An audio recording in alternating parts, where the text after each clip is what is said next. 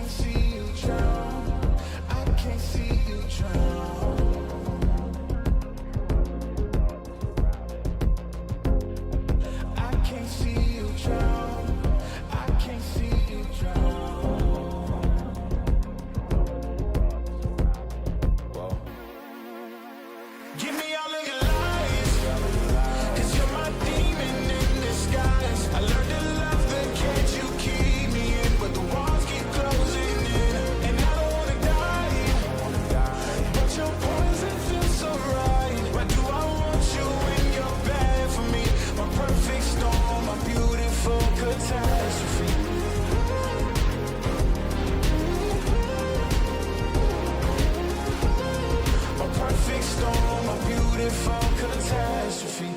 It's a toxic addiction. You're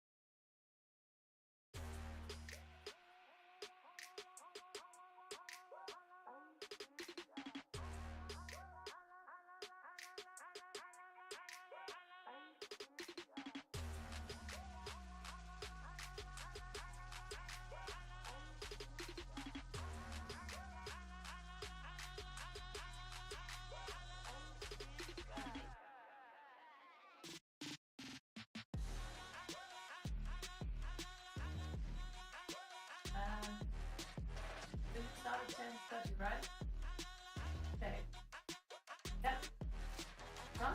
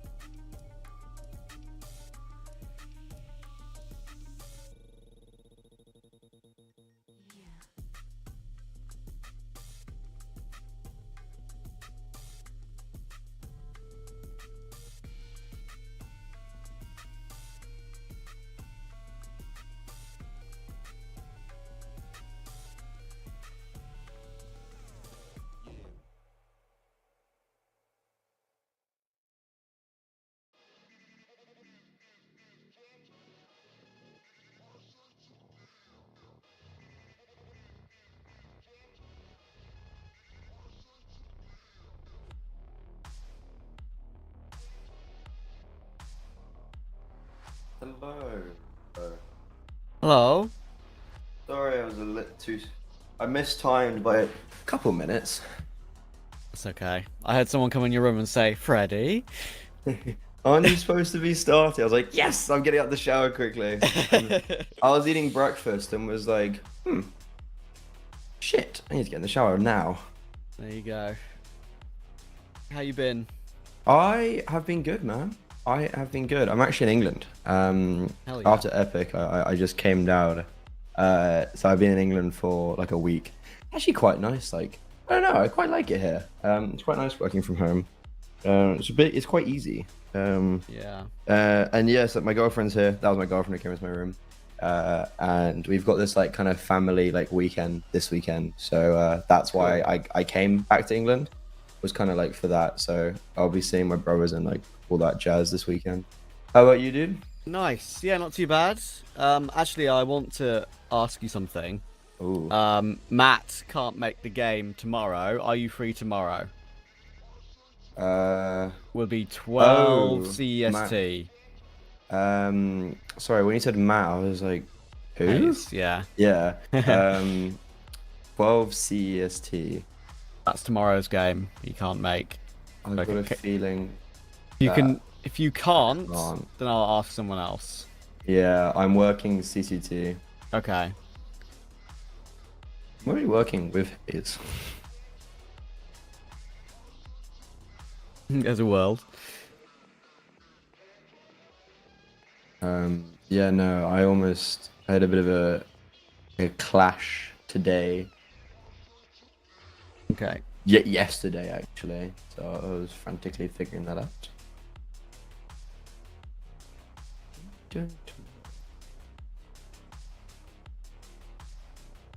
Oh, it's the 31st. Oh no, I'm with Alan. Okay.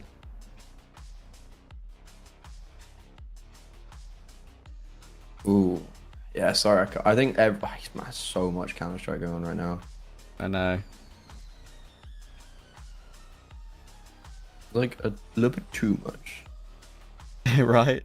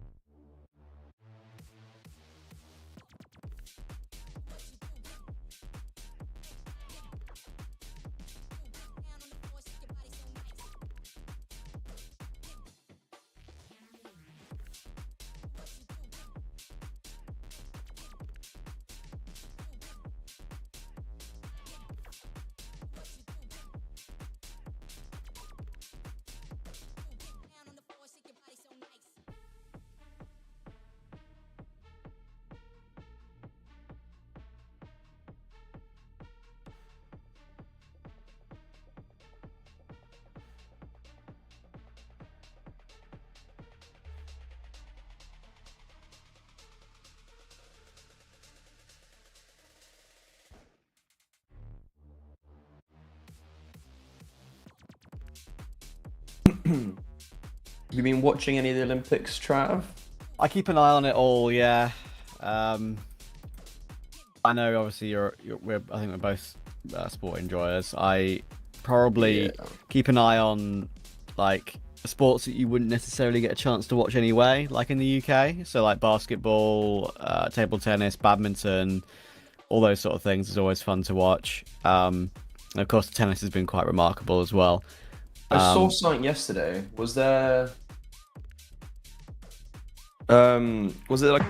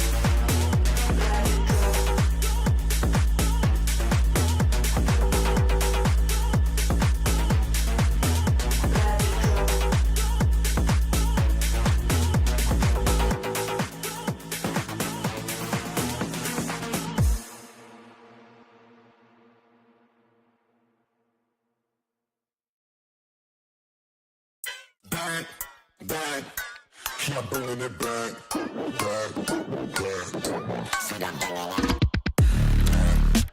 back, keep bringing it back. Let your hands all like swinging the back.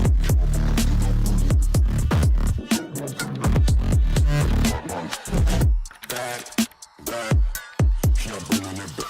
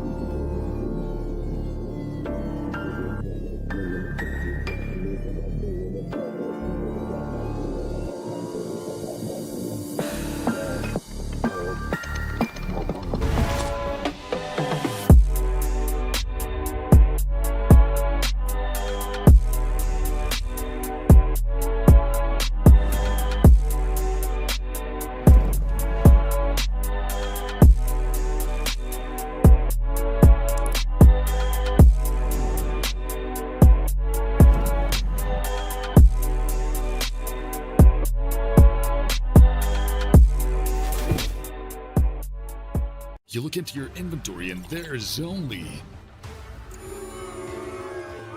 It's time to forget about this garbage. Here you will find everything to play with really cool skins. Open top cases. Upgrade dropped skins and turn your junk into a cool gun using the contract system. Every day, thousands of people upgrade their inventory with us. Hellcase.com. Look at yourself in a new way.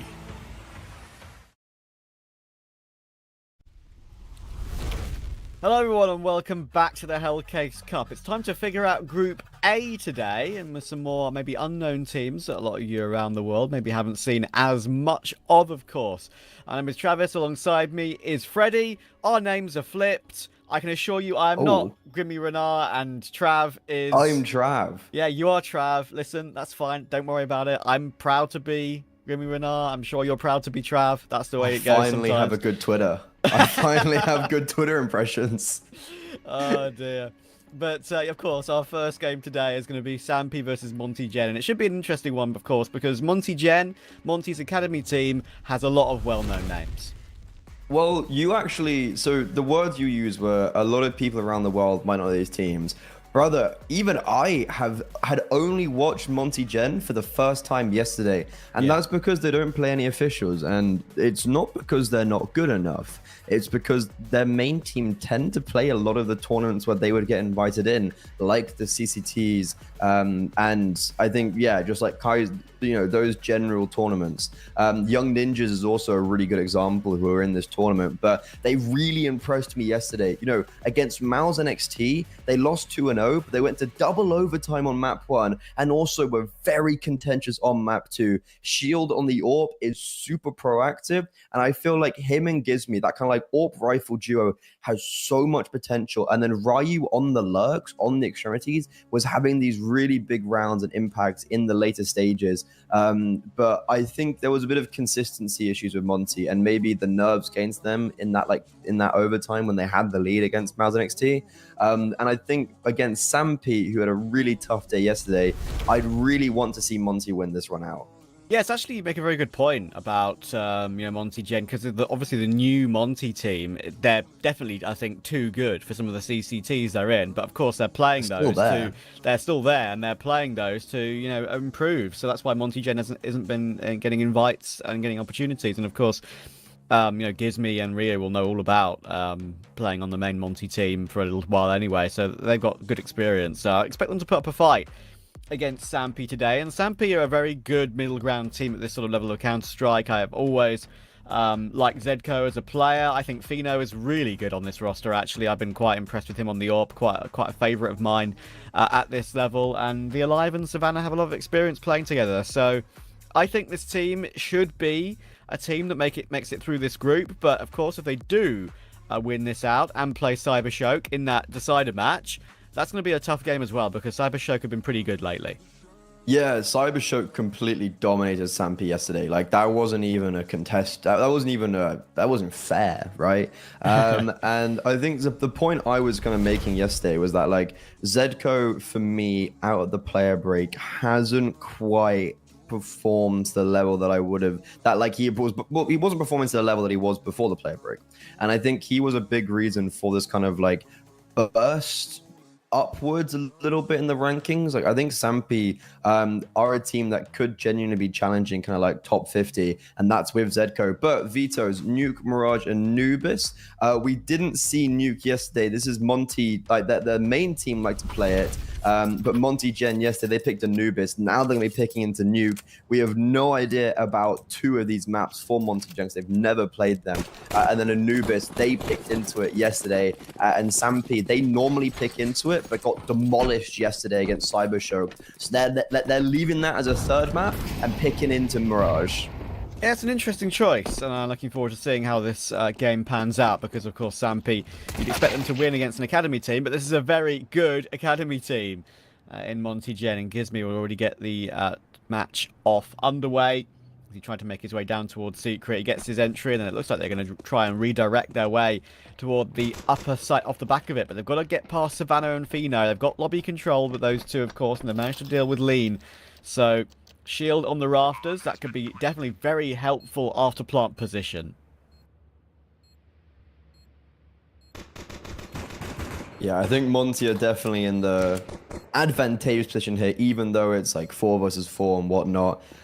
There is no kit for Sampi, so now they're having to make their noise, they're having to move forward. Gizmy is isolated, but as soon as one player takes contact, that's when the rest of them can just pounce. Oh my god, Shield's left in a 1 versus 1. Mangus is somehow able to get up heaven and claim 2 frags. He comes as that final piece of the puzzle for Sampi, and no one anticipates him. Yeah, Angus just about gets the defuse in time as well. Well done, Mangus. That's a great recovery.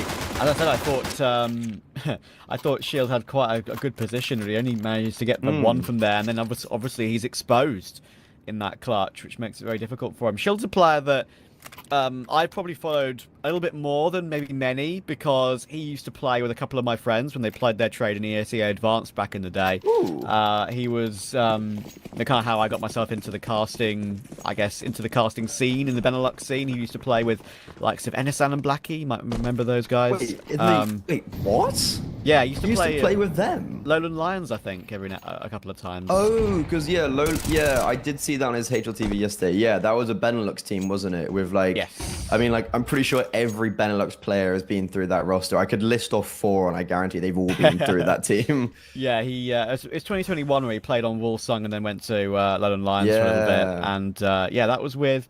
Let's check now because I know some of my friends were on that team. So yeah, Blackie, Enisan, Bernard, and QQ as well. Actually, the young Dane. So yeah, Old Mald NXT graduate, isn't he? yes, exactly.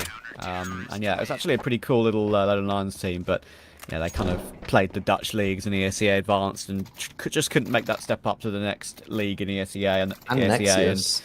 Yeah, Nexius too. That he was around that field and obviously now an OG. Res UK, I'm not sure if you know that name. No, he played I do. I do know that K10. Yeah, played in the Dutch scene, then went to the UK for a bit. Yeah. And then back to Dutch, I think. Yeah, no, the Dutch scene and the UK scene actually have a lot of interlocking. Like, it's a really weird.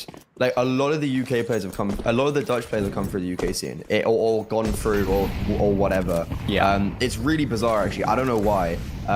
Same with Belgium, but regardless. Enough of our pedantics. That's actually quite a cool little fun fact. Monty, after losing that pistol round, Eco 0-2, on the rifles, and they're already up to a little bit of a on the back foot, one would say. Does get a really nice kill onto Fino as the nade blows open the smoke, but there's 2 players there for Sampi, and Fino gets traded out. So yeah. Monty still have a player down towards B. The question is, do Sampi realize FNL is down here? Yeah, obviously Sampi trying to do a couple of cheeky things, like you say, because they're still playing with their bonus round, their bonus buy with the MP9. So they're just staying stock solid right now. Zanna will now go for some aggression, but it's a good reaction from Shield. He's going to be wary of more pressure coming in from that trophy room ramp area, and he's just missed the timing on Zedko. Zedko could be able to pounce here, but they are going to dive down the vents. Can he catch Shield in time? Oh, it's so awkward. Is he going to try and go down silently? He will. Molotov will force him on the chase. It's ring around the rosy, but Shield has the bomb. He chooses to fight. You know what? Why not? The Alive will follow him down. 4 versus 2. They should be okay now. That's one of those comical, like, you know, cartoons and, wait, you said they should be okay, but Mangus, the hero with the pistol round, the dual Berettas almost at range succeed, but with 18 HP, Lean survives. Ryu now as well coming down the vent, can be joining up with his teammates. Is there a kit on the board anywhere for Sampi? The Alive, he's walking past 2 dead bodies, yet to pick one up. So I think, unfortunately, there's no time left. And Mangus, even though he almost gets a 3rd kill with his dual bros at range, this round's actually going to be over, and we're going to resume ourselves back to normality. Yeah, nice try from Mangus. The Alive Good damage, though. To get that one kill, but of course, in that secret position, that bomb does a lot of damage these days. I've seen a lot of pros get caught out by that. And obviously, the Alive just didn't have enough health to save in the corner. But you're absolutely right. The damage was not bad at all, especially considering that Sampi, it was still their bonus buy with the MP9s and stuff. It was amusing how Shield tried to, you know... It was comical, man. Yeah, he just tried to hold in the end. I think that's probably the right call. If he got taken down, the bomb got lost in single door, maybe we'd be saying otherwise, but still. Yeah. It's one of those weird ones where, like, I also was confused at his reaction because he almost didn't clock there was someone in his Molotov. It felt like if I was him, I'm instantly flicking around, you know. But it felt like there was that few seconds of, like, maybe someone coming to him being like, there's someone in your Molotov, bro. But Monty, in the last round, they threw outside smokes and did really good work with them. This time, they're just going straight for an A-pop. There's no faking. They're going straight with Lean down towards B. They even faked me out. I thought they were all going to go for that, but instead, sending one player down vent, they're going to now try encroach towards ramp. That's where the AWP is. Fino has placed himself perfectly at the start of the round. He gets 1 kill, and it completely stops and hinders Monty's progression.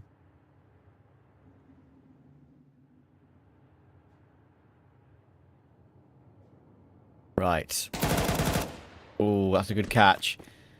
Almost getting the damage. And now the Alive tries to jump in to bail his teammate out, thinking that, oh, if I maybe just drop down and get this kill, Zedko's got less pressure on him. But I agree. A bold choice to drop into the angle like that, and Shield gets another kill. like that changes the whole round. That's into a 4 versus 4, but Fino he's not moved off ramp. He's still here and he's still holding it acutely. He's got 3 kills. He's done everything. Can his riflers finally clutch it up? And it feels like, yeah, someone who's not a Fino gets a kill. And God, that round could have been very dangerous if at one stage the AWP moved away from ramp, because if he had rotated towards A or whatever and missed that ramp pop, then it probably would have been round over. But still, look at this, Trav. Leon's getting the bomb down. This is winnable.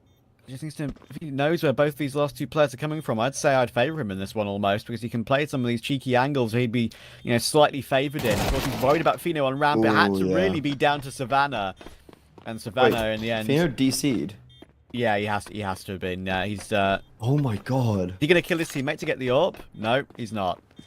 Was he actually? Was he a ghost? Do you think? We've seen that bug before. Yeah, no, I think he is. Yeah, I haven't seen that for ages though. Like pre-player break.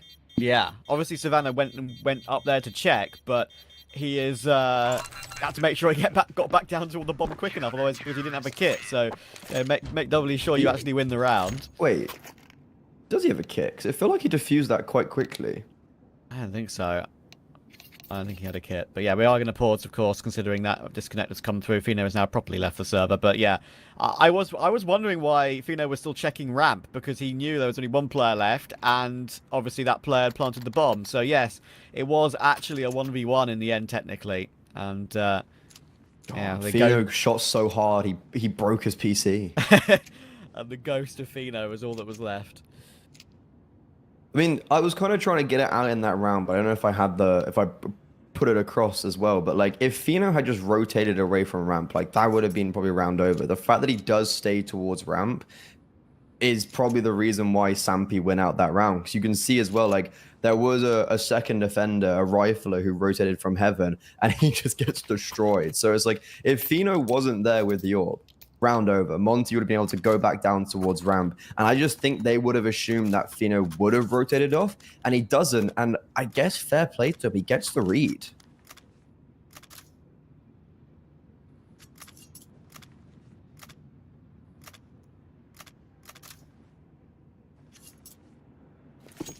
And Savannah realised what he had to do. It wasn't actually a 2v1. Unfortunate, of course, for Sampi, though, because they do win the round, but they, of course, have lost the AWP. So Fino's down to an M4 this time. I think Monty know this. I reckon they will, yeah. I reckon they'll know he doesn't have an AWP. And anyway, they're going to go together toward ramp. Mangus probably should have got more than 1 from that position, I feel like. It's a very powerful one, but he does get overwhelmed in the end. Thankfully, Savannah will deal with Lean, and even though they're down toward B, you'd think Sampi can recover this one. Yeah, that is that's a worrying. This is very worrying. Shield has got 2 with the MP9. Fino's being held for, and lackadaisically just never anticipates someone to be aggressed in single door. Savannah, I mean, he's clutched up as well, right? He clutched up last round. That was a 1 versus 1. How about a 1 versus 3 against pistols? Yeah, this one is not happening, sadly. He's going to choose to save the AK. That is a very frustrating one for Sampi, because they get it into a 4v3. Things are looking, you know, calm. And then suddenly, off camera, Shield gets 2 with the picked up MP9, and it completely spirals from there. Because I thought, okay, just team up together. Maybe you could go like, you know, a couple down from Secret, 2 ramp perhaps. And then you just have a nice bit of teamwork you can put forth. They had so much utility on Savannah, and I think on 1 more player as well. But just got dropped by Shield, and there's nothing they could do.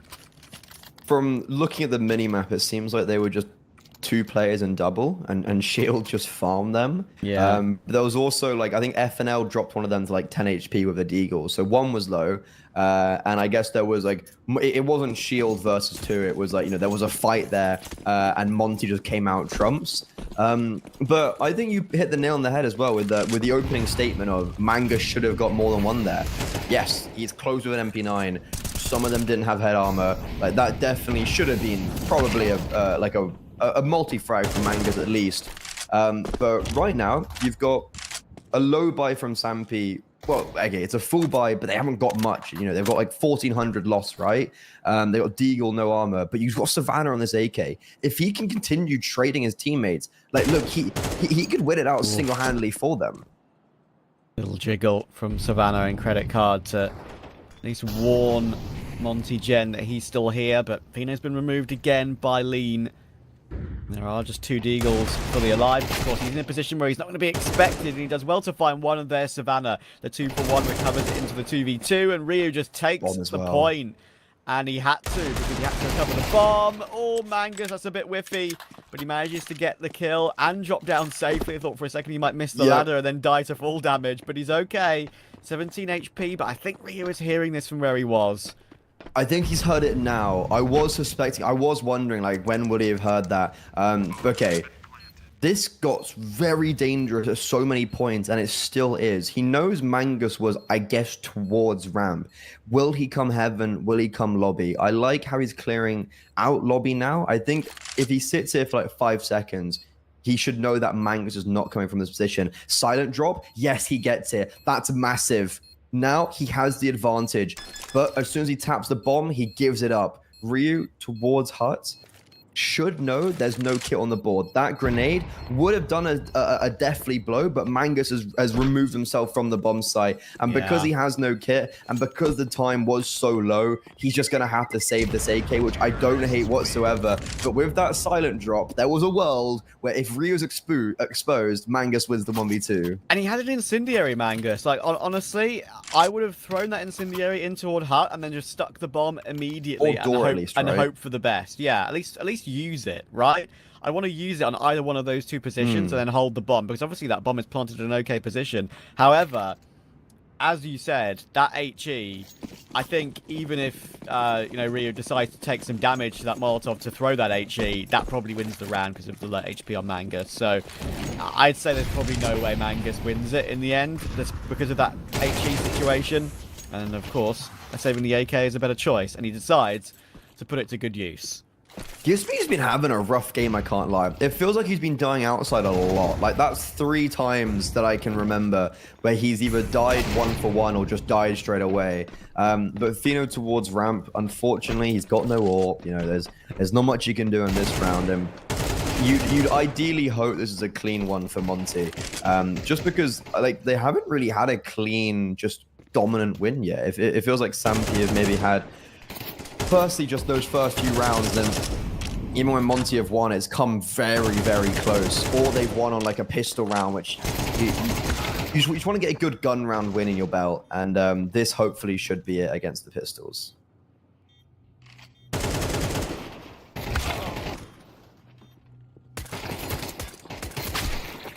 Oh, good reaction from Ryu, making sure he doesn't get taken down there. He was 15 HP, and of course he and FNL managing to get away with it with 17 HP between them.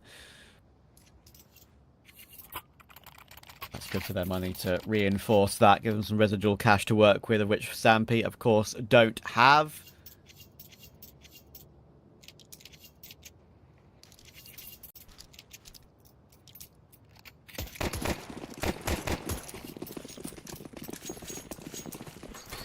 I think Monty Gen have definitely surprised quite a lot of people. Like, no one really knew what to expect from them because of big lack of officials, but they've qualified from the open qualifier for this Hellcup 10. They also qualified for the Heroic Thunder Pick, like 15k tournament. So, you know, they have been getting to open qualifiers, and Lean, that's a fantastic lurk. Issue is they're not going to expect Zedko in Garage, thinking that maybe the Alive was the solo player holding outside from that position. But no, there was some sort of combination from Sampi, and that's going to work out, giving them back the man advantage. Like Sampi, that's one thing they are quite good at. They, if they do have a player that maybe goes for something a little bit too aggressive or maybe a little bit cheeky, they have a second player to maybe pick up the pieces. In that a couple of times now.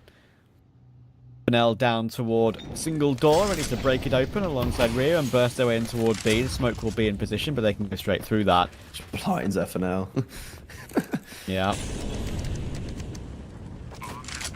So this is a very tough retake for Sampi now. They've got no kit available. Sure, Savannah again has this spare molly, which could absolutely be used toward the back of the side. They have to be ready for those sort of angles. Ryu finds that one and checks the left. They peek one by one, and it's such a favourable angle for Ryu. He takes both headshots, and suddenly it's thrust back into a 3v1. Make that. Savannah was already out of there. Zedko couldn't get his one kill anyway and get out. So another really nice round for Monty Gen. Is that a nice round from Monty Gen, or just one of the worst retake attempts I've seen in a few days? Like, you know, let's not watch a lot of Counter Strike, but that was a like, I don't really understand what Savannah was doing. He gets mollowed in vent and doesn't make a decision if he wants to go towards secret fast enough. Like, you know, he only starts moving towards secret after the third player has died on ramp. I don't know, Monty Gen, look, they're in a man advantage. They get down towards the B bomb site, firstly, for free. You know, there's not an element of congestion. Maybe Zedko thinks that they've cleared the whole of outside with those 2 kills. Maybe he thinks that there's trying to be this solo play where they wrap around mini and through the A bomb site, which is a very normal play to go for. And I assume that's kind of what their thought process is. Like, okay, we've killed the outside player, we've killed the lurk on A, and they're going to reset in lobby somewhere. But no, they're actually continuing down towards the B bomb site, and that's maybe one of the easier 3 versus 4 Monty Gens will ever have. Yeah, I mean, it was very clean the way Ryu just plucked those 2 ramp players, especially. They just didn't seem to time it correctly, and I'm surprised it took so long for them to even get that Molotov down toward the back of the silo as well, right? He's never got it down in the end, but hang on a moment. AK's been picked up. They're kind of getting caught here by the 5.7s. We know how powerful they can be with these lobby crunches, and they have a man advantage to work with, and plenty of damage in the PT-50. You've got to worry about that too. Fino gets both headshots, and it's enough for instant kills, of course, considering they were both really tagged. And Sampi just win a completely unlikely round to get 3 AKs nabbed over for free. That was an eco round, if I'm not mistaken. Not even a half buy, full buy, right? Like, yeah, that wasn't a force. That was eco with 5.7s, and pretty much, yeah. Like, Fino had no armor in a P250, and he also gets baited in quite nicely. Mangus runs through the smoke, and I think there was also a second player through that ramp smoke. So Monty killed 2 players ramp, and they're like, oh, look, we'll go through the smoke because there's not going to be another player there. And Fino's right behind it, completely catch them off guard. He's been the king of ramp so far, but maybe I'd like to see him go outside. Like right now, this is exactly what I'd like to see from him. Does well on ramp, now starts to throw some contention outside, which has been definitely heavy for Monty. But he's been, yeah, peppered down, battered, and will eventually have Shield winning out that AWP duel. That's the first time we've seen Shield pick up the AWP, but he's going to be very successful with it in the early stages of round 10.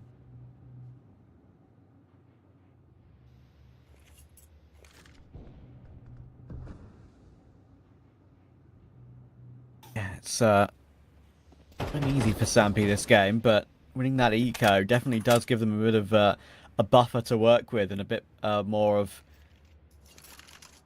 I'd say, a residual cash to have in the bank. Always very helpful, especially having 3 AKs in play as well. But this round is not yet sorted out for either team. Savannah, he does well, but he's going to have to stand tall. He's waiting for the trade. Eventually it comes. He tried to pre-fire it, but couldn't catch the timing. Now Zedko in the vents. He's not going for a swing yet. He's waiting to use the sound cues to the best of his ability. Now here's that Shield has gone through the doors, and it's gone for the plant, and the patience pays off. That's really smart from Zedko. It's now down to Shield, but that AWP, it's almost out of bullets. He's got 1 left, and he's going to have to try and find 2 players, and he can't even find that first. The Alive takes it. DQs can come through. Sampi are back in this one.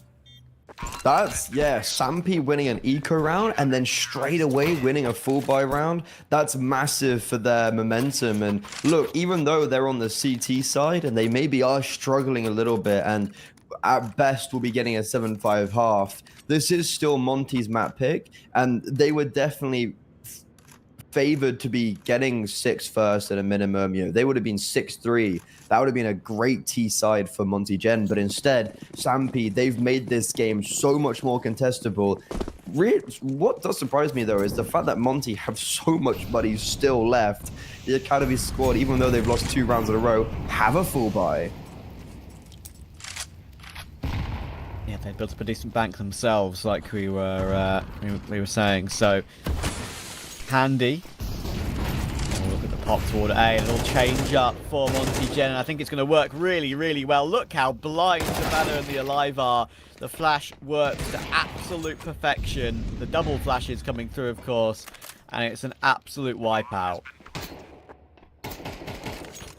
Now that is one way to get back on the horse, as one would say. Mangus saving this AWP. Well, he's hoping to save it, but I don't see his chances being too high. And Monty Gen will continue that flawless streak on round 11. Oh my god, Lean. What just a double entry, even gets the third frag. He's someone who's been trying quite a lot at getting these lurks and has not been successful. So when they can just send him in and he can be explosive like we've just seen, that's very dangerous for the Sampi side. And now, final round the half. Remember, CT side, they may lose their CT side of Nuke.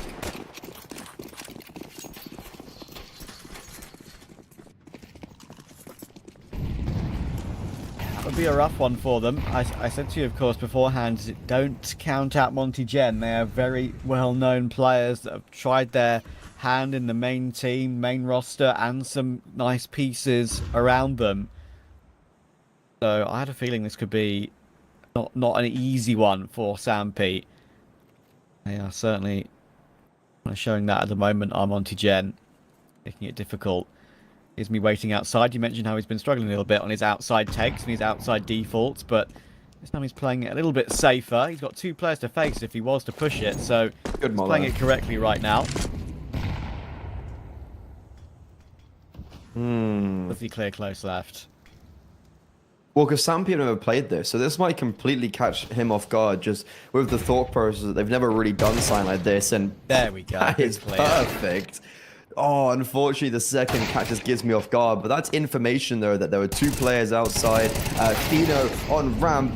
Man, every time you give him the opportunity, he will strike at ramp. But luckily, only one this time. Not the doubling down, because that'd be a 2 versus 2. It'd be a whole different story, especially with Zedko's rotation down. He catches off the low HP FNL. But with Shield being able to hold the flank, he realizes the A bomb site's clear with a pick of his own, and Zedko now left, plunged into a 1 versus 2. Trav, I don't see this being too hopeful.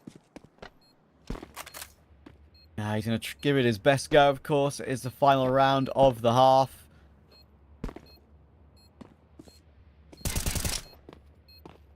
Find an angle, but Shield just got the line. Well done to Shield. That's 2 really important kills at the end of the half from him as well. And yeah, I think it's kind of unfortunate for Sampi, I agree, because they've been so close on a number of those occasions, and that was a great example of it. You know, Fino toward ramp, Lean absolutely demolishes the first ramp holder, but of course they are aware that Fino has been here a couple of times too, so they take it a little bit more carefully. Even though Fino does get his 1, he'll be disappointed with himself that he couldn't find his second. It would have changed the round.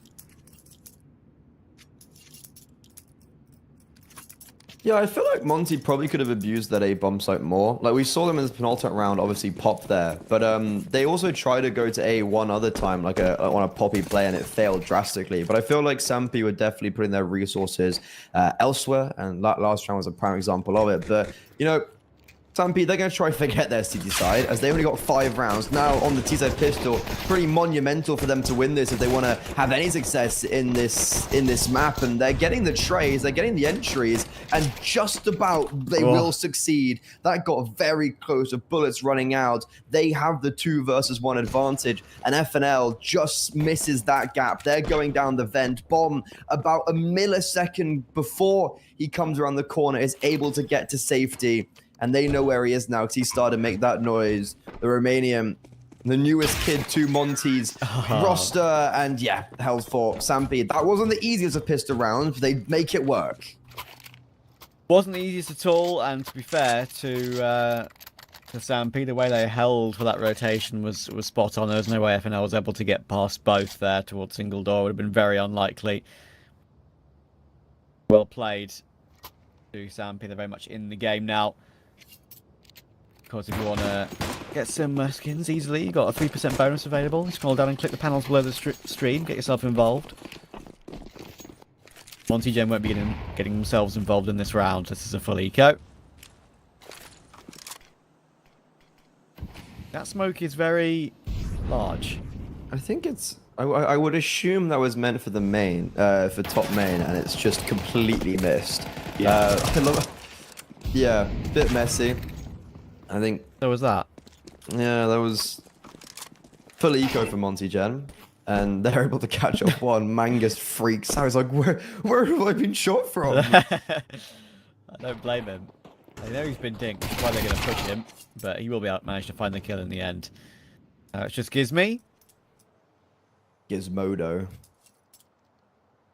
I did like Gizmy in his time in the main Monty team. To be fair, just obviously how times have changed and gone for players which are a little bit more established. I hope that Gizmy lands on his feet elsewhere than the academy team in the future. I'm sure he will. No UK bias, obviously.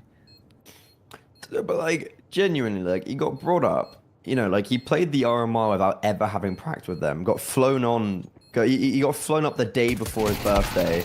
Yeah. Like literally got like 24 hours notice, and still kind of held his own. And I think all he got, he said all he had prep was the day before he was standing behind them while they were practicing in the boot camp, and like watching. I think it was it STY? Yeah, he was just watching STY's monitor during their practice to learn from him to play in the official the next day. And then like, yeah, on that main roster, I think it was just so clear that like they were only going to be there for 3 months. They had a 3-month contract for the main team, and they were only going to be there for 3 months because you could see Monty Gen, the main Monty roster had a clear directive of like what they wanted to achieve and what they needed to achieve that. But still, though, great experience, and I hope they can learn from that. Right now, though, Sampy, they're up against the Rifles. They've got a player down towards Secret, but Gizmy, good awareness onto Zedko. He eliminates one threat and also does confirm that the Alive is down towards that B-bomb site. There's also 2 players towards Ramp, and it seems like that's kind of where Sampy were looking to go to. That smoke, though, is going to withhold them for now. FNL's angle with the org.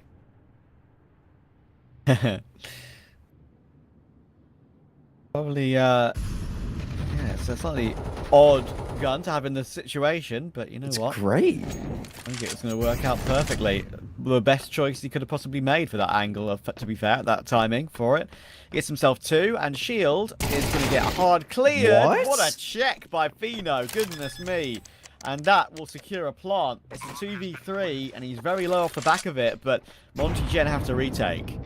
I thought he was going to get overlooked, but Fino, he's made this possible. Now, there comes the support from the Ally. Fino not cleared up close and personal. Ryu has a kid, finally is able to take revenge onto Fino. Smoke as well, onto the bomb. Knows his opponents in the single door, tries to play with the timing of the flashbang.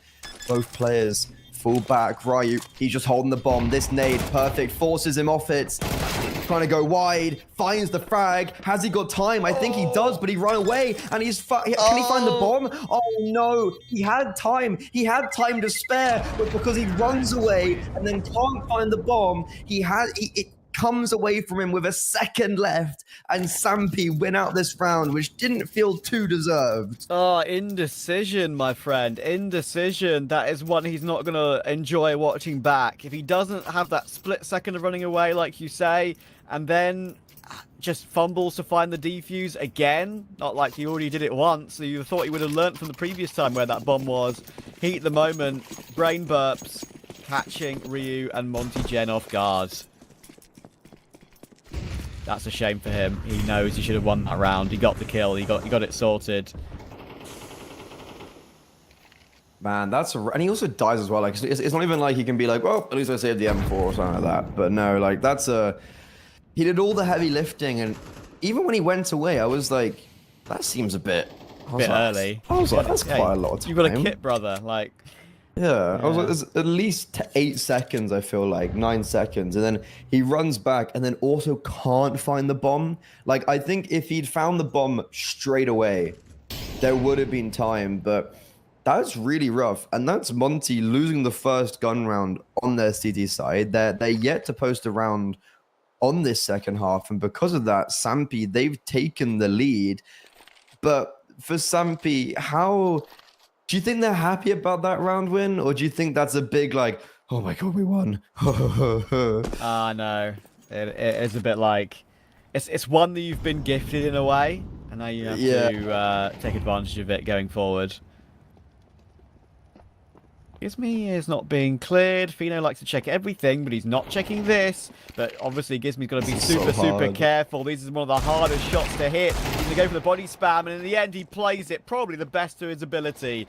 Well done, Gizmy. That's a second kill, and he's still alive. It's a bomb dropped in the open, and there's still an opportunity for Monty Gen to do something with this round. 18 seconds. They're swarming toward A. Lean gets one. FNL gets one. It does go down to the Molotov, but it's all down to Savannah. Can he dive down the vent in time? If he does, he's going to try and knife him. Oh, he finds it. 7 seconds. 5, 4. Not going to happen. No way. What an attempt from Savannah. Fair play, but not to be.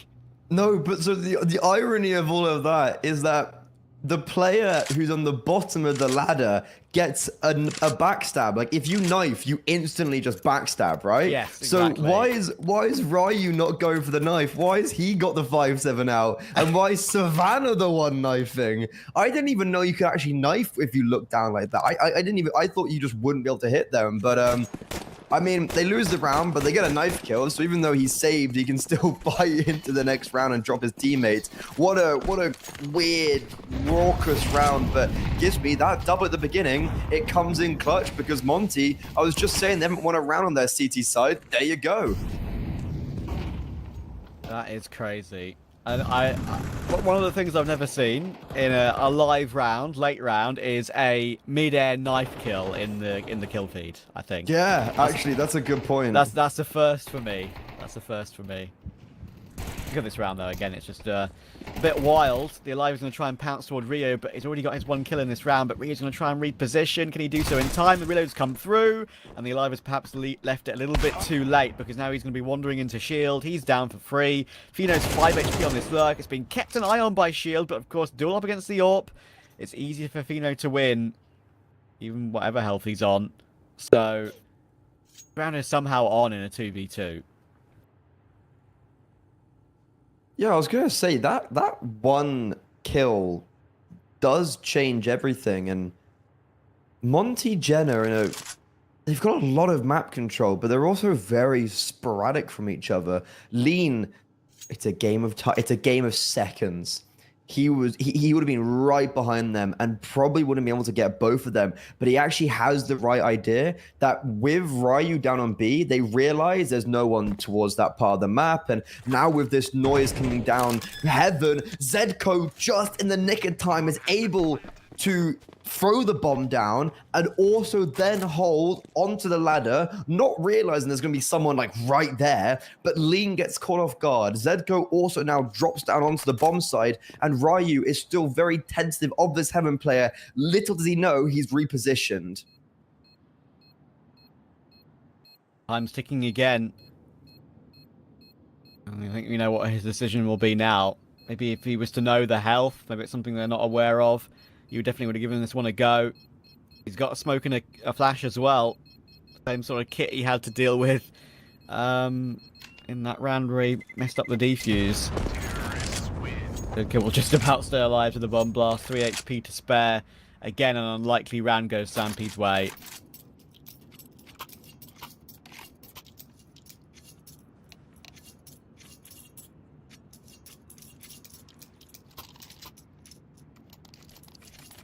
What's happening in this game, man?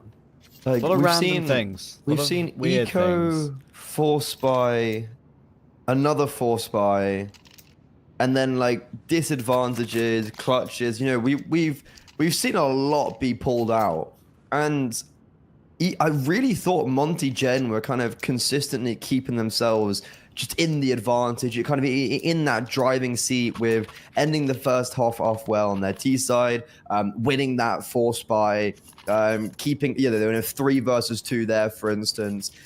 Even then, like in the 2 versus 2, it's okay, Lean's in a good position, he can be able to backstab them, but Zedco, he clutches it up. And Monty Gen, look, if they lose this round, they're going all in. They're fully invested. They lose this, Sampi go to 10, are against an eco, 11 to 8 on the T side. And I think that's them most likely taking map number 1. So this round has a lot of importance for Monty Gen.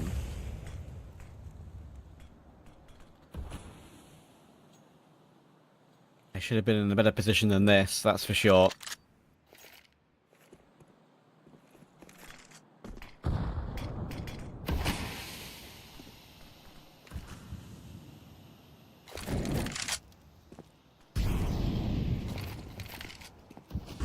Here's me. Ooh.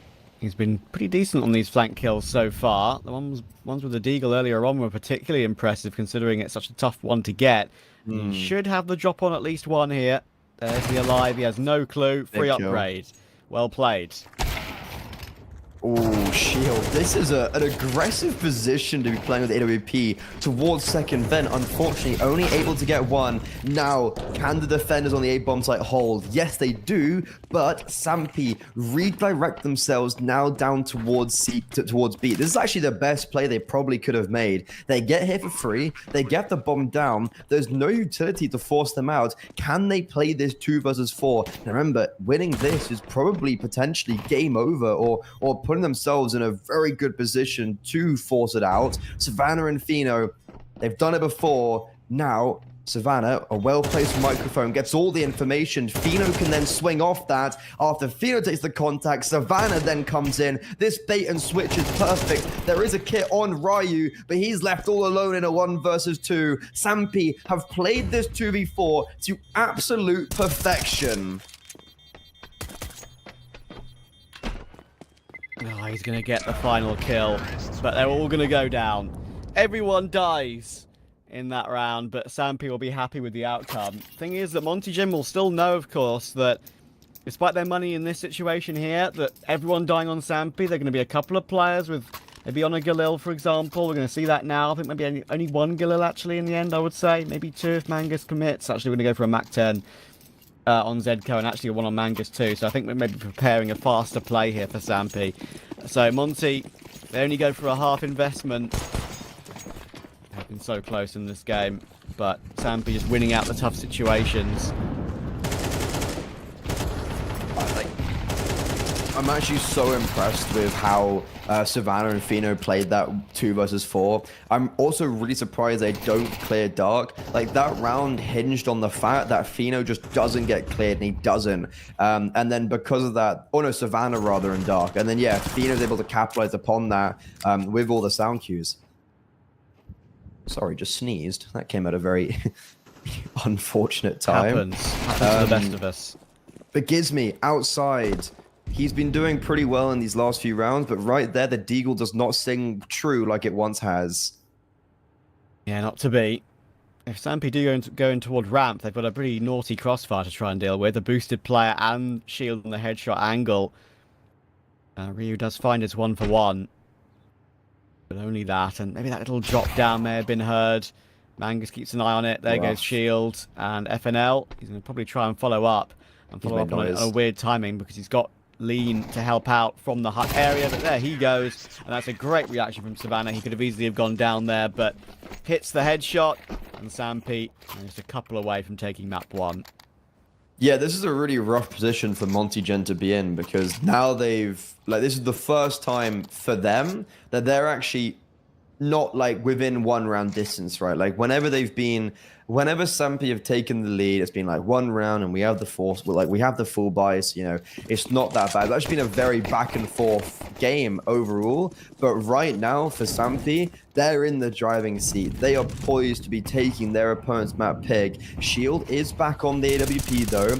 We haven't seen him light up this server maybe like he did yesterday against Malden XT, so if there's ever a round to do it, this has to be it.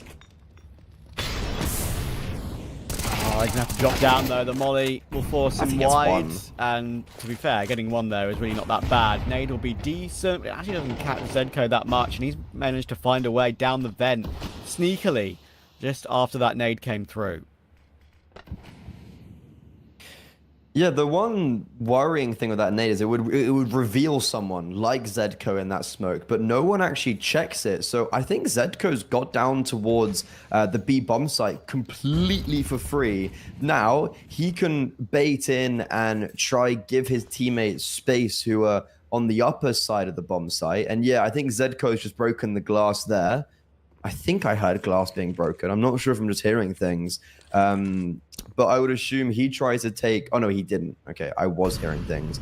I would assume he tries to take some sort of contact, and then Sampi can then react onto the A bomb side. But right now, Monty had the perfect hold. There's 3 people here. What's Gizmy doing? He just jumps over the door and allows for him to be cleanly picked off. Shield can't react in time, and Monty Gen, even though there are 3 players on that A bomb side, Lean's the only one that gets anything done. But Sampi just are able to overpower him. Yeah, just it's actually kind of classic, like academy team inexperience, but maybe from some of the players who we've actually seen play at a higher level, which is kind of weird, right?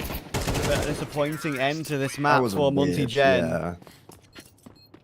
Yeah, Ryu's had some mistakes with that defuse, of course. He's fragged pretty well, but it's a bit of a strange game from Monty Gen. And now, of course, this final buy coming through. What have we even got to use in this purchase?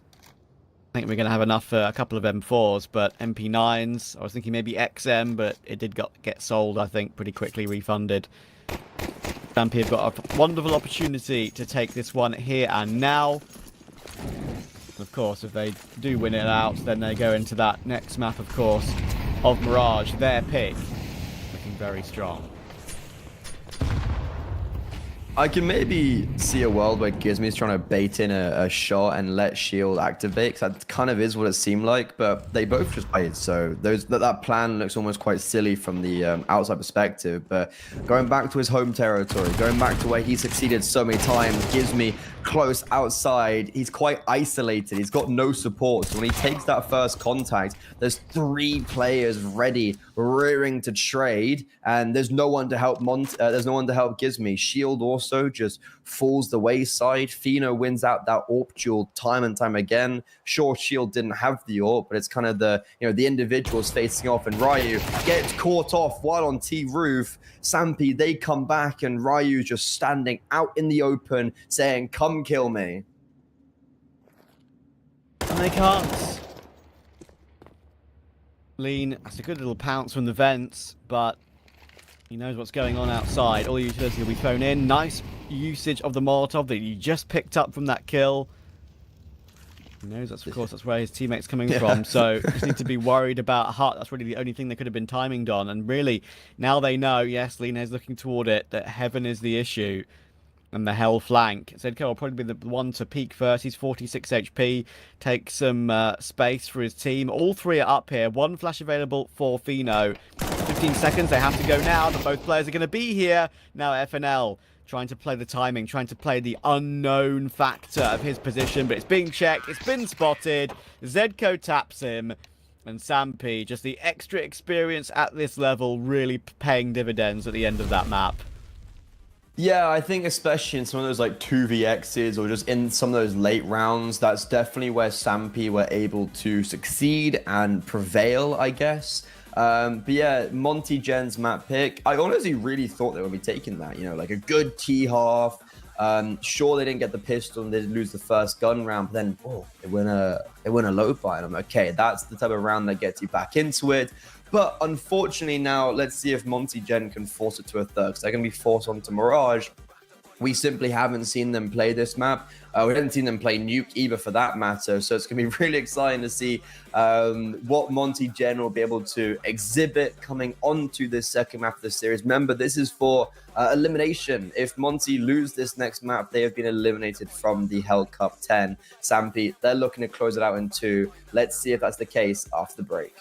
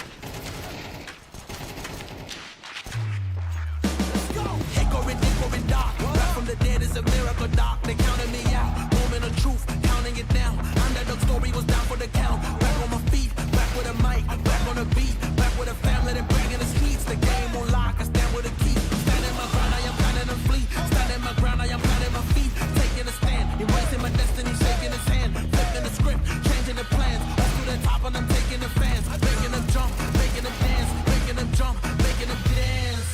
We about to change the game. We out here taking names. Let our voices rise. Let them reach the sky. We about to change the game. We out here taking names. Let our voices rise. Let them reach the sky. Hickory dock, giving them all that we got. Kick on the door, try to knock, but nobody answered. I'm going hard and taking my chances. I keep it moving, I keep advancing, keeping it gangster. Getting the perks and I'm happy to earn them. Mr. Ambitious, kill it, I'm vicious, Mr. Determined. Riding the storm, but focus on rainbow connections like Kermit. The water on my shoulders, it was a burden. Now I don't notice it, everything turning, everything shifting, doing it different. I'm floating, I'm drifting. Shout out the slums, round the world we uplifted, doing it big. We about to change the game. We out here taking names. Let our voices rise. Let them reach the skies. We about to change the game. We out here taking names. Let our voices rise. Let them reach the skies. We about to change the game.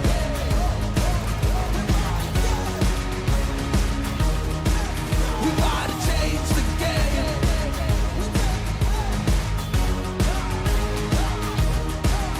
Let's go.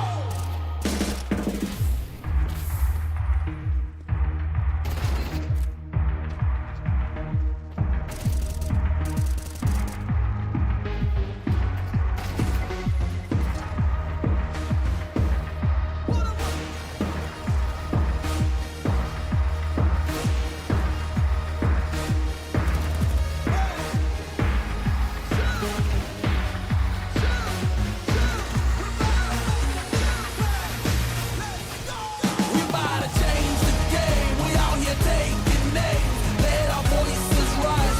Let them reach the skies. We about to change the game. We out here taking names. Let our voices rise. Let them reach the skies. We about to change the game.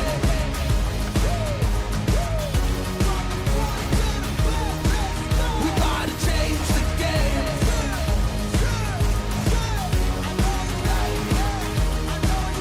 Let's go.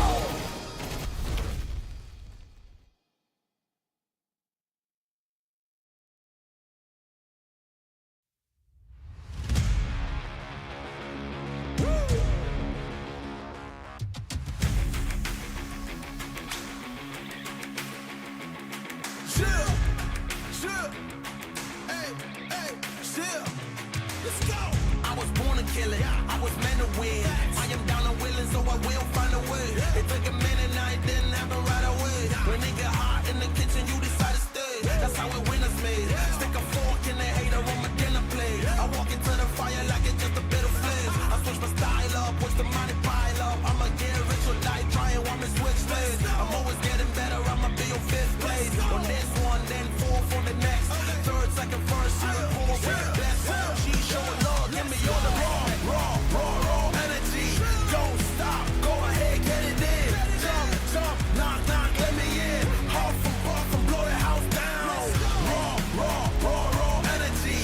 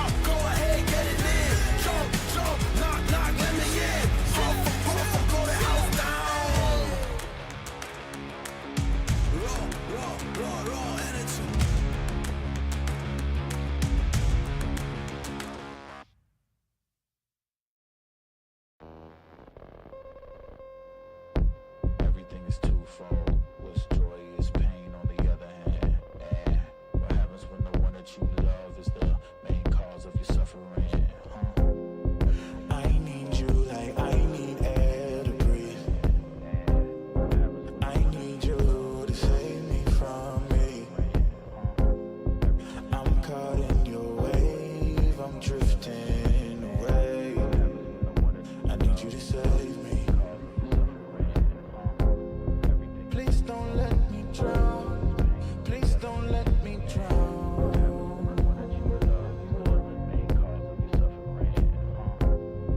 Please don't let me drown. Please don't let me drown. Whoa. Give me all of your lies, 'cause you're my demon in disguise. I learned to love the cage you keep me in, but the walls keep closing in, and I don't wanna die, but your poison feels so right. Why do I want you when you're bad for me? My perfect storm, my beautiful catastrophe.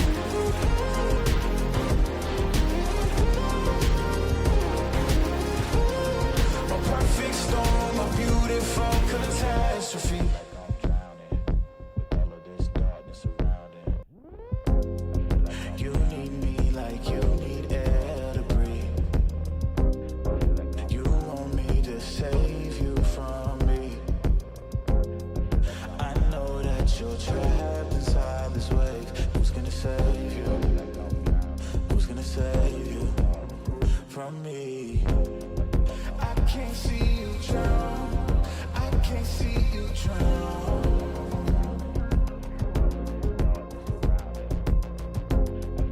I can't see you drown.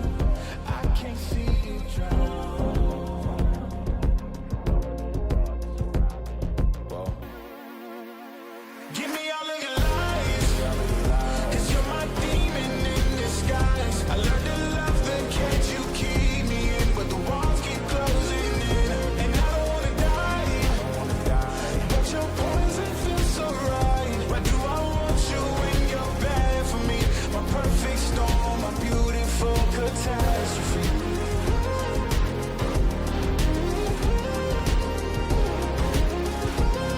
My perfect storm, my beautiful catastrophe. It's a toxic addiction. You're a guilty affliction. Yeah. I can't breathe. I need to get some air, but it's a toxic addiction. You're a guilty affliction.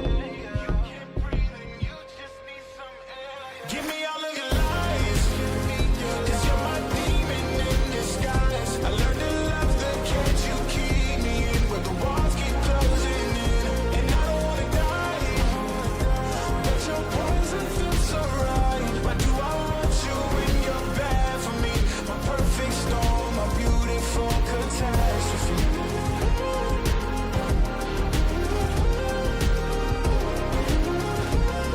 My perfect storm, my beautiful catastrophe.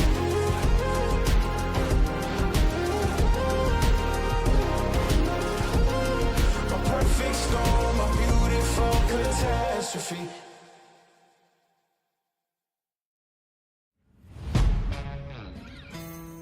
Yeah. Let's go. We just gotta go hard. I go the hardest. I bring the pain. Not what you used to.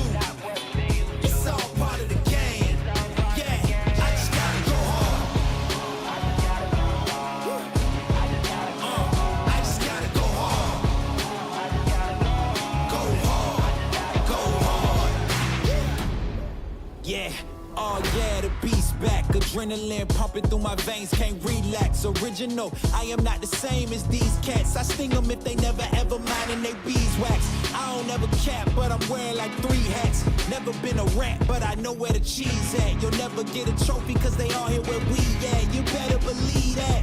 When it's all said and done, I'll still be here standing. Never took a loss and it ain't something that I'm planning. I dare you to say something, my focus is A1. Every dog has his day, it's been mine since day one. This is real grind and I'm still climbing. While you still trying, I'm still shining. It's real Map 2, Monty Gen, now I think ever more up against it. Sampy, this is a map they play a hell of a lot to a pretty decent success rate as well. You'd expect this one to be a 2-0, Freddy. Yeah, to be fair, this veto has been pretty good for Sampy. Like, I think Nuke was definitely more of a a difficult map for some people. When we go on to Mirage and Anubis, it's two maps that they both like to pick in. They like to pick into both of them. Even though Monty Gen did pick Anubis against Maz NXT, it didn't go too well. So I think for Sampi, like even if they did lose Nuke, they were still in a pretty decent position. And currently, yeah, I agree. Monty, they're gonna have to really get something going on this CT side. I think their backs are against the wall, and currently they're being sold a dream. Mangus was alone on that B bomb side. He gets popped out early. They deal with him, and now they should be able to rotate over towards A, where the real threat is. But Shield and Ryu have pretty much done it all by themselves. They get 3 kills for the only price of 2, and Gizmy can't deny the bomb going down. Fino shows him his ass, and there's no headshot there. No, that is yeah, it gives me just completely relying on the body Nothing spam. you could do. Yeah. Frustratingly, plant is not denied. Gizmy actually didn't get that kill. I'm confused. FL got it. He came in FNL from got it. CT. Okay, I was gonna say, like, Gizmy was spamming away. The camera switched to Gizmy, and I was like, oh, okay, it's not Gizmy's. Feels bad. Bit of an annoying one. Would have been a team ace. Maybe. No, it wouldn't have, because Rio got 2. Never Because mind. Rio got 2. Never mind. Never mind. Dualies were too good for Rio, weren't they, underneath about. Yes, it's all coming back to me now. All good. And Sampi on an eco off the back of it. Of course, sometimes that changes these days. With the kill reward from the bomb plant, of course, and losing the round a little bit less. Sometimes you see 2 Galils, 2 Mac 10s, and some very light util. And sometimes you see teams actually just committing straight to just a deco, pretty much. And I think that, to be fair, these days is a better option. Yeah, I think the 600 extra, it really does change. Like going from 800 to 600, because it means you can't buy Galil armor unless you get a kill. And seeing how only 2 players got a kill in the last round, it would have been a lot of Mac 10s, and they're just choosing to have Fino on an AWP in the first gun round, which is honestly a pretty dangerous factor. He's just about going to have AWP armor, and I think he can grab a flashbang as well. Deadco, will he get anything for his troubles? He is being run down to hell. And you go to see Monty probably have all bought rifles in the anticipation they'd be against a force buy as well. Yeah, it's a good point. But it makes it even nicer for them that they've managed to win the round with all 5 players up. No one's been owned by a Deagle.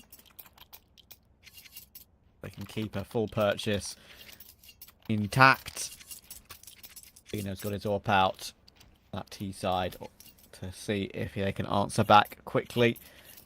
I was talking about, Sampi's sort of expertise, I suppose you could say, on this map. They've played it a lot lately, of course. A lot of games have been played for Sampi post-player break. They played 3 in very quick succession, and 1 just 2 days ago against Copenhagen Wolves. Won that 13-10. They beat Endpoint 13-10. 2 teams you probably expect them to either beat or fight very closely up against, which is, fair enough. But they are unbeaten since the player break ended on this map. So we'll see if they can keep it that way. Early fights in mid, going at the moment Monty Gen's way, with Shield and Lean dealing with a couple.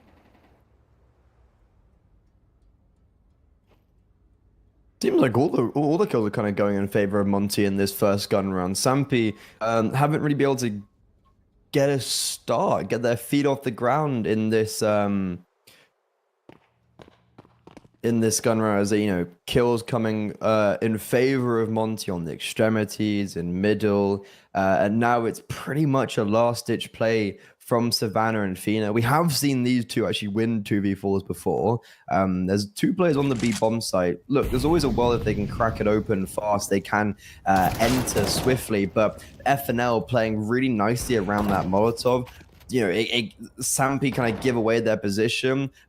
Instead of trying to go for an early frag, they try and flush someone out and use their utility to acquire the kill. But as soon as that Molotov doesn't do anything, Monty are just like, well, they're towards B, guys.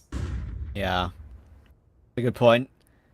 And Fino's in a pretty awkward position now, because he's about to be flanked by Lean, and you'd expect he would go down for 3, and there it is. AWP, you probably could not be happier if you're Monty Gen with how this game has started. You win the pistol the way you do. Sure, you give up the bomb plant, but then you deal with the deco with all 5 players alive. You win the gun round with 4 players alive, and you get a free AWP on shield, so you don't have to invest into it yourself. It could not have been a better start. Yeah, literally. I guess apart from allowing the bomb to go down in the pistol round, everything else has been pretty smooth sailing. Money's good. You got the AWP, as you said, and there we go. AWP strikes for a leg shot. Fast play from Sampy. They're going to try charge up short, but really nice counter utility from the Monty side. There's nades everywhere. There's Molotovs everywhere. Sampy, they were just about to get around that corner on short, but at the bricks, the Molotov just lands right in front of them. And Monty, that was a really very nice counterplay to this fast short wrap. Like, that was genuinely really quite clean. Yeah, and actually, Sampy put themselves in a rough position here. I know it's only 4-0, and they can very easily find the answer for a couple of gun rounds in a row. But they have a lot of money to break down now, as the start of the game has been so clean. For Monty Gen. FNL's yet to die alongside Lean as well. Got a couple of AKs taken too. Couldn't be nicer. The odds will rightly still show in Stampy's favour. But how much can Monty Gen keep it fresh? And they're going to keep it fresh by boosting shield with the AWP in toward ladder. He's now going to drop down silently and go for a pick from short. And it's going to work out toward Mangus. That's a great little change-up.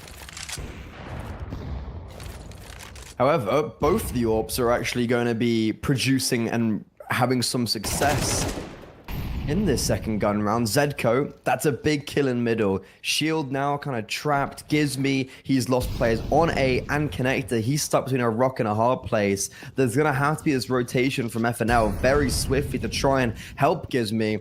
Because look, Gizmy, if he gets more than one here, I'm going to be absolutely shocked. There's players all around him, and almost a second. He gets offered up the 1v1 against Savannah. But FNL, as I mentioned, he had to get onto this bomb site very quickly, but Fino is holding for him. And even though Shield did get the opener in this round, Sampy then just topple over Monty ever since then.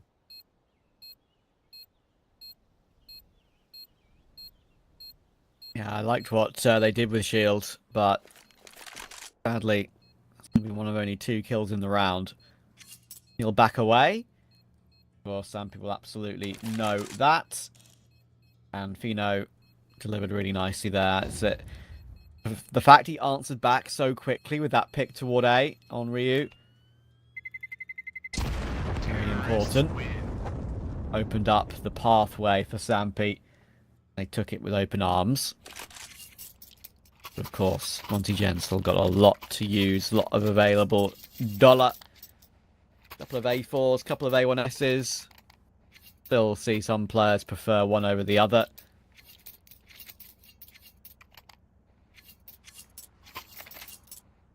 Feel like the control of the spray with the A4, as you can see, one player switched back to the A1S from the A4. The control of the spray with the A4 is still very difficult, I would say. Just the fire rate makes it sometimes feel a little bit more comfortable when you're close range, perhaps. A1S is still probably the most favoured by most pros at the moment.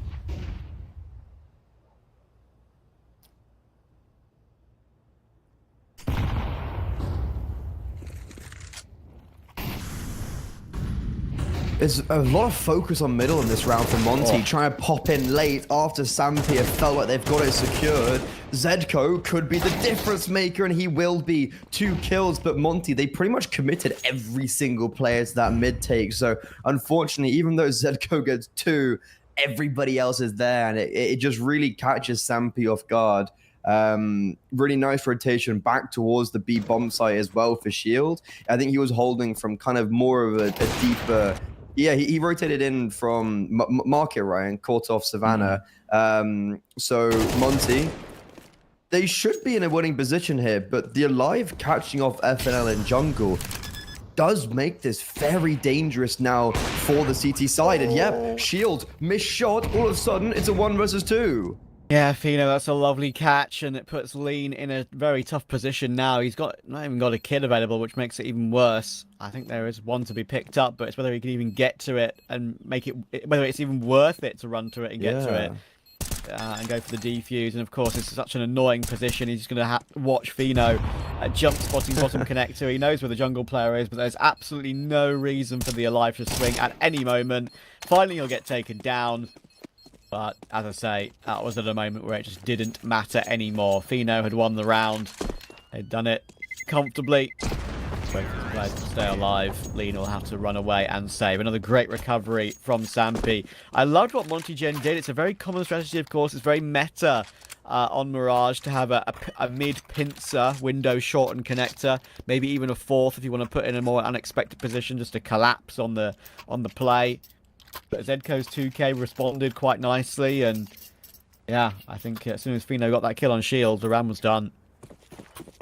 Yeah, like I'm honestly so surprised how Sampi were able to win that out so easily. Monty, I thought they'd reset themselves quite nicely after that mid-aggression. You know, 3 versus 2 should be a pretty easy round. Sampi weren't even playing together, but Monty, that's maybe one of the big first upsets for them on Mirage. But Shield, straight away, has got another opening kill. He's been doing very well with the AWP in middle. Last time he got an opening kill, they lost the round. Every round he's got a kill with the AWP, they've lost the round. So hopefully this time, Sampi shouldn't be able to win out the disadvantage, right? Right.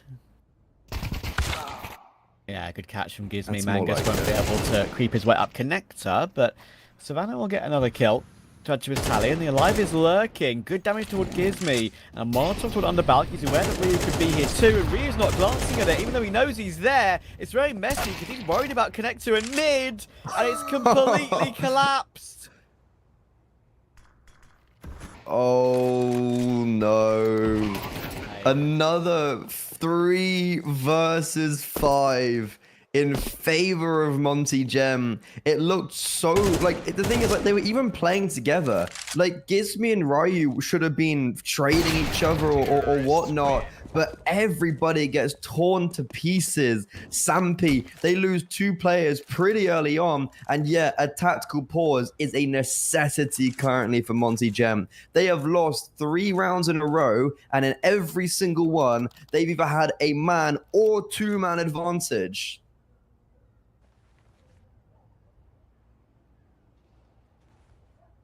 Oh dear.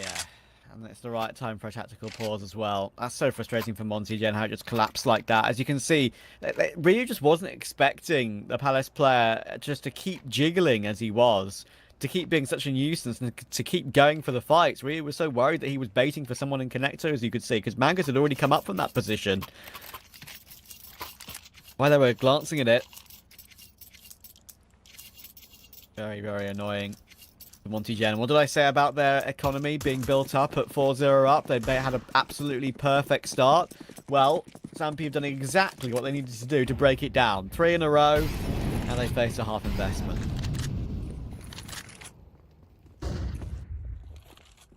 Honestly, that is one of the rougher. That's definitely one of the rougher, just like few rounds. I don't know. Monty Gen, they've really thrown this early lead away, and it's somewhat reminiscent of map 1, where they have a pretty good half. Like it looked like they were maybe even going to get like a 9-3, 8-4 type of T side, 7-5, and then lose pissed around, and it was really messy. Potentially, this is just the experience of Sampi overcoming the youngsters. With Zika around, as a hero A1S on Gizmy, this could be damaging, but Ryu, he's been spotted, and Mangus will draw first blood. Gizmy, where is he? Close, to be fair, to trade out here, and oh my god, he gets annihilated by this Mac 10. But Lean, nice deagle shot, and we'll pick up the A1S. Yeah, actually, it was a really nice dig. I think Gizmy's guilty of maybe peeking a little bit too slow into the angle. The Mac 10 has the kind of slight advantage in that situation. Shield will get 1 and nab the SMG, but yeah, I think he knows that he's not going to be able to get a second anymore. The element of surprise is not there. So he'll fall away and save that. He won't want to use it in the next round, but may as well save his KD at least. Maybe even look for one more kill and an AK. I don't think that's going to happen against Zedco, though. He's going to hear him running. And it's the first of 3 kills. May even be cheeky with it. No, it's too far away. He wanted to. I could see it. But just finish it off, and he did exactly that. 4 each. Monty back on the buy again with shield on the AWP. Shield's been doing very well on the AWP, and I don't think it's his fault why they've been losing a lot of these rounds, because he's been the one giving them those advantages, and then it's like the kind of maybe mid players overextending or the extremities being caught off guard. 4-4 though, it's still very early doors, and it's even Stevens. Both teams on the rifle, on the full buy. Fino, I think, in the series though, has been definitely overpowering his opposition. He's been winning out those AWP duels.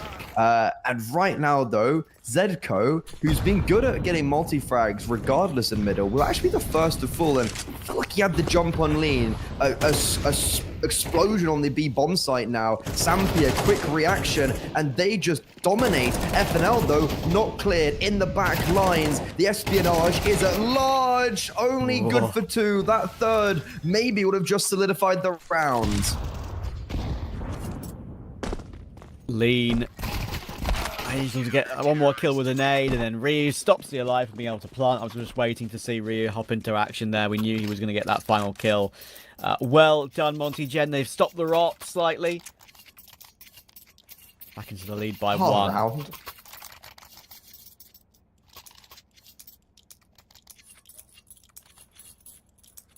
I mean, if FNL... Yeah, like, I guess if FNL wasn't able to get that double, like, that round's over.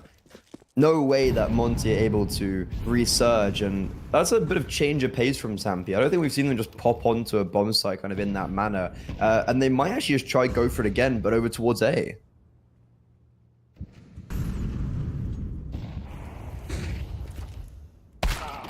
Oh, the Alive tries to go for a swing, but Shield is ready. They tried to go for a bit more of a contact idea there. No nades in play, just trying to catch Monty Gen off guard slightly, and they're going to lose a man by trying that. Zedco's been allowed some space in mid off the back of it, knowing that Shield is occupied towards CT, and maybe the riflers aren't keeping an eye on Con and from short.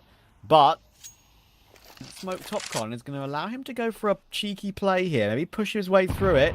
He's going to do exactly that, and he could have a great timing here. He's making his way into a murder hole. FNL's going to give it a glance, and he's be absolutely right to do so. But Zedco checks it and takes the headshot. Now that position is known. Now Monty Gen have a problem because they're a pick down as well. 3v3, I say, they're pick down, but they're the health down, beg your pardon. On Shield, 49 health remaining. Lean ready. He manages to at least keep that advantage. He's looking for more as well. Oh, it's actually a perfect lineup. Almost finds all of them. And now Fino with 12 HP. Nice little response there from Lean and by Shield.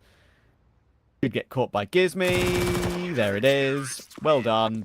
And he's got 3 upgrades in front of him. Well done, Monty Gen. That's a nice little recovery. Yeah, it was a good... That was a run that definitely could have gone in favor of Sampi at any time, but the nice recovery towards the end, and also them now getting 2 rounds on the board in a row, actually destroys the economy of Sampi. In the penultimate round of this half, Sampi are going to be forced to take an eco.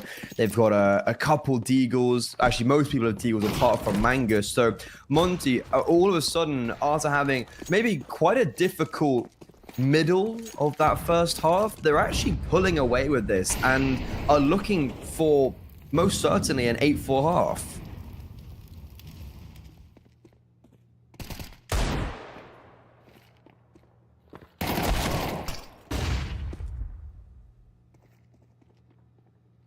For now, we'll deal with Savannah. Lean helping out with the flash, and then we'll help out with the final kill as well. Easily done. 7-4 Monty Gen. They have at least a 7-5 on the half, and they can make it 8-4. I think they'll be very happy with that, considering they got pegged back so quickly. Back to 4-all. in a half of streak so far. 4-4 and now 3. Kind of the theme of yesterday, to be honest. Yeah, like I think we saw a very streaky performance.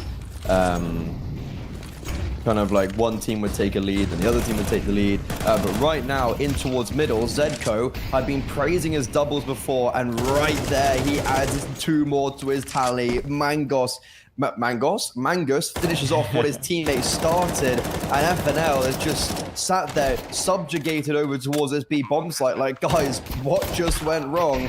And blink and you miss it. This final round on the T side is over. Yeah, very nice ending to the half from Sampi.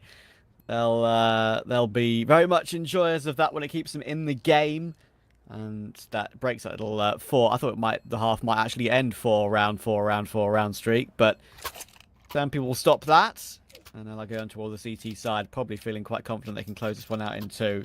Monty Gen need a good T side. Their individuals are showing up, though. Lean and Shield, in particular. FNL's had a few good moments, too. And, yeah, I quite like how Lean has been playing. Very clean on the sprays. Very nice. A couple of lineups that he had. First, but accuracy's been very nice. And these Monty-Gen players, of course, are, even though it's an academy roster, are very experienced. So let's see if they can do something with this pistol. They're out with a contact play toward ramp, but this has kind of been a bit of a nothing pistol. They've just run out and hoped for the best, and when you do that, this can often be the result. I think the issue here is that there were 4 players on the A bomb site, and I think when the flash, so there was 1 flash, 1 smoke, and then the P250 dropped over to Shield. So, yeah, I don't think there was much utility. And I think the first flash, or maybe the only flash, popped after everyone had died. So some people were able to clean up quite easily. Thina was in sandwich. I don't think got spotted till the very end there.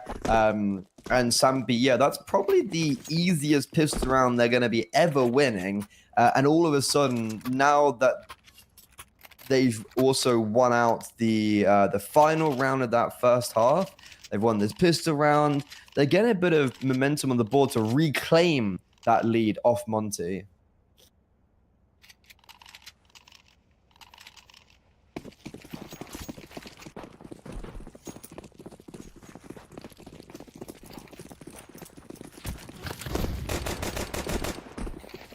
Blocks will leap their way out toward mid, knowing that maybe 1 kill would be nice to grab. Pino will go down the end. He was desperately looking for some kills with the MP9, and in the end he actually only gets away with the 1. A bit hard done by perhaps on that, but that's all that Ram was ever going to complete for Monty Gen. Now the guns can come out. Vampy have to make do. That's still that MP9 on Savannah. Pino's got his AWP, that's all that matters. Gun round will be underway in the second half. And I've seen some nice little bits and pieces by Monty Gen. I particularly enjoyed that that mid pincer on the CT side when they had player short, player con, player in window. But on the T side, it's a whole different kettle of fish. So see what they can put forward. Looks like it's going to be pretty simple early doors. The pistol was certainly very simple. And Gizmy, he'll be stopped from making his way out ramp by that incendiary. Yeah, good utility and overall a very good rotation now from the Sampi side.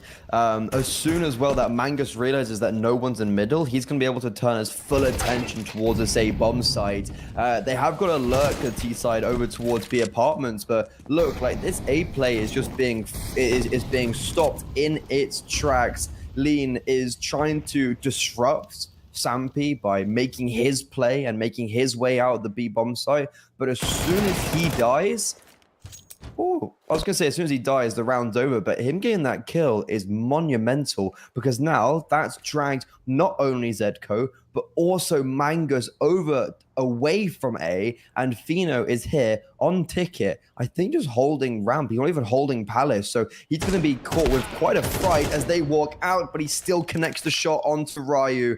Lean coming in back from underpass. He's going to be run into, and Shield now has to wait and see if he can join up with his teammate.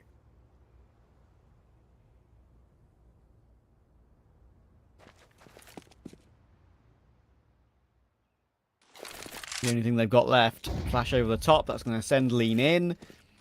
15 seconds is the biggest problem though, and as you can see, Sampi set towards CT. You know, you can go for a pretty safe wallbang if he wanted to. As you can see, he tries it. Lean is trying to play a pretty smart angle though. I actually like that decision. Try and play as a tight headshot angle as possible, but as you can see, when he goes through his peak, Mangus will catch him, and it's down to Shield with the rifle. Zedko's reload will be heard, and Shield might now try and close the distance. Because of that, he'll do exactly that. Nicely done. Zedko maybe reloads at a weird timing there. Shield makes the short jump as well. The defense being held, needs to try and deny it, and he has. This is great from Shield, but now Fino is defusing it with slightly different positioning, and Shield can't see it. Oh, it's smart from Fino to position himself as he did, so he wouldn't be seen from Connector, but I gotta feel bad for Shield on that one. He played it absolutely right.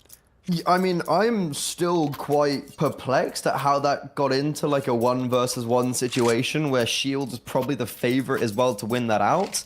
Sampi, like, they do really well at holding that A-bomb side. And then Lean, I guess that one kill from him on B just disrupts the whole defense and kind of sends Sambi into a little bit of a frenzy.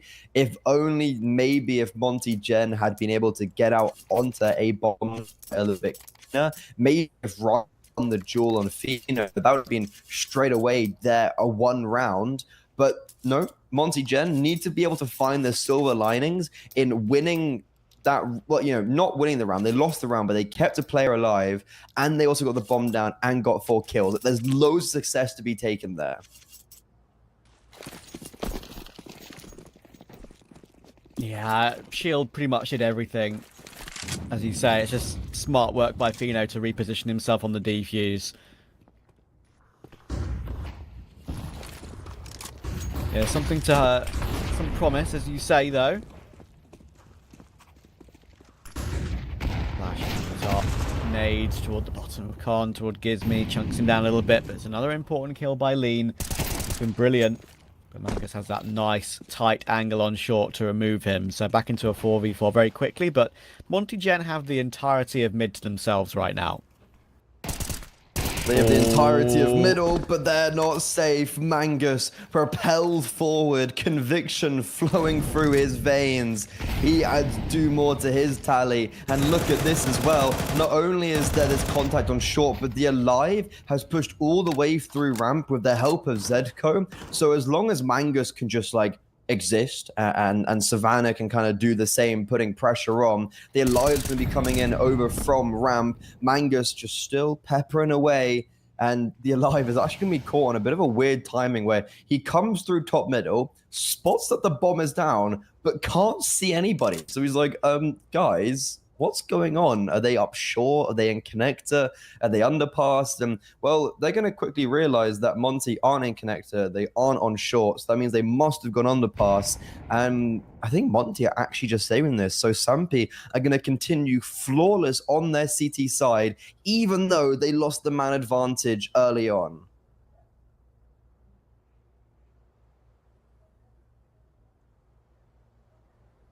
So they're just a little extra % solid, aren't they, Sampi?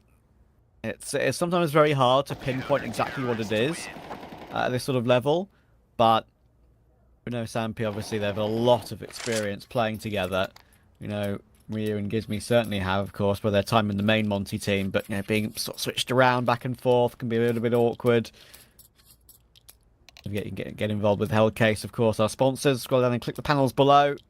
The welcome bonus there available for you. But yeah, it's Monty Gen, of course. It deserves to be mentioned that in this particular tournament they were one of the teams that came through the open qualifiers as well. So that was a nice little run for them. Also a team called K27, which other than some ESEA advanced stuff toward the end of last year, I have not seen anything from whatsoever. So it's going to be a new one for me when I do them tomorrow.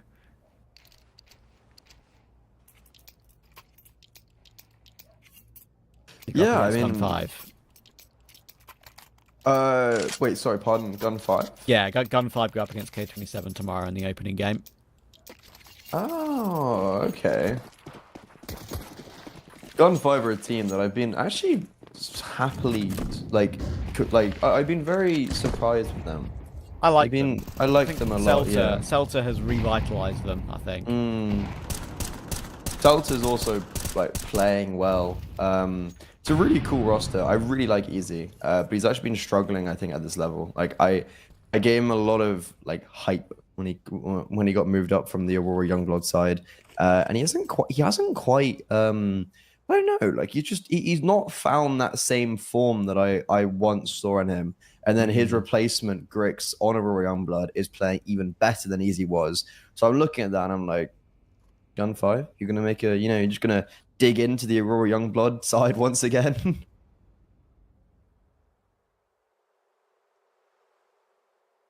Speaking of AWPers, Fino, he's gonna have a lot to do over on this B bomb site. This feels almost.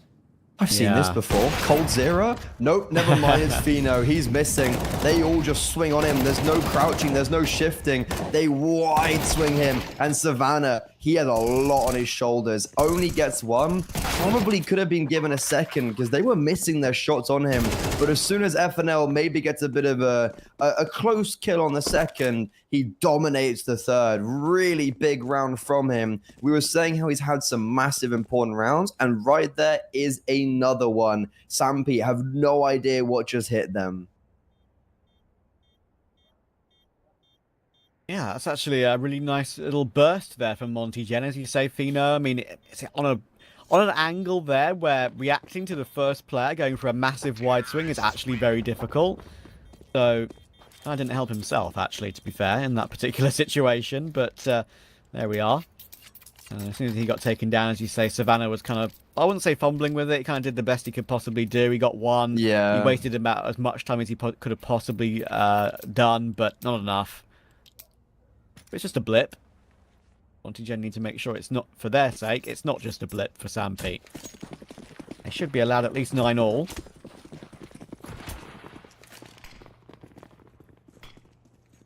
Yeah, I mean, I guess what I was gonna say, the issue was that like Savannah was like, I can see maybe why there was a bit of a fumble, because his teammate died so quickly. Like his teammate is just dead, and he's like, oh, there goes my AWPer. That's a bit scary. Boom, they're on him.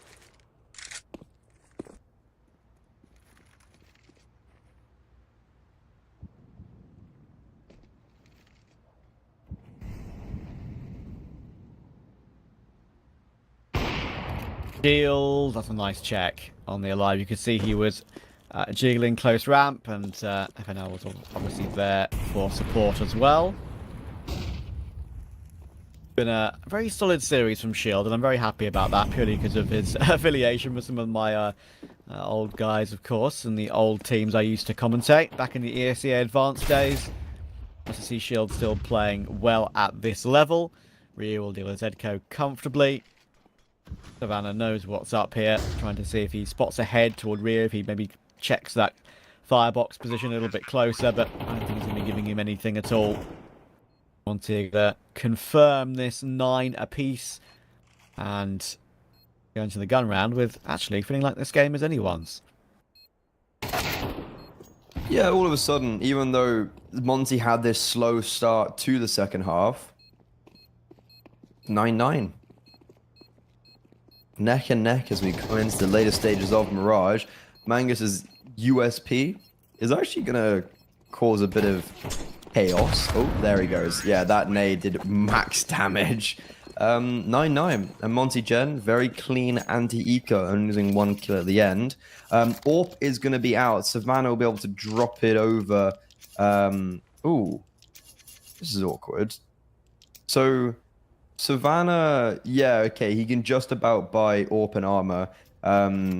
And he's going to be able to drop over that to Fino. So AWP out for the CT side, same as Shield. And it's actually been a bit of a flip on Mirage. On Nuke, it was Fino playing well, Shield not really. And now it feels like Shield's getting a lot of really high impact, where Fino's not necessarily.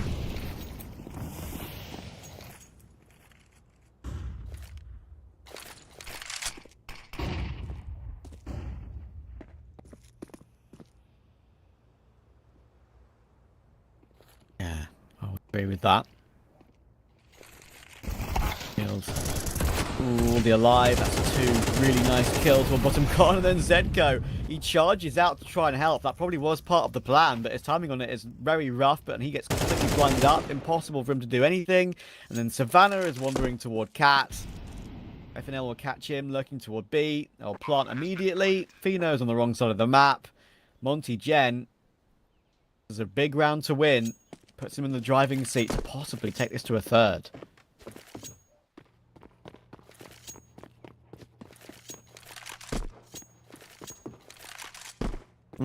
Yeah, this is a big swing round for Monty.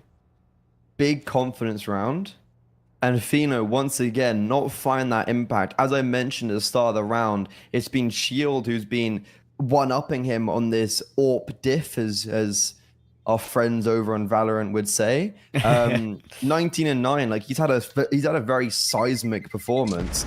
And I feel like Fino's just been very lackluster. This is another very clear example of it, of Shield battle AWPing in some regards. And Monty find double digits because of it, and Sampi are now forced onto an eco 11 to 9. It's most likely it appears that these teams are going to be trading each other's map picks.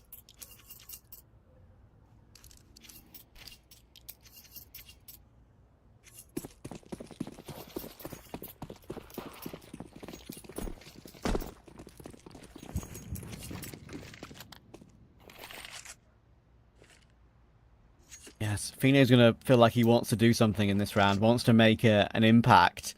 He'll know by his own high standards that he's had a bit of a slower game, and when you have an AWP in a round like this compared to your teammates on the eco, he's going to want to try and deliver, and he's going to try and put him up close to this smoke. He's going to break it open to help his teammate with the deagle, but the Alive only hits 2 shots, and 2 shots with a deagle these days, I'm afraid, at that range is not enough.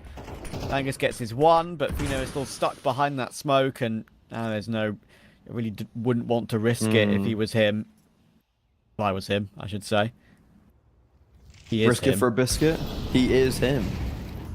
Can he be him again? But impression with that Molotov positioning, maybe not. So Anna wants to pounce with the dualies at some given moment here. Bomb hasn't been planted yet. Yeah, it's a good check by Gizmy. Ooh. Nice flick up, and an opportunity to get away as he puts the smoke down. He's going to wait for a random timing.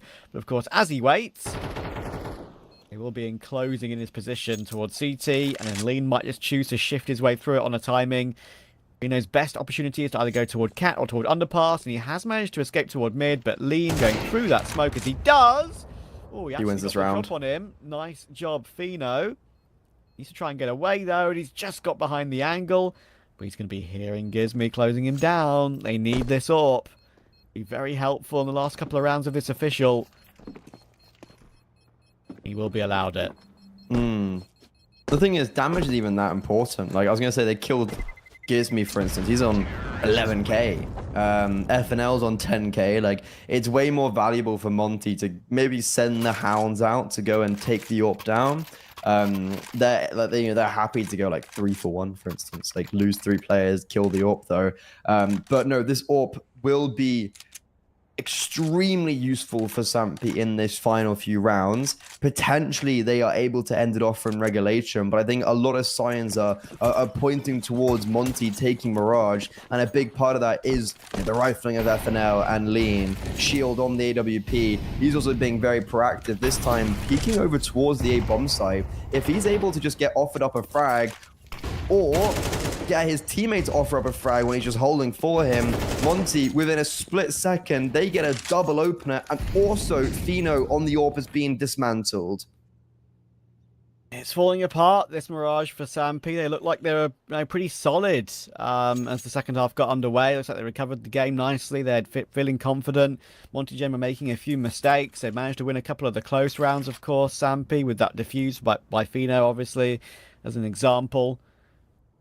But Monty Gen, gotta give them their props. I said I like some of their CT side stuff. Well, I definitely now like some of their T side stuff as well.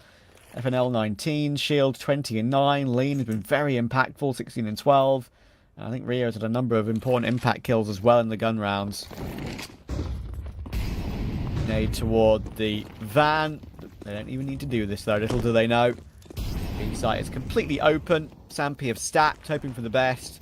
Their only option Unfortunately for them, they're going to probably have some teas on the hunt.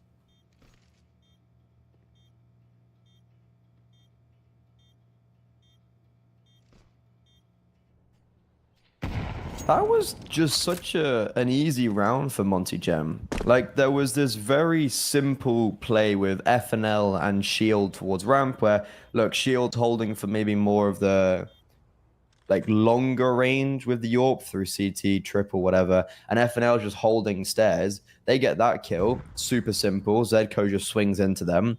And then Fino gets out-dueled by a rifle at range, and it's like, huh, okay, that was... I was surprised to see something like that happen. But Monty Gen, 12, they hit map point, and I think we're going to Anubis, which is going to be a really interesting one, because both teams like to first pick Anubis, and it's now our decider, which is interesting how it's got to this position. Yeah, absolutely. I didn't think we'd be here, I've got to say. I thought some people were going to close this one out 2-0. I was, not entirely unhappy with what I saw from Monty Gen on this map, but I thought Sampi would put it through on T side. On CT side, sorry, but it's not been the case at all. It's been impressive by Monty Gen, and they've got so much back built up, of course, that even if Sampi were to win, a couple of rounds in a row, they're still going to have to do it the hard way as such. There's going to be no free rounds. Try and build this one back into overtime. Gonna have to all be gun rounds.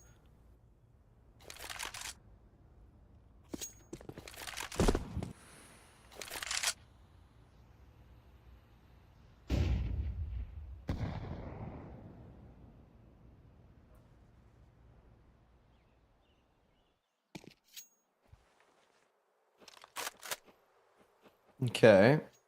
Stampy, they're actually playing a lot more passive in this round. Like, we saw them maybe try and fight some angles in the previous, and that was kind of their downfall. Here, they're playing heavy on the extremities. Two players were getting aggressive in Palace. They're going to leave the Alive there. Kind of the same happening over in B. Monty starting to maybe realize they're getting all this space for free, and that's why they're able to put FNL over in Sniper's Nest.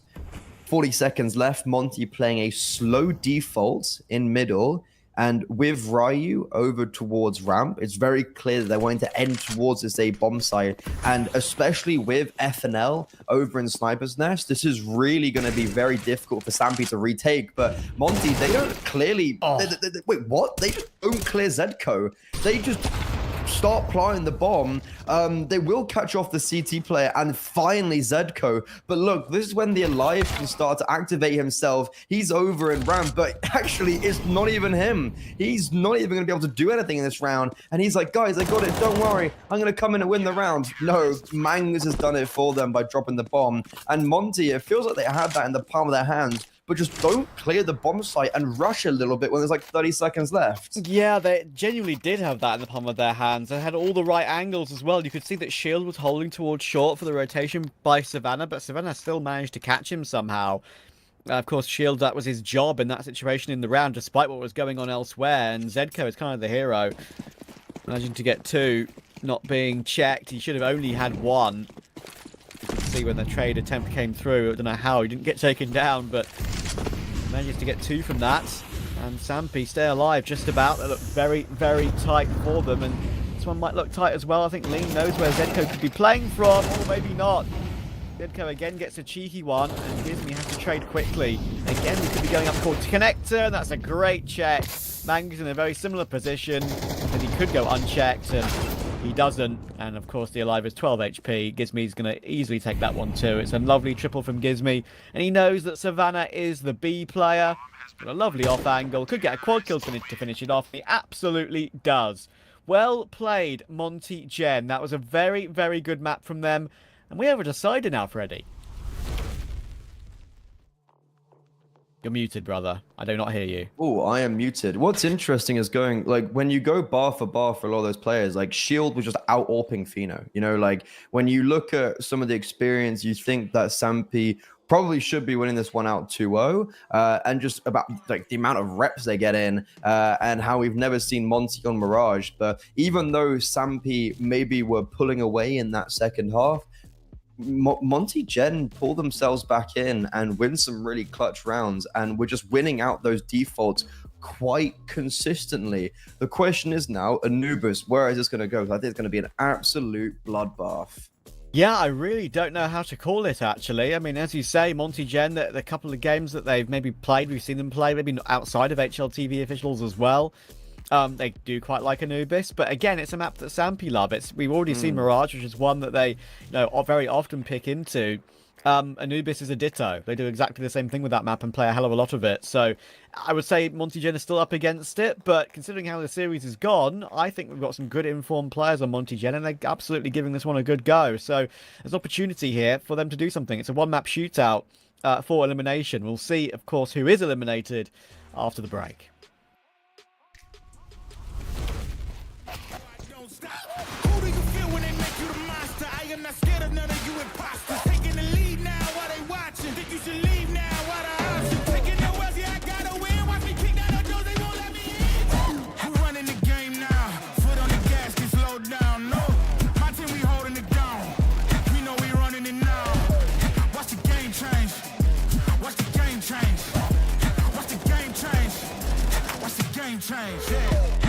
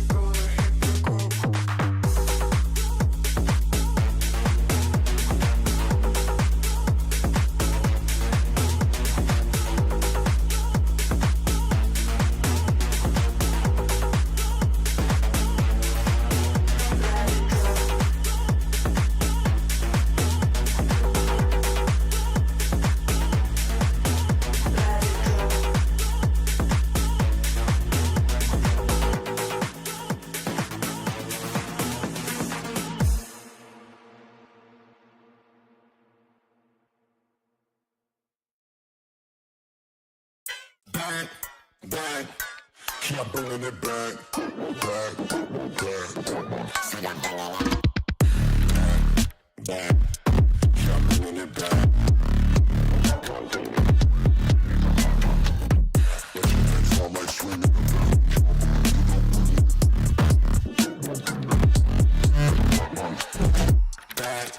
back. Keep bringing it back.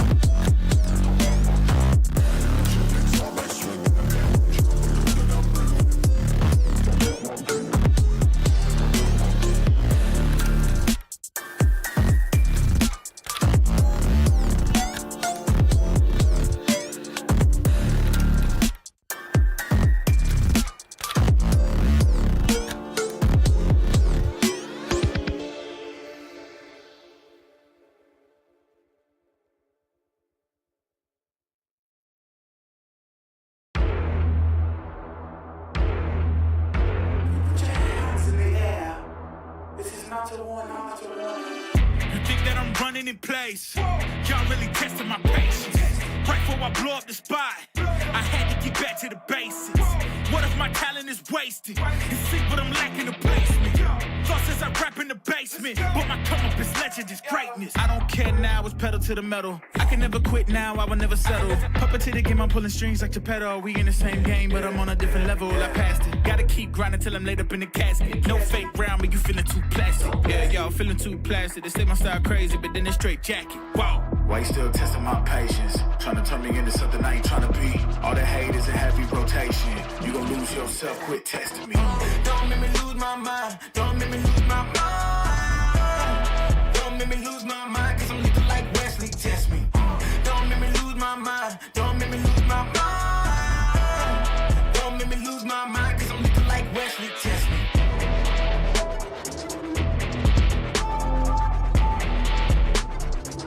Cause I'm looking like Wesley, test me.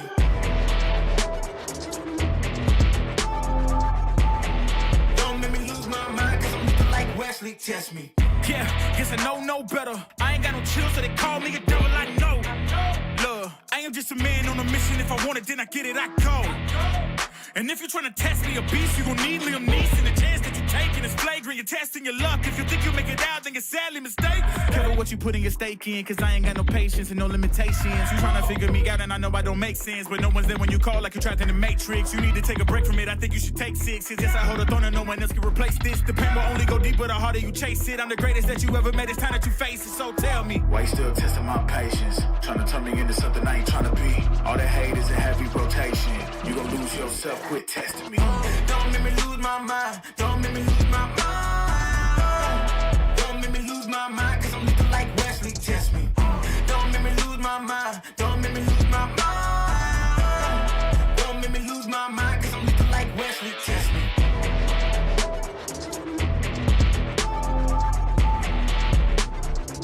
Cause I'm looking like Wesley, test me.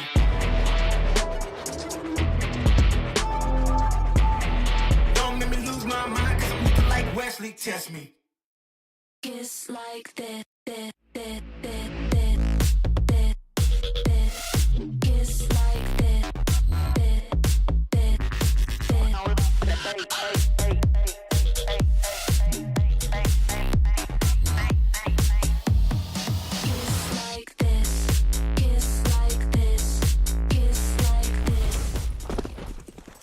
We are in game for the third map decider and the all-important knife round, of course, to find out who will defeat each other in this elimination match, of course, between Monty Gen and Sam P. And the winner, of course, has to face off a decider match against Cybershoke later today. And talking of Cybershoke, Freddie, of course, Sam P lost against them, and they lost this map against them 13-4. So, yeah. That's going to be if Sampy do win this game, which is maybe looking slightly questionable considering their recent Anubis form, then they're going to have to try and find a way to fix it because, yeah, that was a great win for Cybershoke, and it's going to be interesting to see if Monty Gen can maybe pounce if they got some knowledge on that, on how Sampy play this map.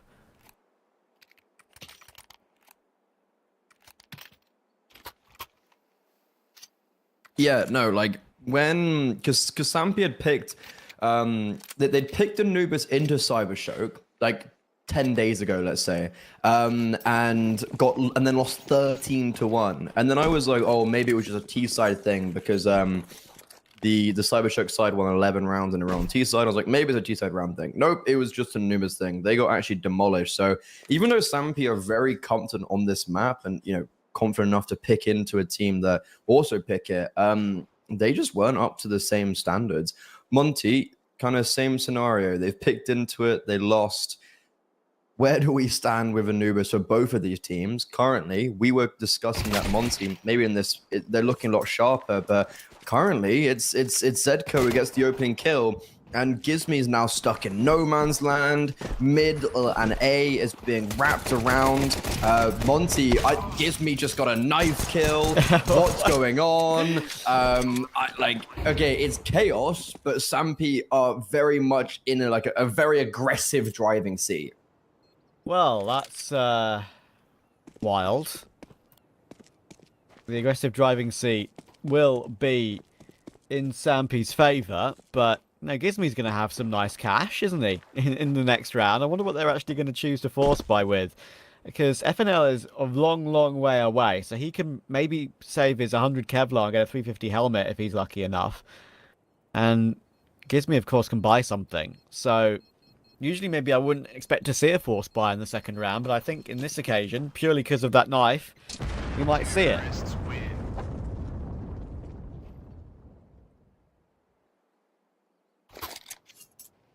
Let's see.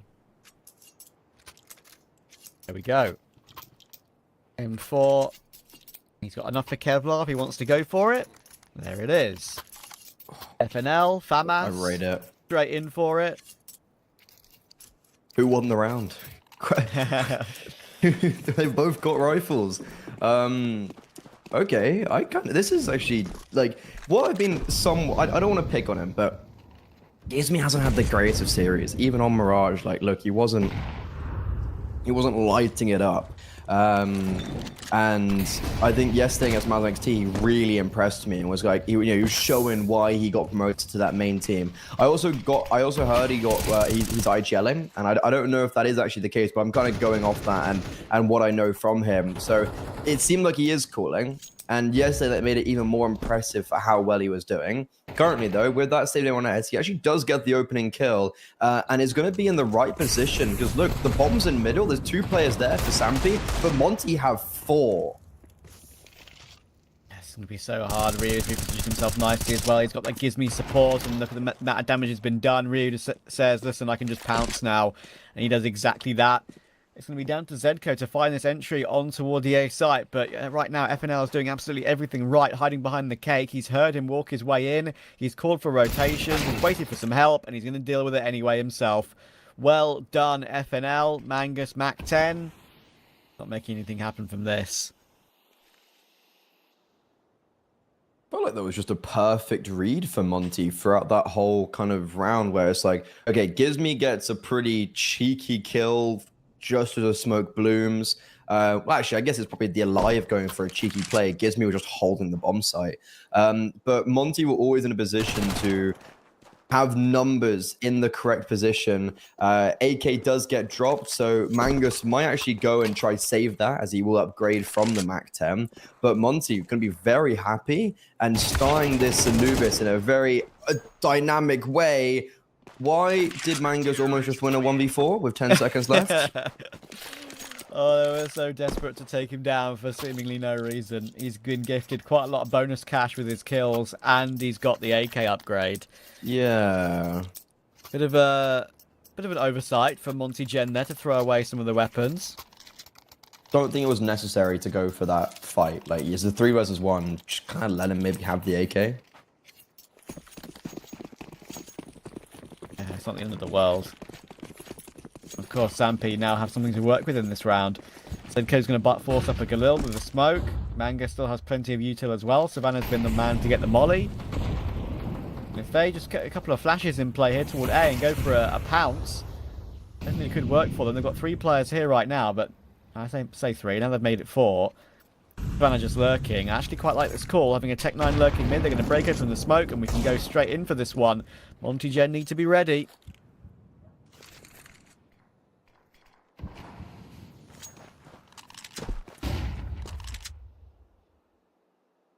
And I was praising Monty last round for having this read and kind of having the correct players in the right position. And they don't quite have the correct players on A, but look, like they've sent FNL out B. He's been taking all this control, so it's allowed Gizmy to rotate over, but he's on 10 HP. Ryu, this round kind of lives and dies by him. He has a good support with flashbangs, but unfortunately, the MP9 only gets 1 solitary kill, and everyone else shall die around him. Maybe would have liked to see a more aggressive rotation from Monty after FNL had taken all that space outside of B main, but Sampi, they come away with quite a free round.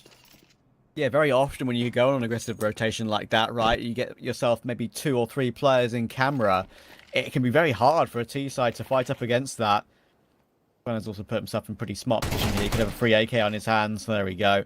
That's going to be an easy one to nab for him.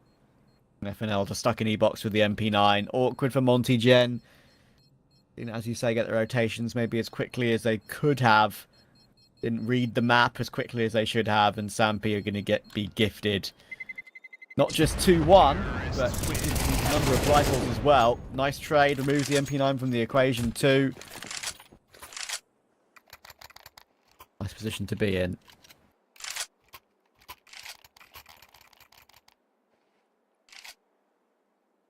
And because Monty Gen didn't save those 4 or 3 players that they maybe should have saved when they won that force buy and that low buy, now they don't have anything. Like, they don't have really, yeah, they're literally on like a 1400 loss bonus type of round. I think 1900 potentially. You have all pistols, Shield not investing too much so he can sustain himself that economy to go on to an AWP when the time is right. And Gizmy, yeah, not on an A1S this time, on a Deagle, and this is a bit of a chaotic round. Gizmy comes away with 2, he's still alive, and he's actually forced them away from middle. What in God's name is going on? The Alive's still going for a kill. He actually accidentally kills Gizmy with the grenade trying to burst open the smoke. He also doubles down, but is alive on 2 HP. Oh, what on earth have I just witnessed? Gizmy's just took, I think he was down to sub 30 health to the Molotov, and then he gets the timing, there's a player blind in front of him to get a free 1. You think, okay, well, he's got 1, fair enough, that's pretty decent. And he gets a second? After when he was so low and took so much damage, I am baffled. It's a messy game and a messy round so far. I just don't know how I can kind of understand why the Alive got 2 there, you know. Fair enough, nice nade kill and then follows up on a second. How has Gizmy been able to get 2? And Monty, they also have the complete right read, like everyone's here. The Alive 2 HP, he just needs to get tickled, and that's exactly what happens. Mangus actually gets the bomb down, eliminates 1, should hear Ryu rotating in from B main as well. So Mangus should have a complete understanding of what's going on in this round and catches off the rifle. Oh no, he goes for the spray transfer too early, but it doesn't seem to have made a difference because FNL gets the kill anyway. He also claims 3 in the round, and this is going back and forth once again. No one able to string 2 rounds together. You know what? Fair play, Mangus. I really think he played that clutch. He lost it, but probably played it to the best he could possibly have done. Oh, in fact, for sure. Manages to eliminate the first, as you say. Immediate plant, no hesitation, right thing to do. while the rotation's still coming in. It's a safe plant as well. And he's just manages to shift his way silently, so it's not obvious for Monty Gen into that corner. And he almost isolates Ryu before he has to flick down, as you say. Maybe thinks that he's already got the kill and knows that he has to transfer quickly anyway. Very tough. Almost makes it a reality.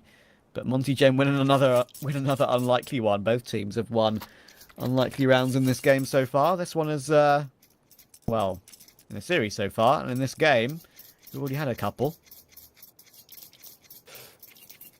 I mean, what? So this game in itself, we've had 2 force buy wars. Well, 3 like kind of low buy wins. It's been very back and forth. But wasn't it on Nuke? We had an eco, like 3 force buys, but like actual force buys, like 1400 force buys, full eco win.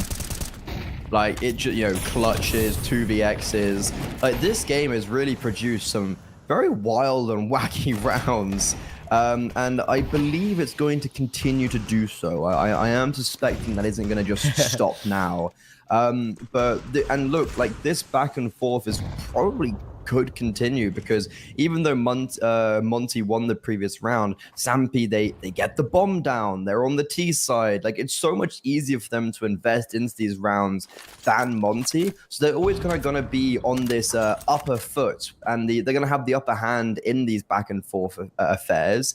But no contact being taken just yet until we come towards middle. Flashbang, perfect, but it just hits the wall, and so Zedco is able to turn away.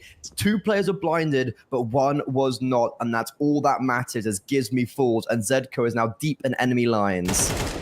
It's a lovely check on Lean as well. He was, going to be keeping a bit of a close eye on it, but Zedco's played that one to perfection. There's no way you're going to put FNL in a very similar position, but if he gets a second, it'd be a minor miracle. I say that. Fino is 19 HP, Savannah is 21. The 3v4, you've got all 3 players here ready and raring to go. I'd say you go for this, considering you've got a kit on FNL. Sure, he's not healthy either. They do have some utility to try and force their way into this, and Sampi could get caught off guard, maybe not expecting them to actually go for it. Beardy alive has got a flank. Oh my word, look at the damage he's done. It's not enough to actually get a kill, but it bakes in Mangus for 1 and 2, and there is the last as well. The alive actually gets 3 assists from that, how much damage he's done on that flank, and Sampi, well, they find a way. I think he brought all 3 of them down to 20 HP, but then didn't get a single frag. Like, it does about 200 damage, but no kill. Luckily, it's probably that pure confusion that they get thrown into, and also just the low HP. So, again, no side able to actually win out 2 rounds in a row. And Shield, because he didn't invest much into the previous round that Monty won, or the last, he actually has the ability to bring out the AWP. And this is something that I really do not think Sampi are going to realize. That if they hear the scope, they're just going to think it's a scout. And Zedco gives up the opportunity, but Shield, a very vital missed shot. And that might come back to bite them, because that was probably when you need to be getting an opener as you are surrounded by pistols. Oh. Wow, that's a nice check. But he doesn't expect the AWP to have rotated there, though. So he will get removed. Of course, now Sampi are very aware of where that AWP has been. And double smokes in the same place, slightly awkward. Nade to break them open, and of course FNL's got no armor, so that nade is even more painful. Takes half of his health away. Gizmy's going to try and push forward and maybe try and get a few smoke spams, and Shield's actually dealt with Fino somehow. Not sure where. There's FNL just finding a random bullet through a smoke. What is happening? 3 versus 2. Mangus important kill. He survives on 38, 35 seconds. They had tried to get a plant towards B. They're going to exit completely. And Zedco is going to stop Gizmy from catching them off. It was Mangus who had the bomb, so it wouldn't have dropped the bomb in the water, but it certainly would have put a spanner in the works on the round. And now they're just playing the mind games and wandering back toward B once again. And Shield, he's taken the bait. He's on the wrong side of the map. Was it just me, or did you also not realize the bomb hadn't been planted? No, I thought it had been committed to too. I really did. Like, yeah, like I see them both running in canals. I'm like, what are they doing? I'm like, oh, they've got the bomb. That never went down. Okay. Monty actually, like, is that a bit of a throwaway round from them? They felt like they had the upper hand in what 2 versus 3, 2 versus 4 kind of scenario where Sampi were just blocked onto this bomb site. Lean gets caught off guard, maybe trying to too aggressively come and help his teammates. And then the exact same theme is there for Gizmi, where he's trying to maybe aggressively block them going to the A bomb site. And it's those overextensive moves that actually allow Sampi to isolate those duels. And for the first time going into round 7, we have a team that has got 2 rounds in a row.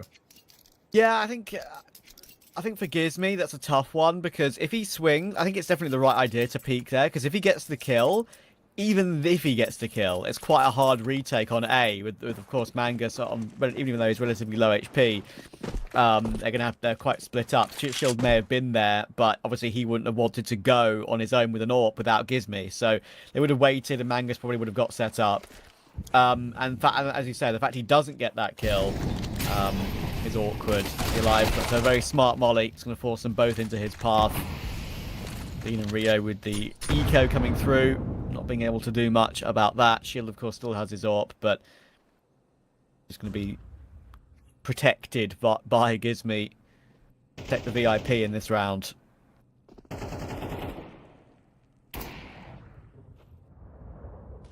Protect the president. Hopefully they do a better job here. I actually think both Fino and Shield were on 0 kills at like kind of round 4, 5-ish, and Fino is still on 0 kills. Shield though, this AWP, ooh, missed shots. This is a really awkward position for him to be in, and yeah, Savannah with the high ground. And Sampi, ooh, that's a big kill to be taking the AWP out of the round, because they're not gonna have that in the gun round now.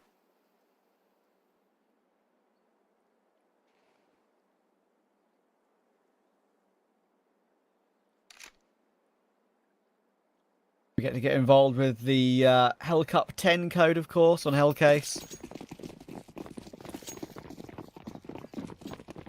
Click on the banners below the screen. Stream. If you click that banners below the screen, then I don't know what you're clicking. That's scary. Yeah, don't want to go there. It's actually cool, the crowdfunding. I think at the end, like last Hellcup, it was actually got quite a fair amount into the crowdfunding, which was pretty cool to see. And yeah, they do a lot of offers around that, but if you are gambling in some way, please make sure you do it in a safe and fun environment, and make sure you can afford it when you do. However, in the meantime, we have trades in middle and on A. It's a 4 versus 4. Zedko, that's a bit of an aggressive play. Oh. Very brazen from him. And the fact that it actually works out for even 1 kill is more than I ever thought it would have been. But okay, sure, it's gonna work out. FNL, if he had stayed in the position he was with that off angle, he probably would have been able to catch off Savannah at least. But now Ryu, he has the whole might of this A bomb site on his shoulders, and he is only able to secure that 1 kill on the low HP Savannah. Yeah, he obviously held down mouse 1, thinking he probably needed both kills, but low HP player, we're not sure, only 1 bullet from death, but he's just used most of his clip after he gets that kill. The trade was always going to come through. Sampi figuring out this T sort of Anubis quite nicely now after that early force by war has ended. And as you'd expect, on a map they play a hell of a lot, even though they've had some poor results on it lately. T-side is looking quite clean, and Monty Jenner struggling to find an answer.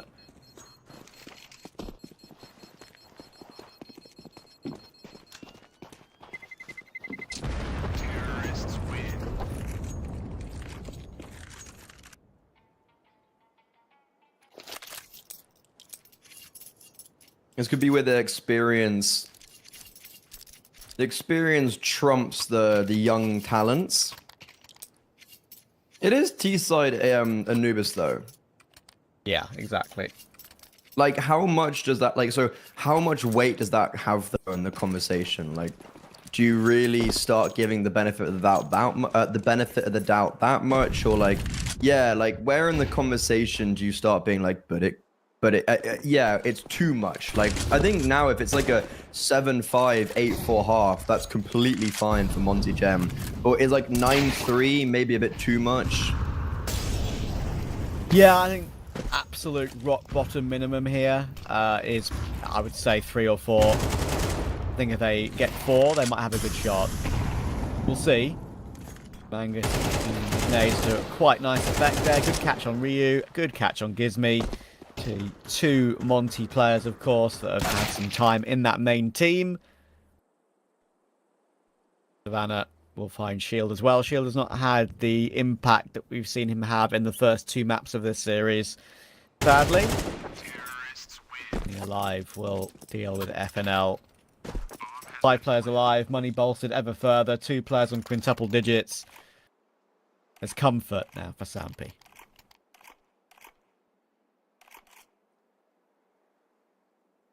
Definitely a lot of comfort for Sampy, but I think, as you'd know yourself, I've seen these kind of scenarios a lot when, like, you're 7-2, I know, 8-3 up, and then it's like, okay, the half gets somewhat redeemed by the other side, and then the pistol round's lost, and you're like, oh crap, we had a 5-6 round lead at one stage, and now it's like literally in the blink of an eye, it completely gets changed over. It gets flipped on its head, and a big part of maybe why Sampy can secure some success is Pheno.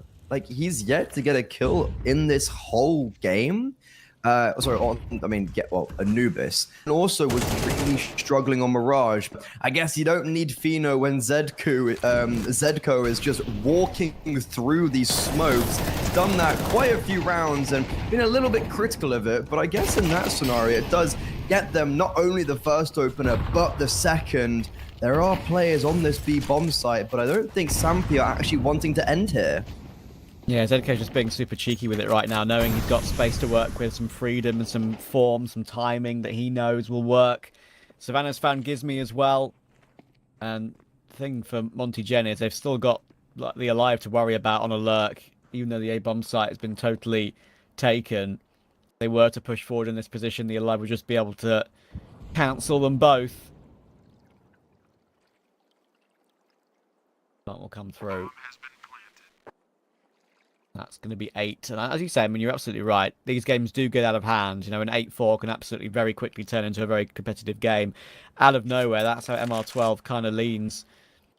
But yeah, even though Sampy have struggled on Anubis as of late, they've actually only won 1 in their last 5. That was against Endpoint in CCT. They've lost to 9, they lost to Fnatic, they lost to Copenhagen Wolves, and Cybershock in this event, of course. That they played. Let's count it. It's the player break. It's not going to include Slovakia because that's IESF. 1, 2, 3, 4, 5, 6, 7, 8, 9, 10. 10 or 11 times since the player break. The core / Stampy themselves have played this map. That's a lot. And yeah, it's not, as I say, it's one they play a hell of a lot. They've had some good success on it in the past. A little bit iffy recently, like I've mentioned, but against some good teams that they've been caught on. So I can forgive them. And then not too far away now from having a rematch against Cybershock to see if they can put the wrong right, of course. Do you want to hear? So Cybershock, they had a bit of a long day yesterday. They actually played 3 best of 3s and beat 1 win in the process at the end. Yeah, I did. Sampy's was the first. That was a very long day from Cybershock. And so I want to give a lot of what I think Sampy have done really nicely in this game is that on the T side, you can see that they are not committing straight away to bomb sites. Like, they're very open to maneuver themselves around the map, even though they maybe get a double opener towards B, let's say. They realize that there's more players towards that side of the map, so they go then A, and it's really worked out in favor and has been playing with Monty, and they haven't been able to work against it. Right here in middle, FNL, lucky to be alive, surviving on 8 HP. Savannah almost doubles down, but unfortunately is only able to get 1. Sampy now applying pressure towards the A bomb site, and it does seem like they want to end it here, but they're letting these first 2 players of Mangus and Zedko take that contact. Again, not overcommitting, and with that kill onto Mangus, it may actually force them to retreat. Oh, but look at Zedko. He's made no noise on pushing his way back through. Gizmy thinks he's done the job, but look how far the rotations are away. Again, site open. Again, plant available. And again, for Monty Gen, no kit on a retake. They've got a double flank coming in very quickly. Problem is, Fino's keeping an eye on it. That's actually his first kill of the game, Fino. He hasn't really had to do anything because his teammates have been doing such good work. But he does get that second as well, and that cancels the round. Okay, first 2 kills in the game for Fino, and it comes 11. in the penultimate round of the half. And yeah, he was 0 and 5, so it's not even like he's died loads as well. Like, he's just there chilling, just like, guys, you continue doing you know, you guys pop off.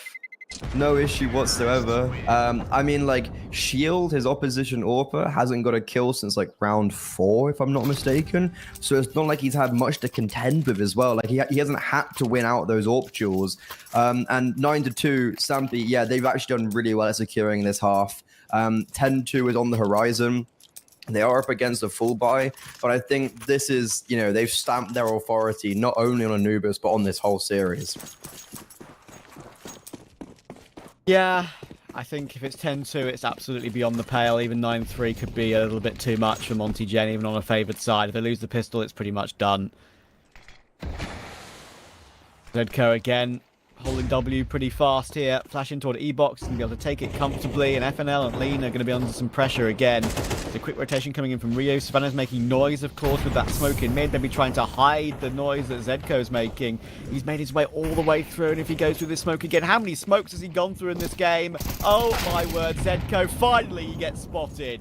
That's a little bit too cheeky, my friend. Trigger discipline. He bit off more than he could chew there.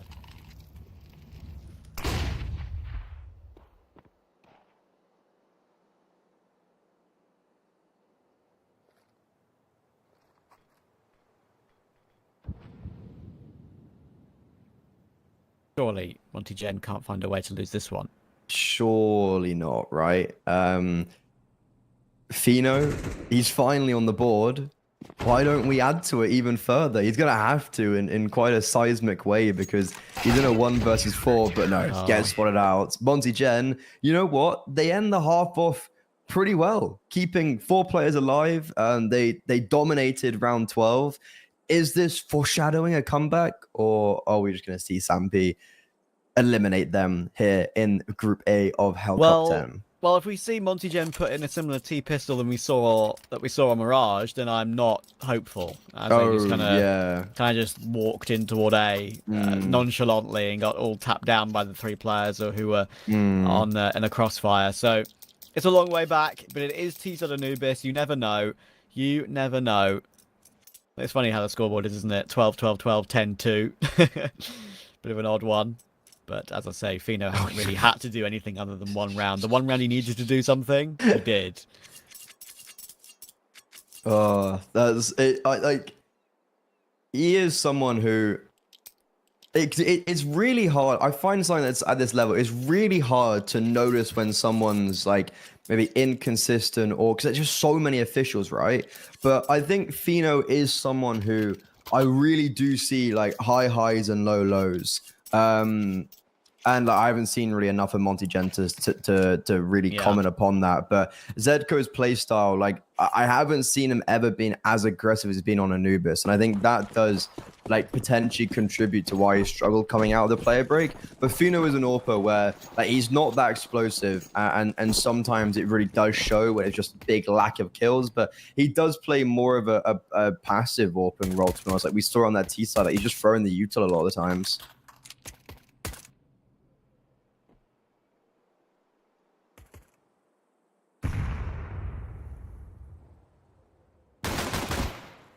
Savannah will check. We'll find Lean. Outside. Oh, that's an A and a default, but Zedko, it's a beautiful first tap, but he does get overrun, and now Lean can just close them back down again. However, we've got a similar problem to Mirage. They are going into a stack on Monty Gen, and Sampy just have too many players for Monty Gen to deal with. Mankus is on a close flank as well, making sure he doesn't make too much sound with the water, but he does give up his life to Lean. Problem is, of course, The bomb is a long way away and in Sampi's control. He manages to pick up a flash. Could be all he really got to use. Right-click it in. Spots a cake player, but Fino will play it off of the contact. They try and peek together. They are trying, but they've messed it up slightly. Great chance for Leeds and a very quiet game. That would certainly be something to bail it out. But Fino mentioned his impact. Well, it doesn't really matter anymore. 2 kills to win the round in the gun round, on one of the last rounds of the first half, and 2 kills in the pistol to secure it for his team. He doubles his kills, and yeah, I mean, that was I would say it's a little bit more of a successful pistol round from Monty. It wasn't as bad as just walking into. I mean, that really is hard. It's hard to not top that pistol round on Mirage. It was a little bit better, but unfortunately, those little bits of better it isn't gonna really end up accumulating too much. Sampi in a very good position now to close out this series and see if they can find retribution against Cybershock, who, to be honest, brutalized them yesterday. Like, that was a really dominant win, and I was quite shocked to see Sampi, who I thought was a team that I held in pretty high regard, just get absolutely dominated by a team that's come very fresh onto the scene after this player break. Nice shot by Lean. Trying to recover his KD slightly. It's a pretty decent attempt on the pistol. And gets a 1 dig there. But no more than that. A nade explodes him. And Sampi just 2 away from a rematch against Cybershock. And that one should be interesting, of course, since how the result went in the first opening game in this group.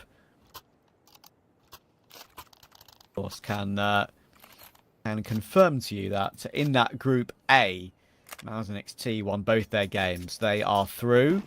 And then the winner of Cybershock and Sampi will be the second team through. I think Cybershock should. One, by the way. Group C.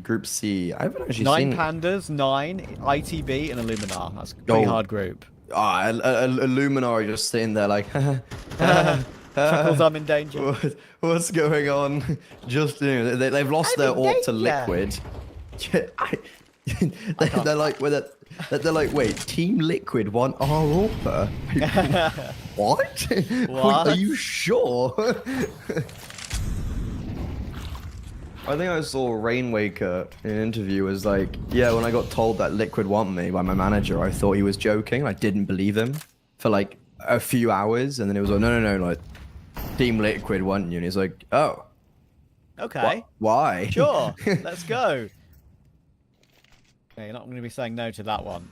No, for sure.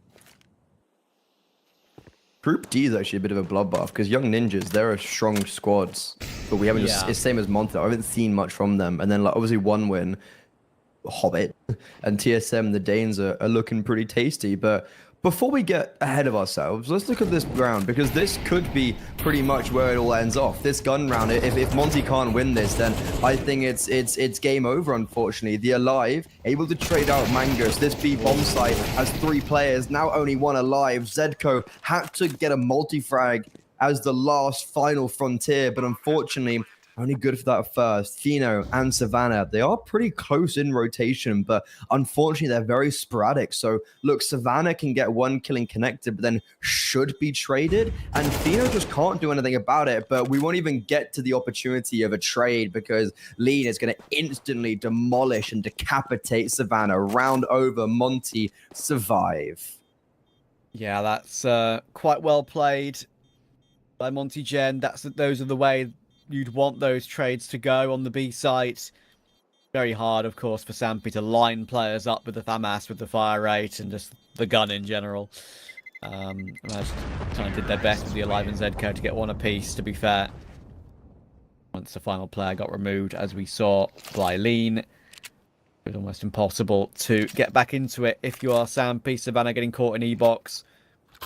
That's just a win a heads-up duel, which is hard to do from that angle. So yeah, a lifeline for Monty Gen.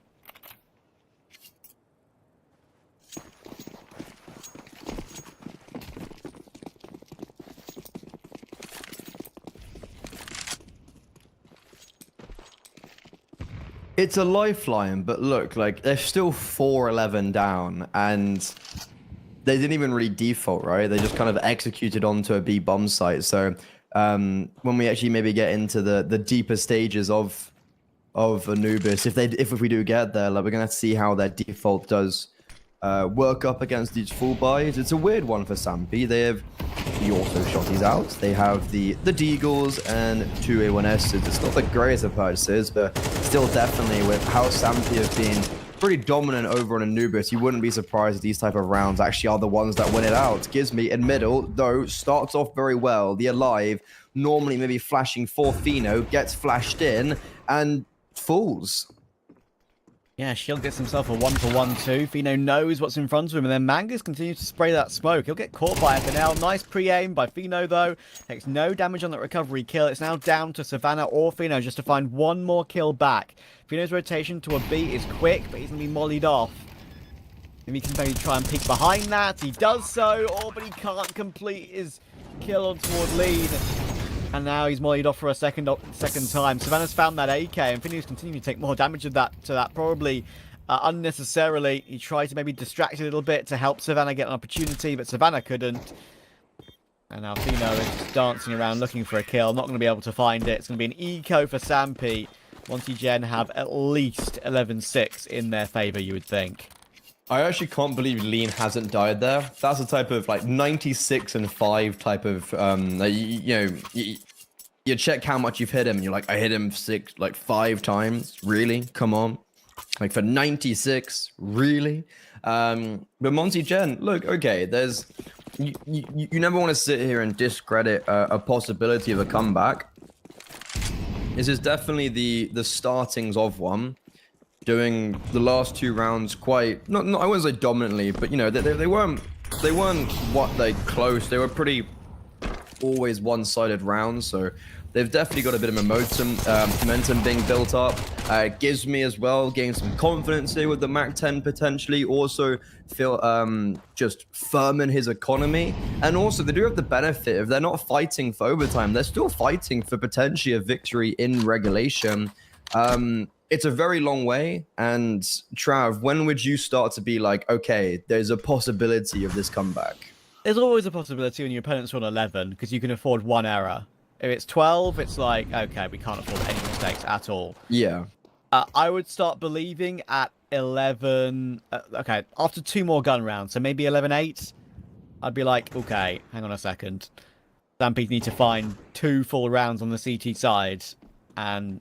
you know, the opponents are closing in. So I would be ever so slightly concerned. I think for me, it's like after 11-8, because 11-8 would be the second gun round, I think. So 11-8, they'll have win one here that. at 11-6, and then they'll have one at 11-7, or 11-8, sorry, if they lose. So... yeah, so that's the round then, where it's like, if 11-8 goes in favor of Monty Gen, that's when I'm like, yeah, okay, yeah. I can see this. Is there a big truck reversing outside your house right now? Oh, did you just hear that? Yeah. Oh, okay. Well... listen, it adds to the comedy. It's fine. All Savannah's doing is saving. We can just like make some jokes about it. I actually don't know where it's coming from. I just hear it and I'm really confused. Don't worry, Savannah can't hear it. That's all that matters. Savannah's like, what's that beeping noise? Yeah. The bomb's like, you know, not that loud. Yeah, I think 11-8. I think that's where I'm kind of like... issue is, though, is because this retake is starting so late on, I guess, for Monty, or this comeback is like, look, Sampi just keep on. We'll be having good money when the loss bonus racks up. Like, that's really hard to come up against. A full execute on this B bomb site. Monty Gen, they're just going heavy towards this site, and they have been decimated. Fino, we were thinking, oh, he misses his first opportunity, but Zedko, while sitting in the Molotov, is able to get a triple spray down, and Fino can also add 1 more to his tally, even though he misses opportunity to start there. Sampi get just... they don't even allow Monty Gen to come even near the bomb site. Yeah, I actually thought that was going to spiral for Sampi there because Fino, if my ears didn't deceive me, I think he didn't even shoot. He didn't. He quick switched. Yeah, he quick switched too early. So, yeah, that would have been an opening kill guaranteed for Fino if he actually clicked. But in the end, thankfully, his rifle has bailed him out, and then he had time to swing for one of his own. So, huge round for Sampi. That basically has cancelled all hope, I would say, from here. Monty Gen needs 6 in a row. Sure, they've got a buy, they've got a nice purchase. However, Mangus is trying to get it done here and now. This smoke is a bit of a cheeky one to play with as well. It's going to be blown open, sees 3 players and can't react. That's a nice little play, to be fair, by Monty Gen to make sure no one was up close and personal. Savannah gets removed as well. This one still has some legs. Oh, yeah, I feel like Monty Gen almost get gifted this round by just their principles. Like, I don't think we've seen that smoke that Mangus is playing around being thrown before. So Monty see that, and instantly, if they have the reaction set in, like, of, okay, if the other team are doing a canals take, what do we do? They go for this. So the canals take comes in, and then Monty Gen probably just fall back on their principles. They are able to deal with Mangus, and I'm not sure if there was supposed to be conjunction with A main, that play from canals, but Monty just instinctively start clearing it.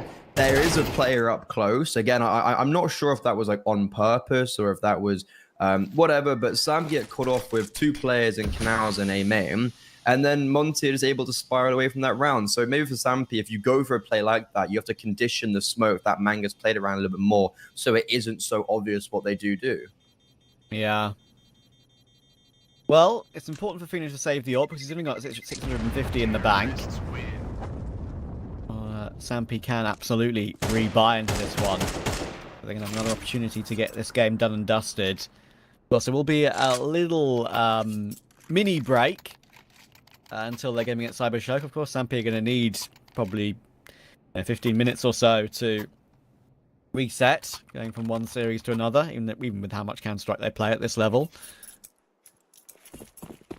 Yeah, I'd say half an hour is kind of like the minimum. I think we were supposed to start 15 minutes ago. Was that the correct time? 1 o'clock UK time was the Cyber Shock original schedule. It's very sped up. It was a very sped up schedule. I think that it's only 2.5 hours for the games, which is interesting because it's kind of aligning with the CS2 shortening the games. But right here, we've drastically gone over it.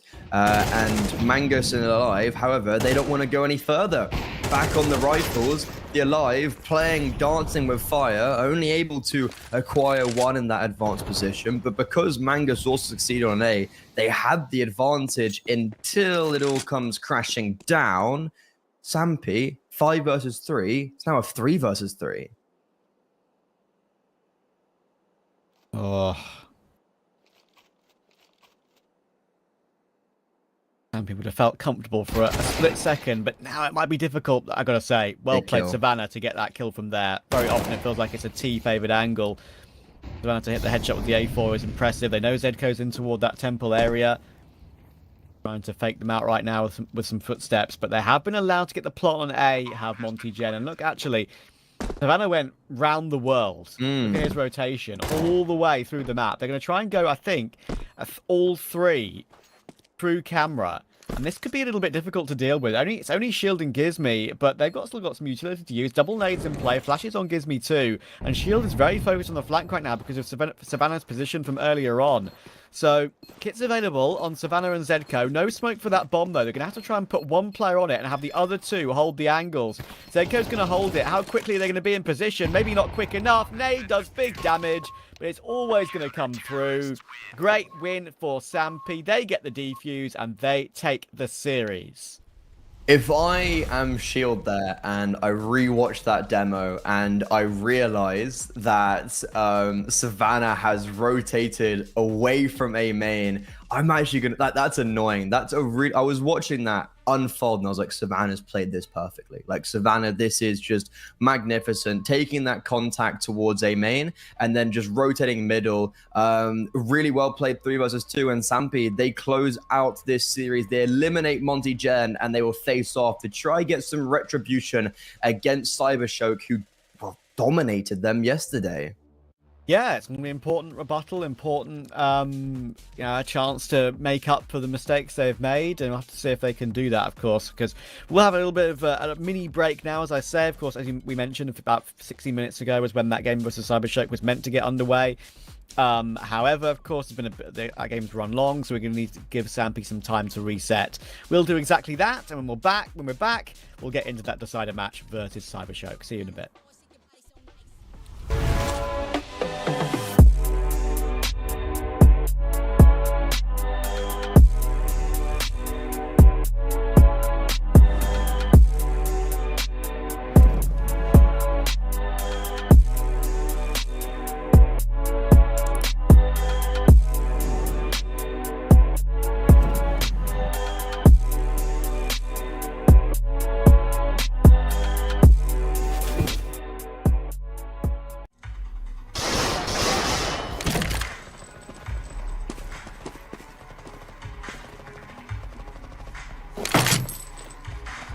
What kind of shame is this? Are you new? Have you heard of Hellcase? Best cases in the world. Rookie, on me. Don't be shy, come on. Haha, newcomers are lucky today, huh? Hellcase, the best cases.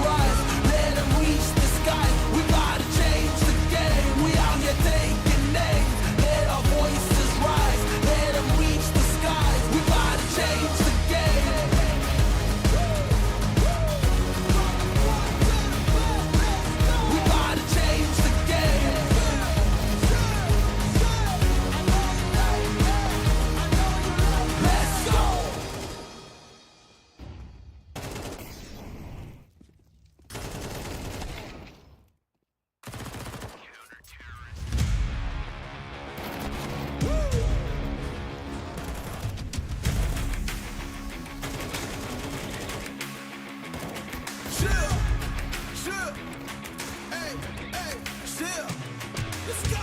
I was born to kill it. I was meant to win.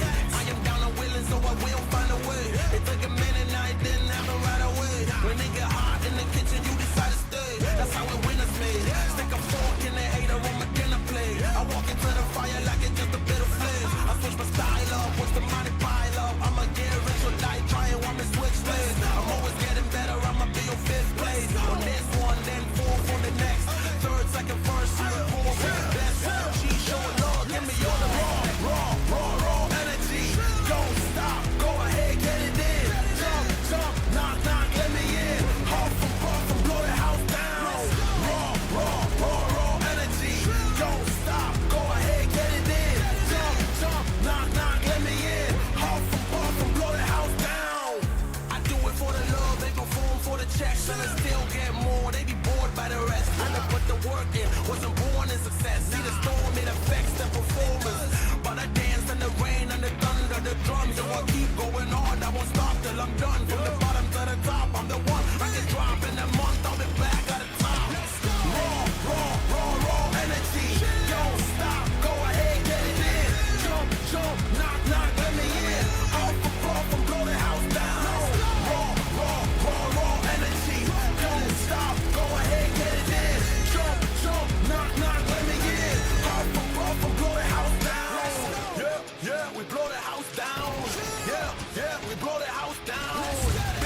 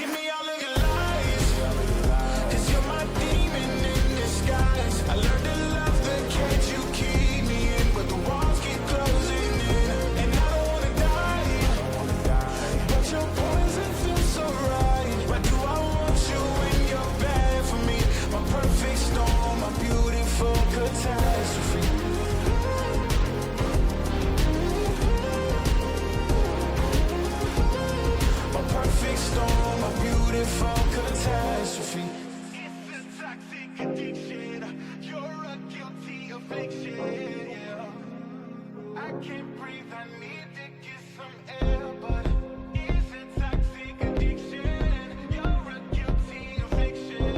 You can't breathe and you just need some air. Give me all of your lies, 'cause you're my demon in disguise. I learned to love the cage you keep me in, where the walls keep closing in, and I don't wanna die, but your poison feels so right. Why do I want you when you're bad for me?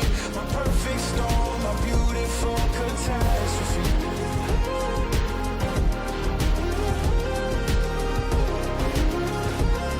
My perfect storm, my beautiful catastrophe.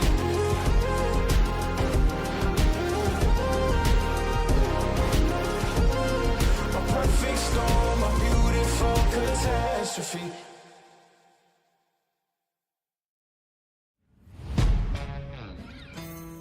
Yeah. Let's go. We just gotta go hard. I go the hardest. I bring the pain. Not what you used to. It's all part of the game. Yeah, I just gotta go hard. I just gotta go hard. Go hard. Go hard. Yeah. Oh yeah, the beast back. Adrenaline pumping through my veins, can't relax. Original, I am not the same as these cats. I sting them if they never ever mind and they beeswax. I don't ever cap, but I'm wearing like 3 hats. Never been a rat, but I know where the cheese at. You'll never get a trophy cause they all here where we at. You better believe that. When it's all said and done, I'll still be here standing. Never took a loss and it ain't something that I'm planning. I dare you to say something, my focus is A1. Every dog has his day, it's been mine since day one. This is real grinding, I'm still climbing. While you still trying, I'm still shining. It's real blinding, and I'm getting hotter too. Talking top 2, I'm not a 2. You let the pressure bother you when I do what I gotta do. Let's go hard. I just gotta go hard. Go hard. Go hard. They ain't coming close to me. Flow is on atomic, I'm starting fires through poetry. The hardest out, staying loyal, no falling out. And if you step into the court, be ready, we balling out. Yeah, the coldest of teens, they know what we bring, don't try us. Ain't no in between, we go for these dreams in silence. Hard work, don't mistake it for magic. We been shooting in the gym, this is target and practice. Yeah. And I'm just getting started, getting feet wet. It's all in repetition, ain't a secret. All facts, all black dress code. Pay me my respect, collecting every debt. Oh, the hardest. I bring the pain. Not what you used to. It's all part of the game. Yeah, I just gotta go hard. I just gotta go hard. Go hard. Go hard. Go hard.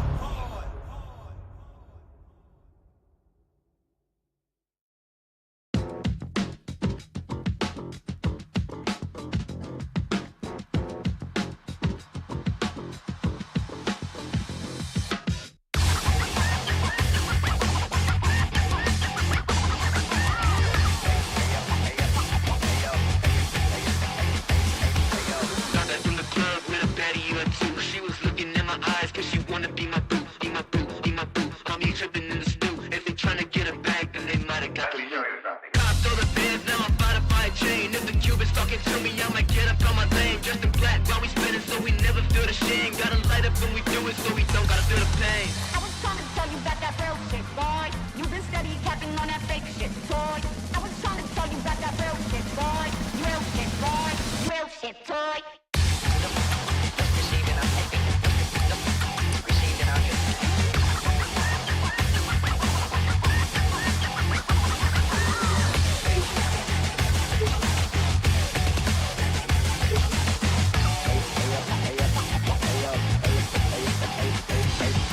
Spin around, burn out, flow into the penthouse. Shot is going crazy, then they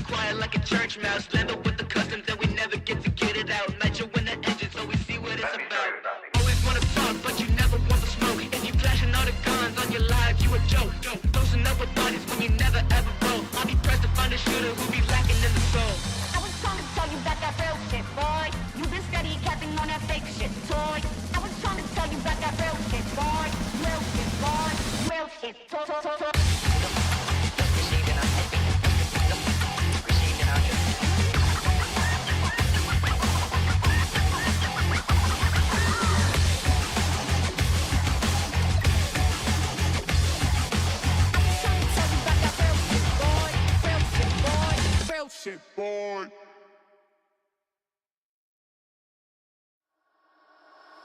Fumble a bag, now I when I fumble a bag. Fumble a bag, now I when I fumble a bag. Act like you know how this goes.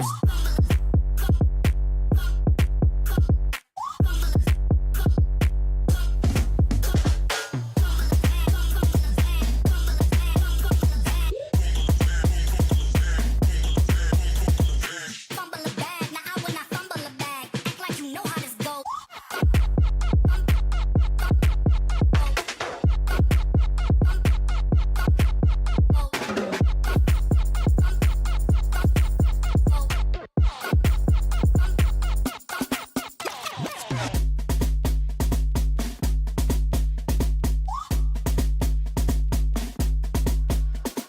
Fumble a bag, now I when I fumble a bag.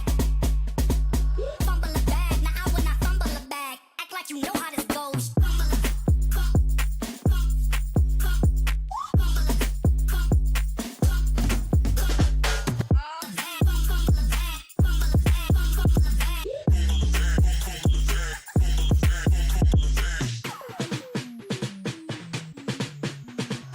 Fumble a bag, now I when I fumble a bag. Act like you know how this goes.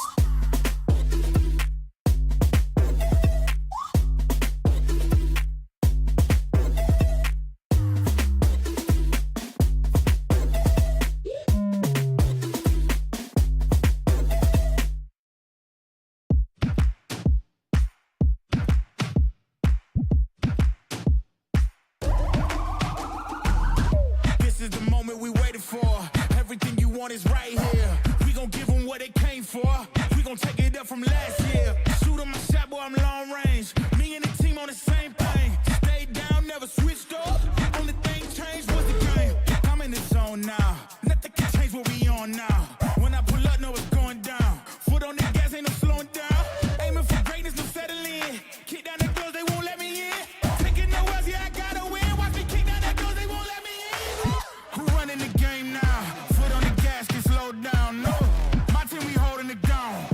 We know we running it now. Watch the game change. Watch the game change. Watch the game change. Watch the game change. Yeah.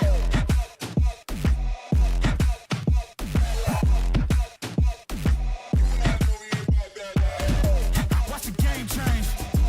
Watch the game change. Watch the game change. Watch the game change. I do not gamble, but bet on me. Tell them that's like, yeah, it's still of it. I'm taking a shot for my enemies. I can't waste no more time on my energy. I know they know I got it on lock. Go against me, that's a long shot. Cause I'm counting wins all around the clock. Never doubt me, boy, I don't stop. Who do you feel when they make you the monster? I am not scared of none of you imposters. Taking the lead now while they watching. Think you should leave now while the option. Taking no else, yeah, I gotta win. Watch me kick down the doors, they won't let me in. Who running the game now? Foot on the gas, can slow down. No, my team, we holding it down. We know we running it now. Watch the game change. Watch the game change. Watch the game change. Watch the game change. Yeah.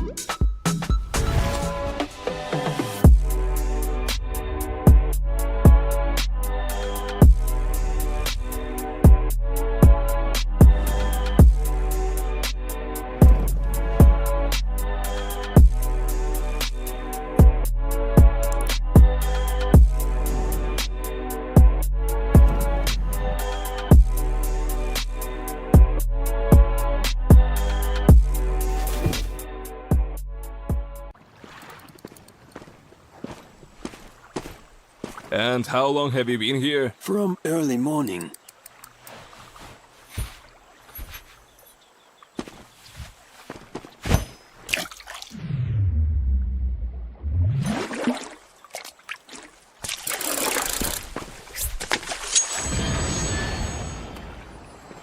Take notes, kids. Hey, was that a bait? Will you share? Hellcase, don't miss your luck.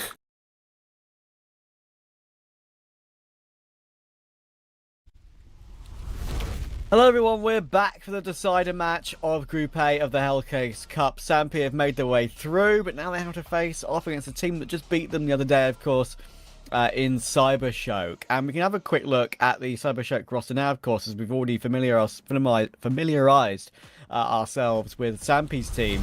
Yeah, it's a pretty interesting roster, of course. You've got Stinix, who used to, play around the middle CIS scene for a while. Lovicus was on Gun 5. I think Stinix had a small fours stint, actually, from memory. Notaneki, of course, came from Spirit Academy. I had a chance to see Phenomenon yesterday against One Win in CCT. He was very good. Levantino, I have question marks about. I haven't seen amazing things from him. But Freddie, you've seen a little bit more of Cybershock than I have. Give me your thoughts. Firstly, I want to say I think Phenomon is like fantastic. I think as an AWPer, I've never seen him do badly. I think he's a big part of Cybershock's success.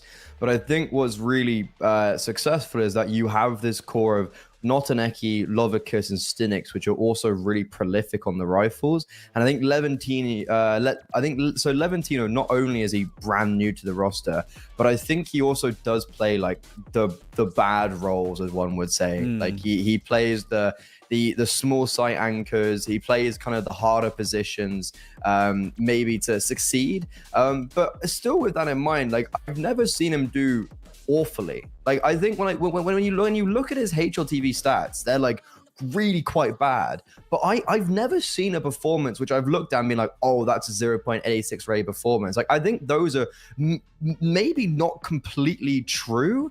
And I think the Cybershock roster, like, look, they've come out of nowhere and they seem to be seriously good. Like they seem to be getting some really decent results literally in the last like 7 days, and they've looked very strong.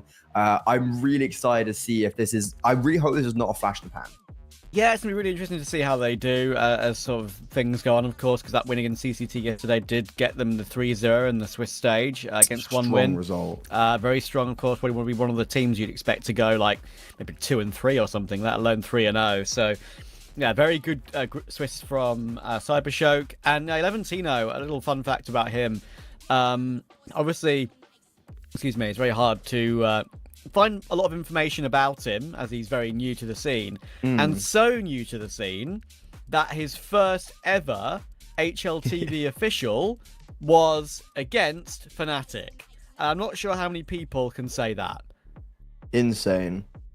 Like, that is definitely one of those ones where I'm like, yeah, it's a trial by fire, right? I was in Res, I think. So, yeah. Yeah. Pretty crazy. Anyway, we can have a very, very brief look at Sampi, of course, as maybe there'll be new viewers, of course, joining the stream at any given moment. But, of course, Sampi have just beaten Montigen pretty comfortably. And there is the bracket just to confirm exactly how we are going to look at the moment. We've got Mouse and XT qualified. We need to find our second team. Sampi, of course, had some great, decent result earlier. Maybe dropping them up to Montigen is not something they would be happy with. But this team, can they bounce back? We know that Cybershock took them comfortably the other day, especially that Anubis being a 13-4. Shocking result for Sampi. They would have wanted that one a lot closer than it was. So, let's see. Different day, different game. Yeah, so the veto is a bit of a weird one for Cybershock, because they've got a massive gap in their veto, which would be Inferno, as I think... no, wait, I'm thinking of it... No, yeah, I am thinking of Inferno. So they changed their insta-ban. So it used to be Nuke. So it used to be Inferno, and now it's Nuke. So they've changed over to banning out Inferno, and they actually ended up playing it twice yesterday. once against Sampi and then once against Mouse NXT. Those are the first time they'd played it since the player break, and I think it's like a very obvious counter pick. The issue is Sampi are not very good on Inferno themselves, so they're going to try and do it again. They're going to try pick into Inferno, where Cybershock, they did actually edge them out yesterday, but remember, this is not a great map for Cybershock, and if I'm not mistaken, it was a 10-2 T-half from Sampi into an 11-1 T-half from Cybershock. Yeah, that is not the greatest from Sampi, and they're going to try and change things up. And well, when it comes to Cybershock, that is one way to start off the series. Lovicus hits a headshot, and he hits one on his teammate. Awkward team kill, and Levantino trying his best to hold off the fast B play off the back of it, and Savannah will finally run him down. 3v3. They're going to go for a run boost because they've got no CT smoke, and Notaneki just about avoids it. Pissed around, very much alive. Notaneki actually puts his team into the advantage. 3 versus 2 retake. They're on the bomb, and Sampi, they've been pushed all the way to top banana. Someone needs to hit a shot. Both Zedko and Mangos, they swing in conjunction. Unfortunately, though, Zedko almost leaves his teammate. 10-second defuse. Zedko trying to see if he can fight Lovicus in CT, get that kill, and then maybe be able to turn his attention to Notaneki, but he can't get through that first defender, and Cybershock win their pistol round, and maybe this is already changing things up from yesterday. Yeah, that's a nice little one to take if you're Cybershock, especially considering the madness in mid with a little accidental lineup for Lovicus. And yeah, I mean, as I say, yesterday was my first time seeing Cybershock in CCT against 1 win, and I definitely, I've known, Stinix for quite a long time, from his little stint on 4s, we ran different other middling tier 2 CIS teams. I know Lovicus, of course, from that Gun 5 team. Actually, was quite an enjoyer of Lovicus. I think he's quite a good player. And of course, Notaneki is kind of known from Spirit Academy, and Spirit Academy don't pick up, bad players really ever, do they? So yeah, it's an interesting team, and Phenomenon, as you say, is one that I've really enjoyed the last couple of days. But yeah, it's interesting to see how they do in this rematch. Sampi, the exit from Stinix, is here. Could have some kills on his plate. Yes. Oh, I was so ready for the third. He only tags up Savannah this time. Okay, so this round should be over. Oh my god, Mangus. Oh, this is still very dangerous. Everybody's here for Cybershock, but Mangus, if he was able to get 2 there, terrifying. But I want to, so a small little anecdote. I've seen Stinix, so I genuinely think I've commentated Cybershock every single day for the past like 5 days. I've seen Stinix by an XM at like every opportunity possible, and that's the first time I've seen him get a kill. Yeah. Like, he's been trying, just very unsuccessfully. Bless him. He actually bought it without any armor once. I just sat there and I was like, man, I love an XM as much as the next person. Do not get me wrong, but that is bold. Yeah, actually, talking about, movement and stuff like that with the SMGs, Levantino actually got, I think, a mid-air MP9 kill at the end of that round. Of course, we know it's one of the most accurate weapons in mid-air while jumping. Jumping around that haycart area. A van with just that smoke in position, trying to get a view. Did get a view, played it well. Did Levantino, good reaction, good recovery.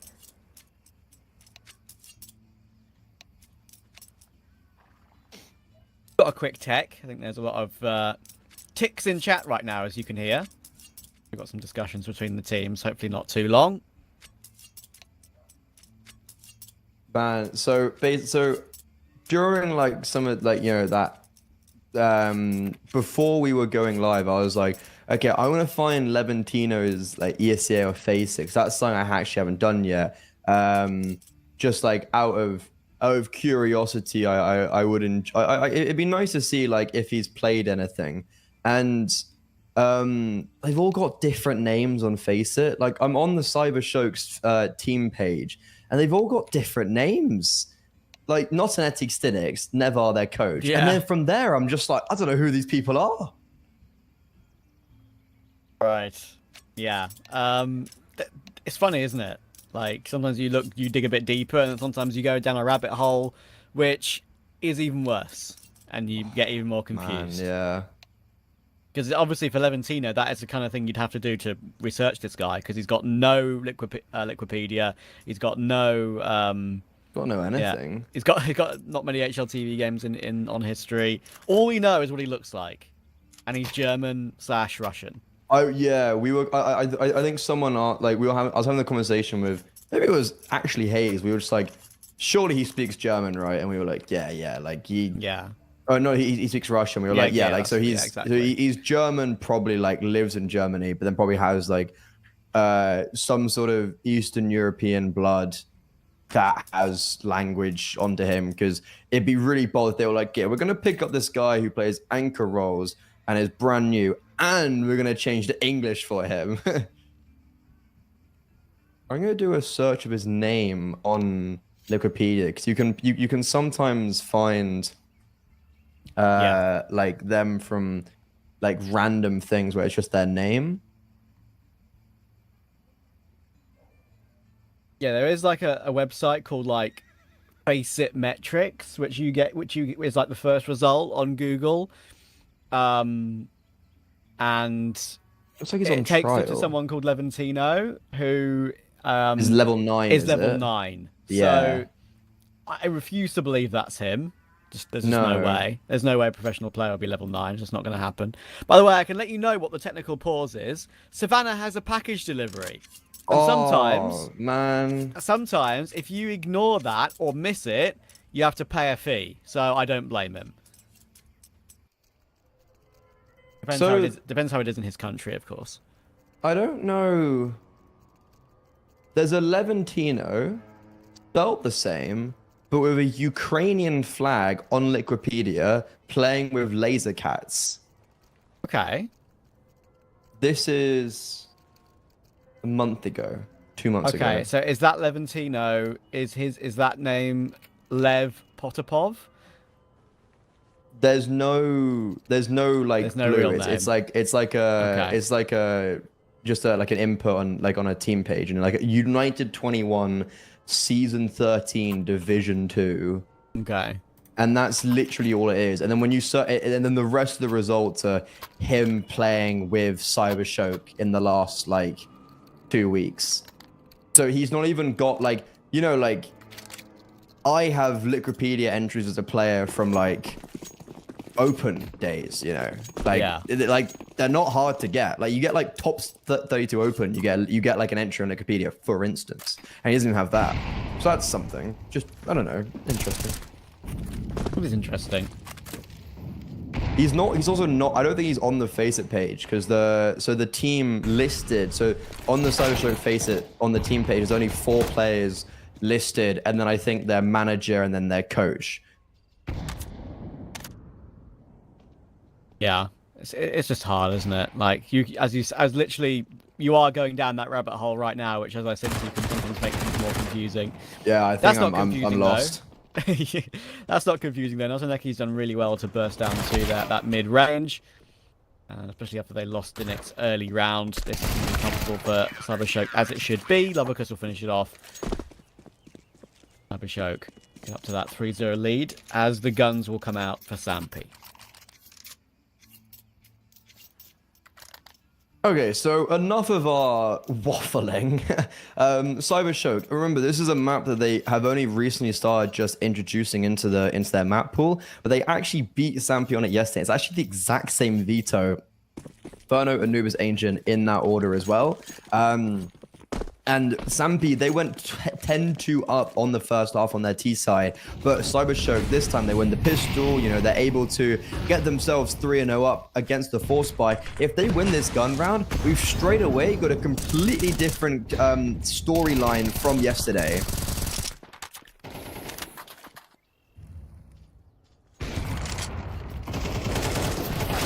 The Alive gets his one. Speaking of storylines, we know that loser of this is eliminated from this edition of the Hellcase Cup. Number 10. Of course, that number goes back from the old days as well. back in the COVID era and even predating that. Kept the numbers going into CS2. Good damage from short coming through, but Stinix can't finish his dinner, and Levantino manages to get one. Thankfully, Finneman is there as well, and that's just relaxed around for Cyber Show. Nicely done. Savannah will find the quick kill, but as you so rightly pointed out, Freddie, I think every time that both of us have seen Fenneman play a map of Counter-Strike, he has played quite well. Let me actually see if I can stat check that, because that's just me going off. Like, he's also quite Memory. Yeah. Like, from what I was also like, the reason why I think he is like, you almost remember, is he's really dynamic. I feel like he's always moving around the map, and he's quite a sharp AWPer. Like, he hits everything. And yeah, literally since he's been playing for Cybershock with their roster changes coming out of the player break, he's only had one negative map, and it was against Mouse NXT yesterday. That's one map, not even the series. Against Fnatic, he played really well, and against all the other teams, he's been fantastic. 23-7 against Gun 5 on Anubis, which is up next. So Sampi, they lose the first gun round, and Anubis around the next corner. That's terrifying. With Cybershock's recent form on it, not only against other teams, but also against Sampi, 2 dominant wins. This pistol round, though, this eco is actually looking like genuinely dangerous until Levantino, the man that we are trying to figure out who he is. He's anchored down this B bomb site as that final defender, and Zedko just trying to get the bomb down, but he's making noise, so I think that was his opportunity, and he may have just missed it. Yep, no bomb down. Still, though, good money for this next gun round. Cybershock, though, 5 rounds. Very different from yesterday. Telemann may have changed my just over these couple of days of games, may have changed my opinion on who I'd pick for my my Belarusian team. Of course, I've done a bit of Who was yours, bit of actually? fun with my full not international teams, but one country teams for like a World Cup one day or something. Of course, with the Olympics currently going down, my Belarusian team went along the lines of Leah, Mazval, Lollipop, Chill, and Orpa ZNX. And obviously we know ZNX to be quite talented, but he's not exactly been on a team at this level, playing at this level for a little while. So maybe I Is he go for retired? Veneman. I don't think so. I think he still plays. Oh, he still plays, yeah. I remember him on Webster's, and I remember they got an invite for some reason to a playoffs of a CCT. Like one of the South, it was literally their first game on Webster's. They got invited to the CCT South Europe playoffs, and their first game was against Eternal Fire, and they beat them. Oh god! Wow. And I remember commentating that game, being like, "Who are these guys? Like, who is Webster's?" It was Tinir as well, who's obviously on Gun 5 now. It's doing really well. Yes, I probably should have Tinir on that team. That's a good one I missed, yeah. They've got Box, who's Namiga's coach. That could be the coach. I had Box. Yeah, Box. And then MDS as well. That was an older name from the Namiga days. He played majors, didn't he? No, he didn't. Never mind. But okay, we're really getting sidetracked in this game. It's fine. It's fine. I feel like we're expanding the lore of the the viewers are knowing more about cultural impact. Well, I mean, what I've done is I've actually just changed it. I've added Tinir instead of Chill, because Chill I don't think actually is on a team either, so that makes sense. Also a good point, yeah. So yeah, I remember Lollipop Chill and I playing? forgot about Tinir. I feel bad. Sorry, Tinir, if you're watching your friend. Chill's on Anonymous. System 5. Yeah, not exactly as good a team as Gun 5 right now. So Is Lollipop even playing anymore? Oh, he's benched. he's like on and off. He got screwed over in big Betera. time. Yeah. Yeah, he's had some really unfortunate times in his career. Look at this round, though. You've got Savannah lurking from B to A, and he's now cleared it, and they've gone, okay, B's open. Cybershock, they fully rotated towards this A bomb site, and they had the correct gamble stack, and they would have been rewarded with probably a round.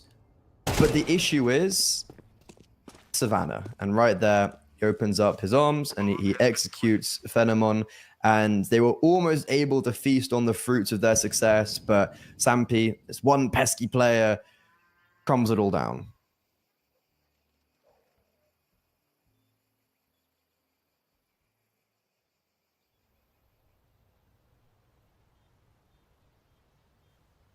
And Savannah's willing to hunt as well.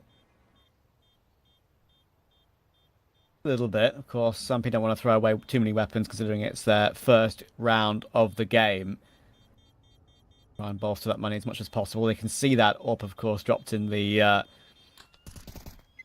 in that library position. Maybe that's exactly what they're trying to protect right now, Sampy. Stop them going to pick it up. And I think they know a lot of people playing from. Of course, he's just got that kill, and there we go. They do it very cleanly, do Sampy. They remove all of them, thanks to Savannah at the last few ticks of the round. That was very well calculated to get all the kills.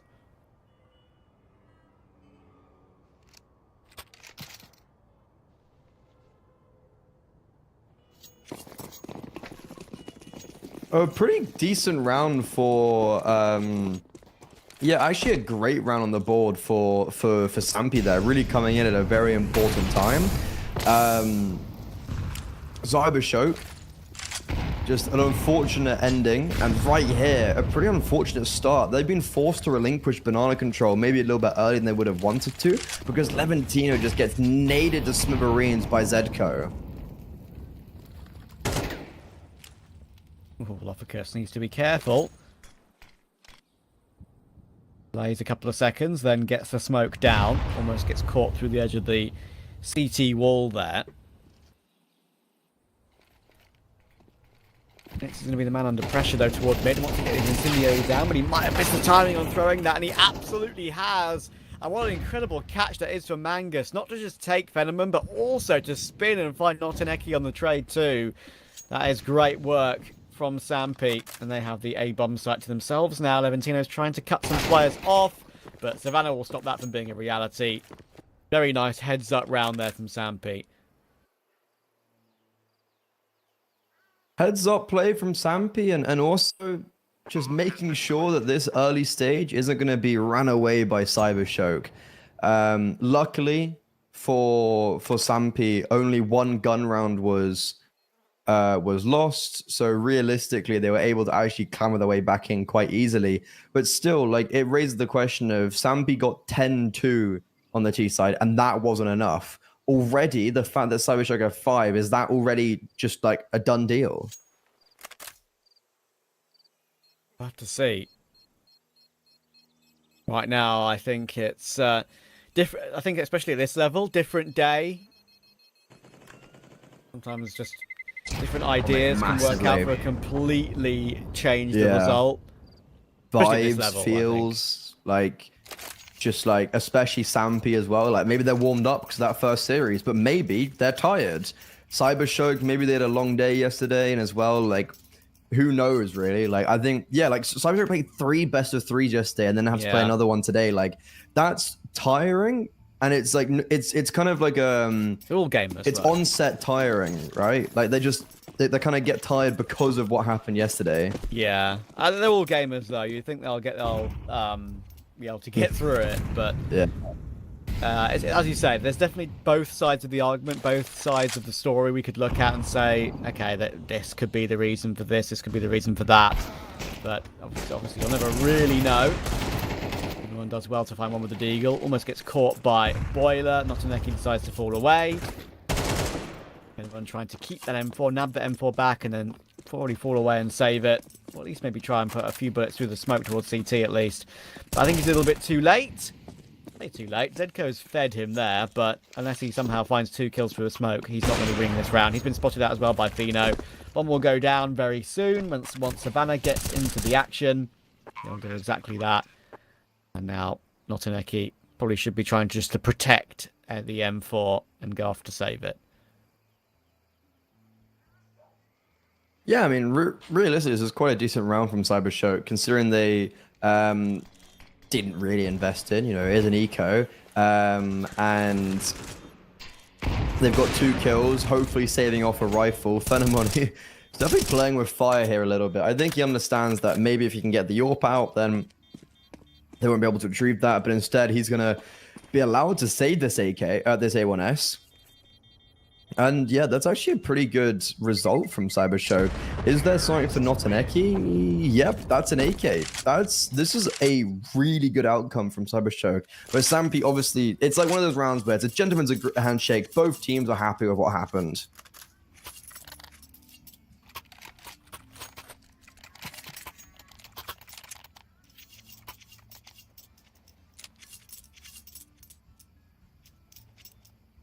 Can't complain. Results across the board for Cybershoka. Quite consistent, which is good to see. Everyone fragging to the best of their ability for now. 2 players on 6, and I heard ticks in the chat as soon as the incendio was thrown, and no damage has been done, so this is not live. We're resetting instantly. No worries. Shouldn't be too long because we've had the reset quite literally within a few seconds. The admins are on it. Well then. Look at that PC on fire there. I love it. Yeah, I said it yesterday, and it was like, it's just something that I always giggle at when I look at. Like, it's just that nice little, like, you know, these can be quite tedious, these technical pauses, but at least we have a lick of amusement delivered by production. Have you seen those TikToks of people putting their PC just like in a bath of water? What? Have you seen that? No. Okay, I've seen a few that went viral of like someone just picked like saying, "Guys, you should clean your PC," and then the caption underneath is "Okay," and it's like a video of someone putting their PC in a bath full of water. But apparently, the funny thing is, if you were to leave that out in the sun to dry properly for like 2-3 days, technically it should still work once the water was all drained away. From what I understand. Hard cap. No way. As long as you reapply thermal paste and stuff like that, I think. This must be because like PCs they are very temperamental beasts. Our producer Gopher even chimed in there and was like, "That's not true, man. Come on, you're getting fooled by TikTok." I don't know. I think maybe one person may have got lucky, but I think probably common result. Yeah, probably not. But I've had so many PC issues in my time through the most like menial things. Like I feel like if I put it in water, that would be just I can't see it being like, right guys, listen up. It's gonna fix itself. I would like to just make clear that if anyone's listening to this, do not put your PC into water and expect it to be clean. I'm just joking based off of a TikTok. Can we be liable? So our producer says the problem is not the water itself, but the minerals in it, and that's actually probably quite a good point. Wait, I like that. Okay, wait, explain that to me. What's the? I think the minerals probably there's something in the minerals that goes against like the electronic, like motherboards like material. I would imagine. Because obviously it can like the water could rust it and stuff. You know? Like. Okay, so I think maybe wait, what's he said? So after that bath, even if water is gone, you will still have some under chips, and it will do some shorts. Yeah, that makes sense. Yeah. That okay. Exactly. Okay, so guys, we've come to the decision. Don't put your PC in a bath. I know TikTok says to do it. I know that funny man on the. I know that funny man. Yeah, that funny man on the screen that talks about video games said that you could. Don't do it. Don't listen to it because I think we could be liable potentially. No, no, we're not liable. No, we're not. Fine. It's fine. It was a joke. It was a technical pause joke. Satire. We have to be stupid, silly and goofy sometimes. Come on. Anyway, the game is back underway. The game indeed is underway, and Zedco, we didn't see much of that perspective, but from what we did observe, that seemed very messy, and he just kind of runs into the open, even though there are 3 other people behind him. He doesn't get any support. Levantino, lucky to get away. Just as that smoke starts fading, he escapes. Really important. And because he's escaped, he can stand and fight alongside Lovakiss. Oh, Levantino, I love this. Pushing through the smoke doesn't clear the close right. He had the play there, but the Alive just gets the easiest of frags. And I've only one player on the B-bomb site. Venomum, he falls. It's a 3 versus 3. Savannah picks up the AWP from Venomum's dead cold hands.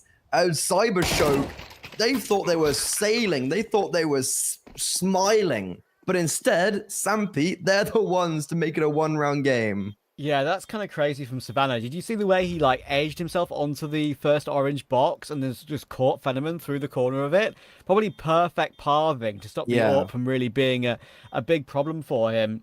And then locking himself in the corner, can just about reach it off the ground, realizing that there's a CT rotator coming very quickly.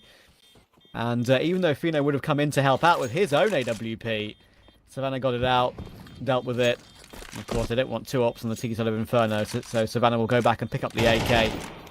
They will try and get out toward Banana. Should be both safe here. Yes, they will be. Phoenix and Notineki will save their 2 AKs. Only thing they can do, even with Notineki's defuse kit, they were just too far away. Yeah, no, like again, we kind of saw the later end of that interaction, but it felt like Phenomenon didn't have a single, like, not even a chance. No chance there. It was like a weird jiggle wall bang where he had the complete read of where the AWP would be. So as soon as Savannah can get that kill and then also pry that AWP out of his hands and then eliminate the player deep in CT, that is some very good resourcefulness coming out from him. And Cybershow, they have really struggled over towards top Banana. It was like Levantino, every time he comes here, gets naded for like 50. Nope, he didn't clear his close left. And yeah, even though Zedko completely full blind. Levantino couldn't deal with that. And of course, they're just not going to know Zedko's here because of the fact he didn't even fire a bullet and Levantino never saw it. So Stinix could just go down for free. That is exactly why Zedko doesn't peek. It's the freest of free kills, and Stinix will be like, what? He was there all along? That's honestly really impressive from Zedko, that he hasn't been like, oh, I have to swing. They've seen me, or whatever. Like he's been pretty cheeky in this game, hasn't he? With pushing smokes and stuff. Like, he really pushes it there. If I'm him, I don't think I would have had those nerves to basically do what he did. But for Levantino, that's Banana 101, because a lot of flashbangs don't flash the close left there. Yeah. So you have to clear it first. Especially when you've got an MP9. Like, look, like, you get such an advantage in that duel. There was actually a gamble stack over towards B. 2 players were there out of the 3 alive for Cybershock, and Phenomenon in pit, the only defender on A, seemed like he got double naded, or at least a mollo in a nade. So he gets very well dealt with due to the utility. This is one where Notineki and Lovicus might give it more of a thought, though. They've got a couple of flashes and they've got a kit, and now they absolutely will go. It's down to the Alive. They're taking quite a long time about this, and the Alive actually has got himself a nice off angle here on the graveyard position. Time is ticking. At least, as I say, both have kits. And the Alive has got that perfect off angle. Now he's just trying to waste the clock, and the angle's just too strong for him and too strong for Lovicus and Notineki. The Alive wins the 1 versus 2, takes the AWP, doesn't get blown up to the bomb. Couldn't be better for Sampi. Yeah, the leader leading by example. Sampi, they were 0-5 down. Now, as we come into the latter stages of this first half, they've evened up the scoreline. Again, reiterating the point we had a while ago because of the tech pause of like, look, this is supposed to be a counter pick, quote unquote, against Cybershock, because this is kind of the one gap in their map pool where they have changed over their insta-ban. But last time it was played out, Sampi, they lost after winning a 10-2 T-half. Cybershock, though, momentum heavily against them. You win the first 5 rounds in a row, and then you potentially lose 7 in a row. That could be devastating, unless this low buy could provide some success. Already a frag onto Zedko, and big damage onto 2. Kaneki has his timing. Scout. Oh, there we go. Could be 2, because it's the AWPer coming in second. Fino couldn't react in time. Mangus gets the kill, but hang on a second. Phenomenon is very, very stuck. That nade bounces very awkwardly, though. The Scout! It's not just a headshot, it's a no-scope to follow up. What a finish from Phenomenon.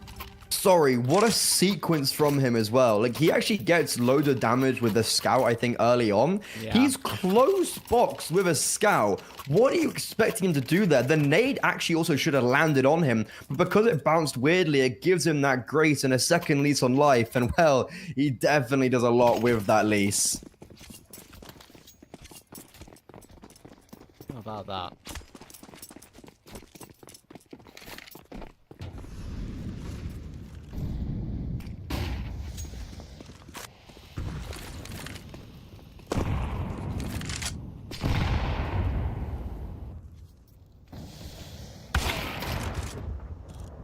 Nice shot by Phenomenon, keeping it up, this time with a different scoped weapon. His preferred.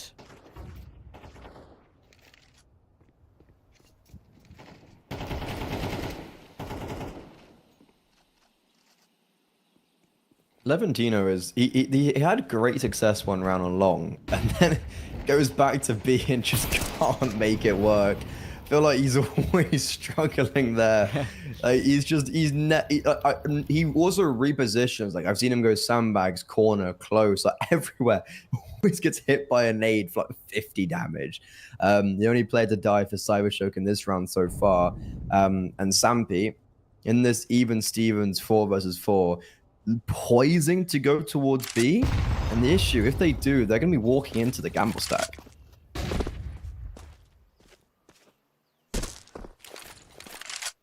Yeah, 30 seconds. The bomb is still T stairs. They have thrown it forward to go toward A instead. They actually made quite a little bit of noise of the runaway there. Obviously, Cybershock will be thinking whether it's a fake or not, but it's all down to Phenomenon again. If there's one man I'd trust, it would certainly be this guy. He's repositioned towards the corner of the site as well, exactly where we saw him do some madness with the scout, and guess what? He's done it with the orb as well! The no-scope as he right-clicked that incendiary off the ground. Fino has to push him down, but guess what? He's finished it off with a collateral as well! How on earth do you expect that? When do you ever see that? It's an ace to end off the half. There was 7 seconds left. He didn't have to do that to them, but that is some salt in the wound. Cybershock led by Phenomenon, and I was talking pretty highly of him at the very start of the pre-show. I said, I don't think I've ever really seen a bad performance from him. This is exactly why. Oh my word. He's going straight in my Belarusian team. Yeah, there you go. Goodbye, like, you know goodbye what? ZNX. Sorry, you've had your time, mate. You're like, you know what, Phenomenon, you've earned it. He's like, You've yes. earned it. He's punching the air right now. He's like, yes, I made the Travs team. Oh god, what a play, what a round, and what a finish. Such a very strange, unusual angle to get a collateral as well. When do you ever see that? Device. The device, yeah, around that slightly different angle. I think he was like on the opposite different. side of default, right? But yeah, that's a good call. That was Cologne, right? 2 years ago, it felt like, maybe even longer so. actually. I think so, yeah. Actually, I think it would have been. It was clip of the year. I think 2 years ago, maybe. Yeah, or 3 years ago. Yeah, for sure. I couldn't actually tell you when it was exactly. You I'm saying gonna predict Cologne's Cologne throwing me 22. off. Cologne 22 sounds about right. I'll check right now. Cast around, Freddy. Okay. Well, the round's actually pretty much over. Damn it. Sampy, even though they have been defiled by Phenomenon in these last few rounds, they've actually, like, this pistol round and 5 in a row to make it 5-5, and then this pistol round, it all of a sudden brings away that hype from those massive AWP plays. It's like, okay, really cool that Phenomenon's done that, but this game is far from over. Cybershock, they went 11-1 on their T side yesterday. They did do it with the pistol round win. So we've seen a very different change in Inferno. And it's going to be interesting to see if they can build up this momentum even without the pistol round and a bomb not going down as well in that pistol round as it gets denied. And Notineki, the Spirit Academy graduate, just chilling for now. Yeah, if it gets maybe 1 kill, it'd be nice. Make sure you don't go down after the clock, of course, on a pistol round. That is a cardinal sin. And that's actually what Sampy are doing right now. They're trying not to face him. I would say they definitely don't face him now. 1 second. Now you can do it. Pistol round. Just take the gamble. Oh, no. He's going to go down after time in a pistol round. That is the ultimate nightmare. That's Sampy rough, realized man. That's really rough. It was You Cologne, found it. Cologne 2019. I was quite... 2019? I was 3 years off, and I'll tell you why I was 3 years off, because I went to Cologne 2019, and I went to Cologne 2022, and of course, between that, COVID years with no crowd. So it was only 1 year gap in my trips to Cologne, so... I was kind of thinking... was he even playing 2022? Because wasn't that the old debacle with NIP and stuff? I think maybe it's the case. I actually can't remember, but... he returned... It was the CCT North Europe Series 4. He returned on Australis, and I think that was 20... Because I casted it. It was because it was like out of... it was just, you wake up one day and you're like, oh my god, I'm doing Device's comeback day. Yeah, and it's like that's cool. 60,000 viewers on a random playoff game, and you're like, what? Yeah.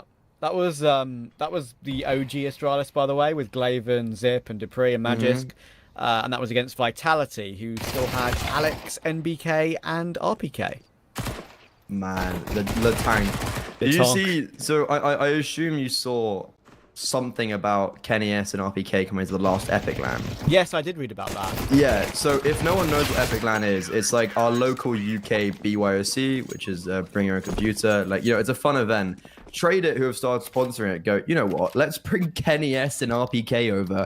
Don't understand why. Literally no rhyme or reason whatsoever. I think it's just because they're both sponsored by Trade It. RPK can't speak English. So he just spent a whole day in Epic Land, just kind of like there, and Kenny S was left to his own demise for a couple hours, just walking around the LAN hall, just like looking at people play. Everyone was like, "What's he doing?" Like, at first it was like Kenny S is here. Now it's like, why is Kenny S here actually? Yeah. Oh dear, amusing. I did read about that. Yeah. Sampy. 2 MP9s, a FAMAS, of course. It's a bit of a bonus round. They can win it. Puts them in a very good position on the CT side. Cybershock have their first investment. 1 Giller on Notaneki to buy up some more utility. They've got enough. 4 and execute still. 3 smokes and 2 flashes left spread across the team. Now going to burst their way up mid.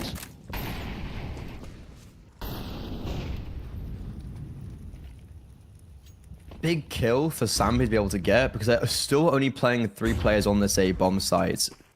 Contact being taken on long, but this favors Levantino and Phenomen, because now they can peek out after the flash is there, and Sampy a bit uncomfortable. They don't have the utility to fight for this. They've lost track of them now. Phenomen, big frag. In library though, the Alive adds another one to his tally. 3 versus 4. 40 seconds left, and Sampy starting to potentially realize that no one's towards this B bomb site whatsoever. Zedco can come in on the flank and be a real menace. In the meantime, Phenomen, massive timing being caught. Stabbed by 2. Stinix left alone. Yeah, this is this round has really just fallen away. Sampy seeming like they were always in the lead and never actually that much of a worry. No, and when you win a bonus round like that, get free upgrades for the rest of your team. Very, very handy. Awkward for Savannah. I think he lost his weapon there. I'm pretty sure. I saw at the end of the round. Was there a nade and then it got blown away? Possibly, because he ended the round there with only dualies, and I can absolutely confirm that. I was staring at it. So, yeah, slightly weird. He's also bought, so yeah. Unlucky. It can happen. But it doesn't really matter because they're in a very good position now. Just a little bit of residual cash lost. Could mean something later on in the half, of course. But for now, they're in a good position. Just to make sure they avoid the pistols, the Deagle and the Tech 9s. Be up 9-7, feeling a little bit more comfortable.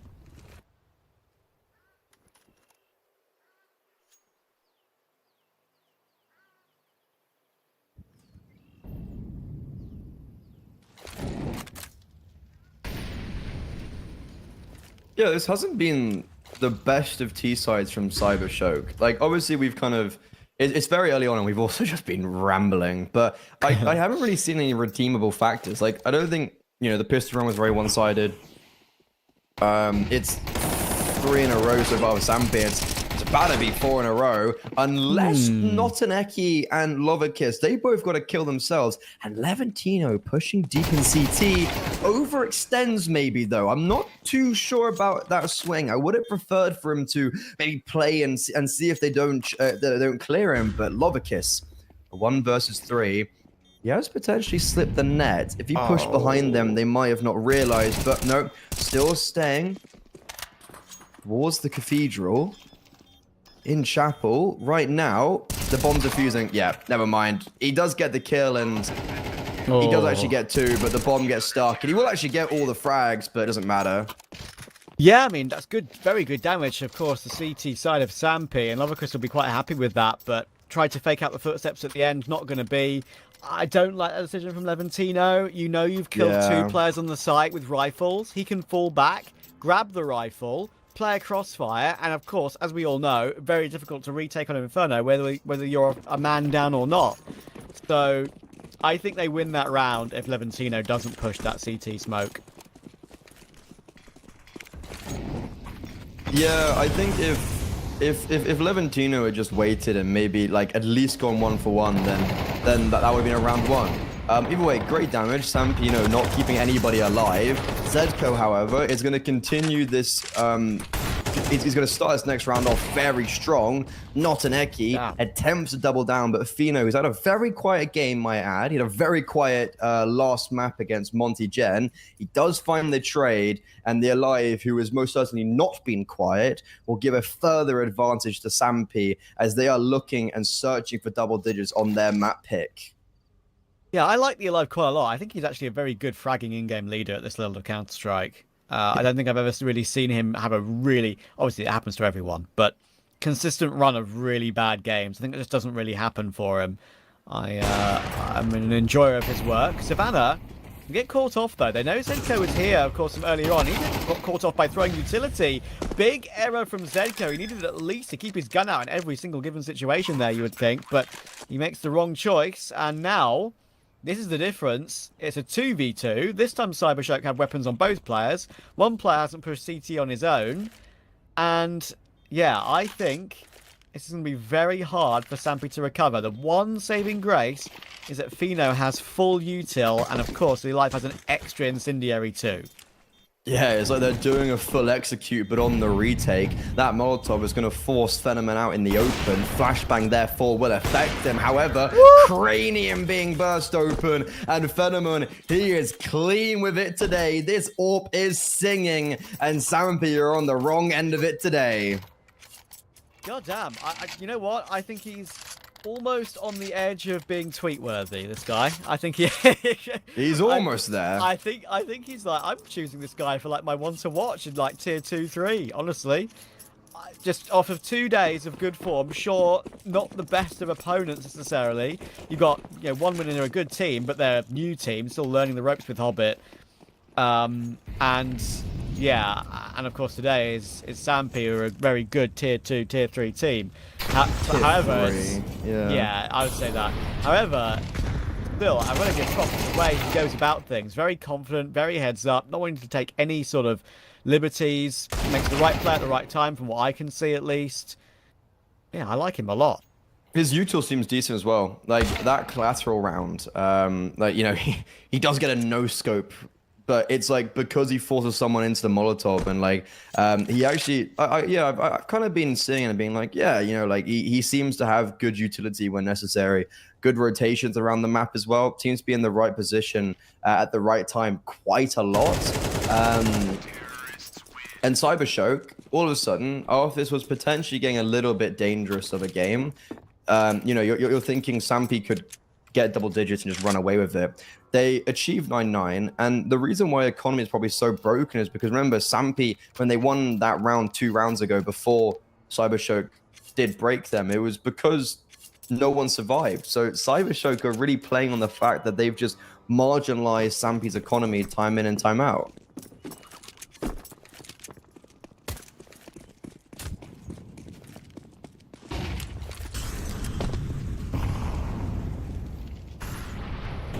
Going for another low by Sampi? Yeah, I mean, I respect the patience, especially when it's 9-all. Get the Alive. Oh, just when Zedko takes the initiative from the bottom of Banana, that's when the Alive pounces. There's too many players around him. If he got 2, it would have been a minor miracle. He's done it again, by the way. Is he just owned someone for a smoke? Yeah. Fantastic. Hello. Oh. That's a bit...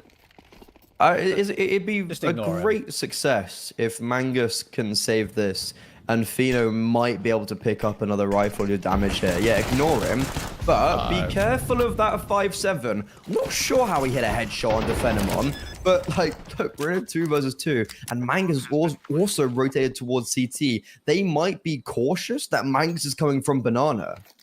Yeah, I don't think they'll be expecting the Mangus here so quickly, but of course, the problem for Sampi is they still have to shift into this. They've got no kit. We're going to have to pounce at some point. to hurry up this retake. Notaneki spotted 1, now he spotted 2. He'll know. And they, of course, have a tiny bit of utility, but not really enough. A nade to blow open that smoke. They're thrown toward that quad position, but Levantino and Notaneki stick together, play it together. And Cybershock have a lead against Sampi again to work with. We've had some very back and forth contestable games today. I feel like we haven't had a single just like one-sided affair or of any regard. So right now, Cybershock though, if they win out this map, I think like we are looking at another 2-0, and unfortunately, Sampi are not able to overcome their demons, as one would say. Fino, he's just simply not Phenomen. Sure, it isn't Phenomen that gets the kill, but look, Fino just goes in and dies. And Stinix, what a double entry. He's actually had quite a slow game, all things considered. And right there, I think he's just won this round single-handedly. He gets double peaked in middle, and he just claims both those frags.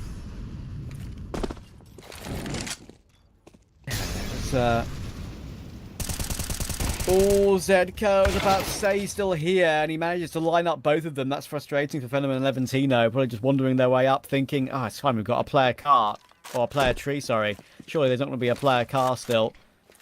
But there was.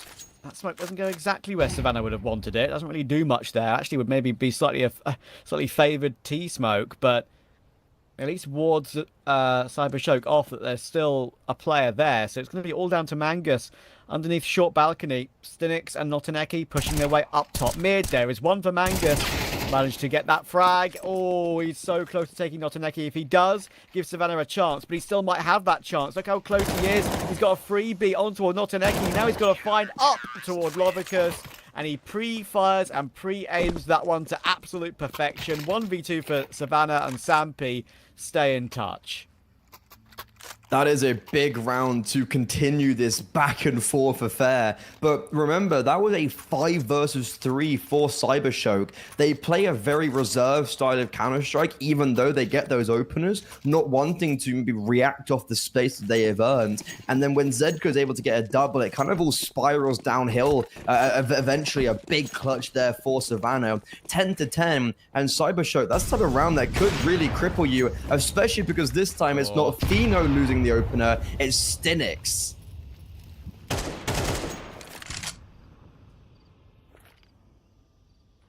Great catch from Fino. He's been a little bit below par in this first map by his standards.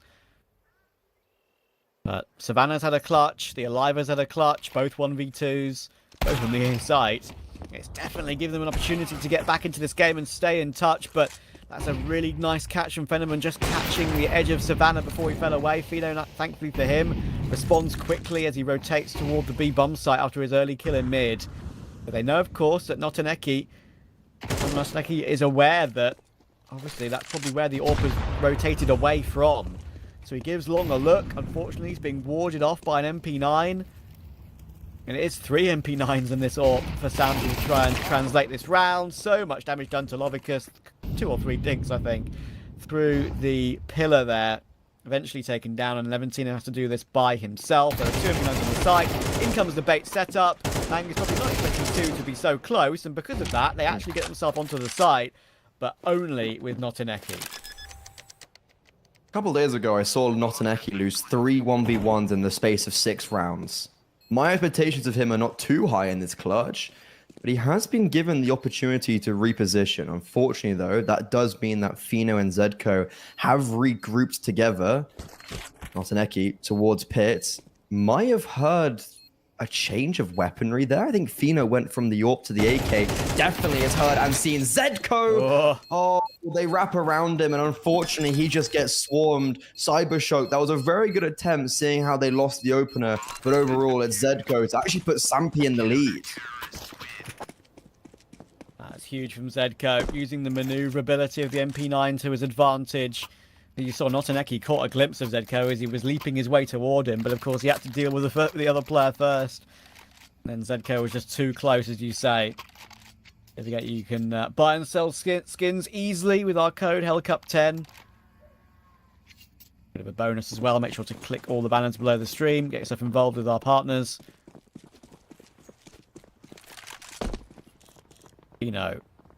up against Fenneman. There's only been one winner on that duel so far today. Fino will go aggressive, jumped out, realises his internal clock will tick over, and it almost ticks to 0. Just about gets away with his life.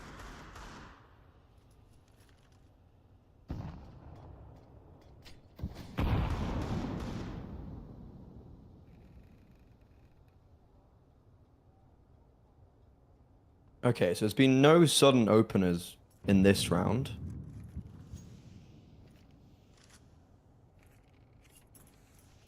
Cybershock not really contesting that B bomb site early, and because of that, Zedko, he's able to clear Banana, give all the information to these A players, but here comes the pop. I think here comes the execute. They're going to go straight for it, but they are being pulverized. Mangus and Fino holding the line.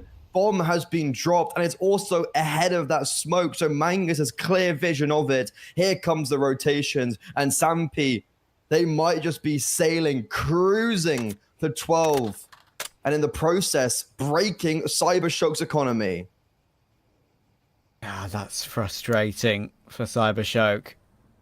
They have no choice. If they want something to fight with in this next round to save the game, they're going to have to save the AK and the AWP on T side. No bonus cash, of course. You've got Stinix and Levantino on absolutely nothing. The buy is going to be rough around the edges to save the game, but Sampi have done great work, and once again it's been Mangus. He's had a very good role to play around that spot, top mid. Another 2. Evens up his KD, but will get Sampi 1 round away from the map.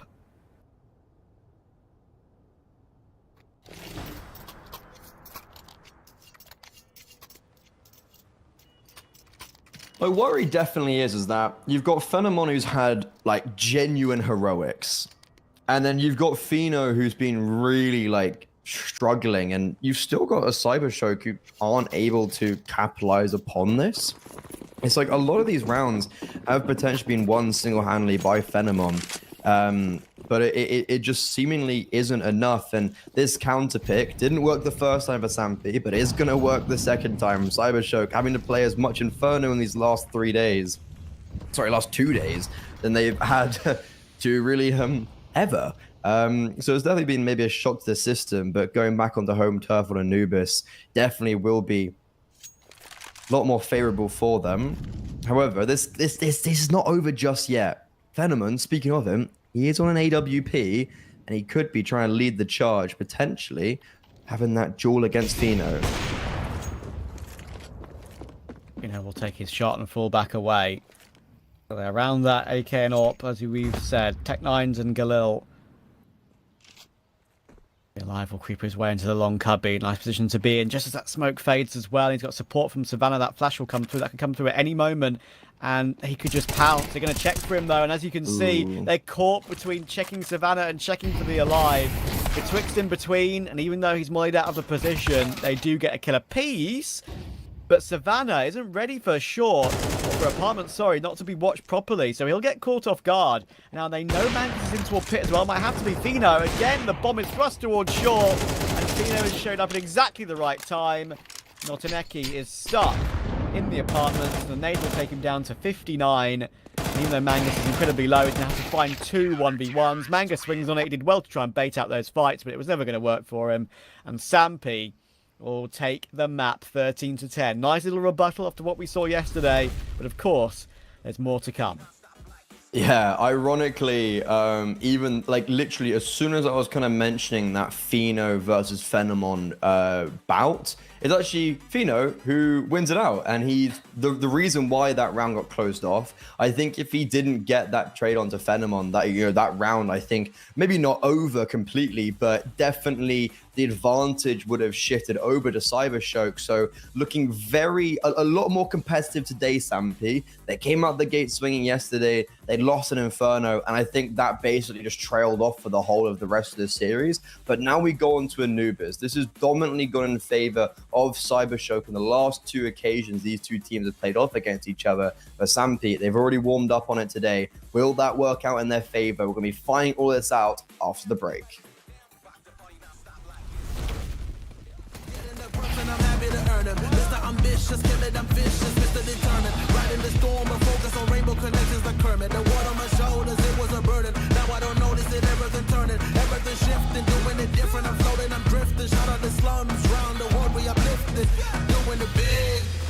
We about to change the game. We out here taking names. Let our voices rise. Let them reach the skies. We about to change the game. We out here taking names. Let our voices rise. Let them reach the skies. We about to change the game.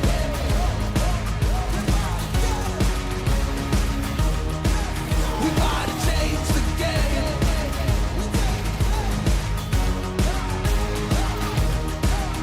Let's go.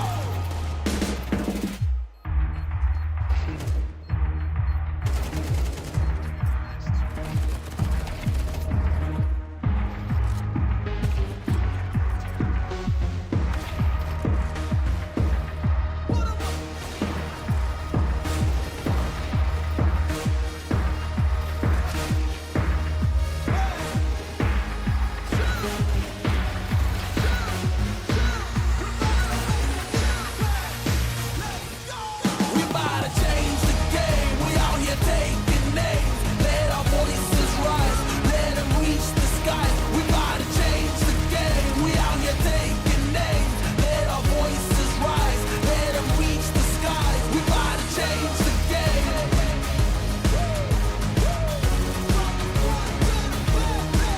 We about to change the game.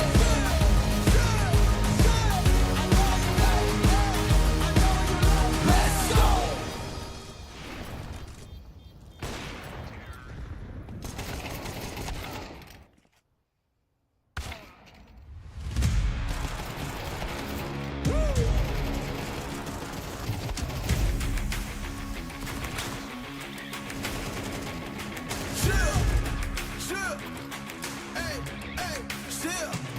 Let's go.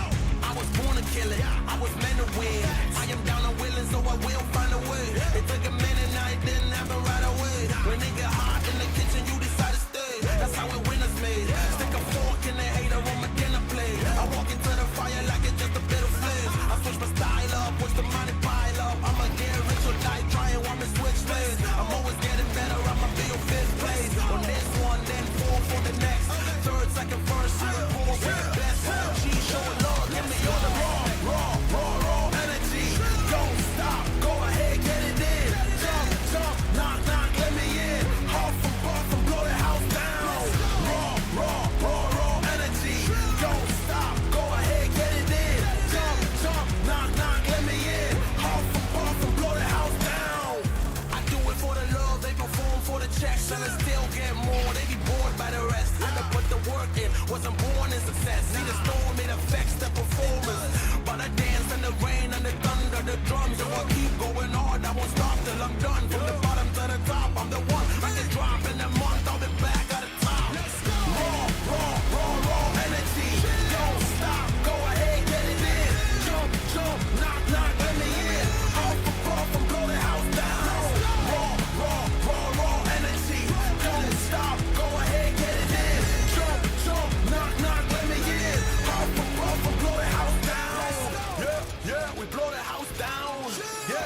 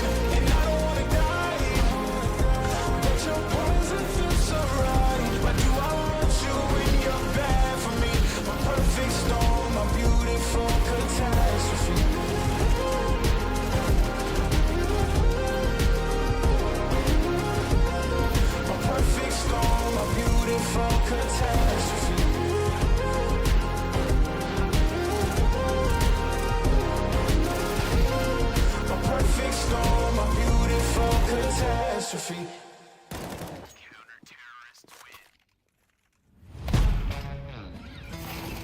Yeah.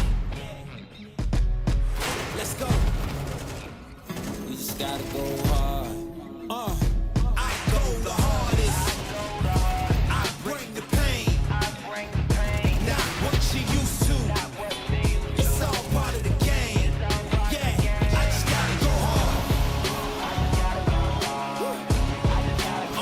I just gotta go hard. Go hard. Go hard. Yeah. Oh yeah, the beast back. Adrenaline pumping through my veins, can't relax. Original, I am not the same as these cats. I sting them if they never ever mind and they beeswax. I don't ever cap, but I'm wearing like 3 hats. Never been a rat, but I know where the cheese at. You'll never get a trophy cause they all here where we at. You better believe that. When it's all said and done, I'll still be here standing. Never took a loss and it ain't something that I'm planning. I dare you to say something. My focus is A1. Every dog has his day, it's been mine since day one. This is real grinding, I'm still climbing. While you still trying, I'm still shining. It's real blinding.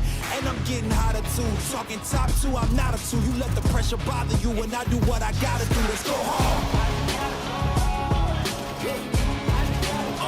I just gotta go hard.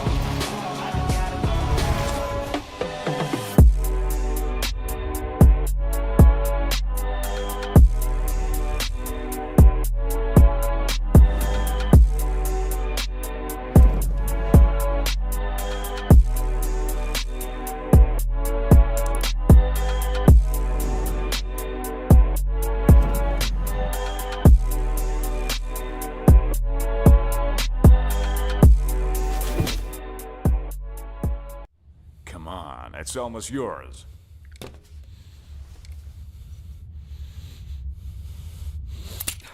When are you gonna get another chance like this? Go ahead. Go ahead. Why are you slowing down? You almost got him. Come on. Whoa. What's going on here? So, this is what he decided to do to me, to all of us, for pixels?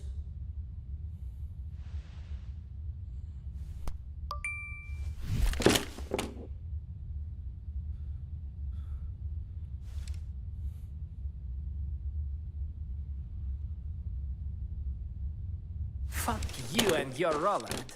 Let's get out of here, bro. Have you seen how many scammers showed up? I honestly really thought that we were going to see the exact same as yesterday just unfold on the screen. I thought Cyberstroke were going to get Inferno picked into them. Some people were thinking that they really had the upper hand and they were getting this counter pick. Then in reality, Cyberstroke was going to dominate. And that was mostly because of Phenomon. However, towards the end of Inferno, Sampi were able to push themselves over the line. And now they go on to the second map with the advantage. Yeah, going to be really interesting to see if Sampi can now double down on this. As you say, as we've both discussed, is this going to be a change in result on Anubis today? Sampi, they've played it a lot. Overall, they've had decent results on it. But recently, in the last 5, it has not been the best at all for them. And of course, Cybershow was one of those tough results. That 13-4 we've spoken about in this very tournament, destroying Sampi. What have they learned from that game? We're going to be bursting into an E-box, splitting toward the B-bomb site to start us off. Cybershow have a couple of players here to defend, but they're going to be smoked off first. And a flash toward this smoke at the back of the site. Poor Levantino can't see a thing. That's a great way to get an opening, get a really nice beginning to take the site. Yeah, and now they have the advantage, but as soon as I utter those words, Notaneki puts it back into a 4 versus 4. 3 players on plateau for Sampi. They just have to fight. They have to stand and try and shoot their way out, and it's Lovakiss snapping with 2. Everybody's running out of bullets. Knives are out. It's chaotic. Mangoes, what? How does he win that 1 versus 3? They're all charging him down, and on 2 HP, he succeeds. How on earth have they let that one happen? Oh, they wanted the knife so badly. All of them out of bullets. And Mangus just gets away with it, even gets a reload off. Sampi chucking in a tactical pause after the pistol round. Yeah. I don't blame them. Make them think about it. I'd love to tell you what happened. I'd love to try and just describe something, whatever. Nothing that I like. Genuinely nothing.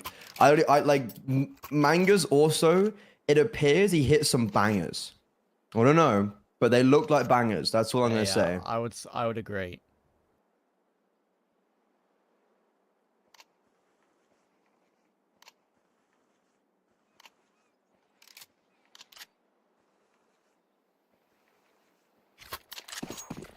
Goodness me, what a way to start map 2.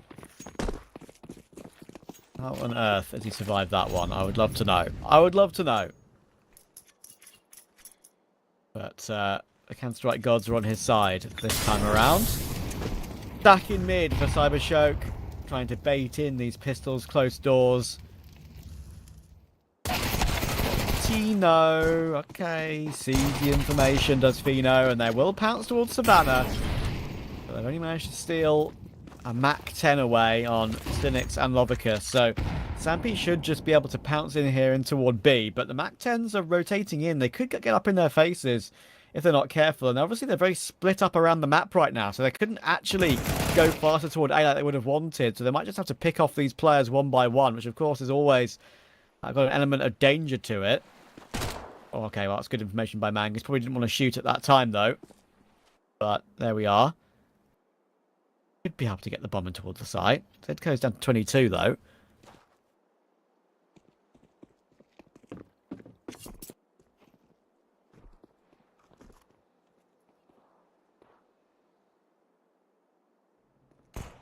Bomb? Yeah, this should be easy. They're fine now. I really wish we could just see that pistol round from Mangus's position as well. Like, he gets the reload off in the corner, and he just boop boop. It seems like just 1-2. However, luckily for them, coming back to the recency, I think it's very happy that they'll be able to push over this anti-eco, even though there was definitely an element of like, could be scary.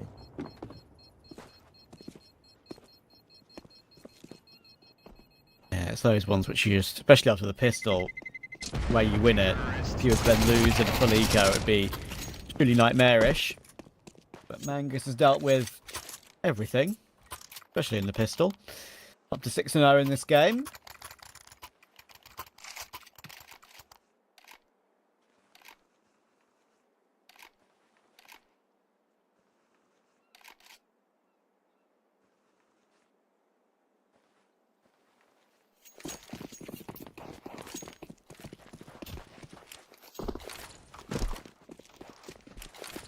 Okay, first gun round, Cybershock. No AWP out on Phenomenon, however, Fino, here he is. Could catch Stinix potentially off guard, but he's giving good support to Zedko at range. How has Stinix lost that duel? The instant dink and then jumps up. Luckily though, he's not able to make any more traction in this round as Cybershock do deal with him. And now can fall back on this 4 versus 4. I mean, unfortunately for Levantino, I would love to see him maybe move over and pick up the gun that's been dropped, of course, because he's actually decided to keep the Mac 10 in this round. Saved over.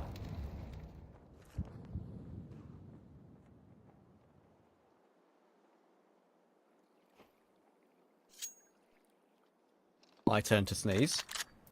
Ooh, bless you. But we're back. We're back. We are so back. We are so but Fino back. isn't. That's the AWP dead. Lovicus flanks in now, and we start to add a bit of pressure onto Sampi because the bomb's stuck in middle, and he's terrified. He's like, okay, well, I've been backstabbed, but you guess what? If I've been backstabbed from B, maybe that's because that part of the map is potentially a little bit more open, and they were correct. The issue is they walk into Phenomon. He gets a dink and a kill. There's also another pluck off. So the Alive in a 1 versus 3, this is near unwinnable. very improbable, but Lovicus might get baited in because that smoke, but he reads into the Alive's plays, and Cybershock, first round on the board. Yeah, important one to win as well, especially considering, as I said, Levantino kept the Mac 10, and they still found a way to get it over the line. There was no way the Alive was going to do more work than that. Also managed to rotate all the way around mid and find the AWP on Lovicus. Quad kill for Lovicus in the end in that round, up to 8-1 to start off this second map.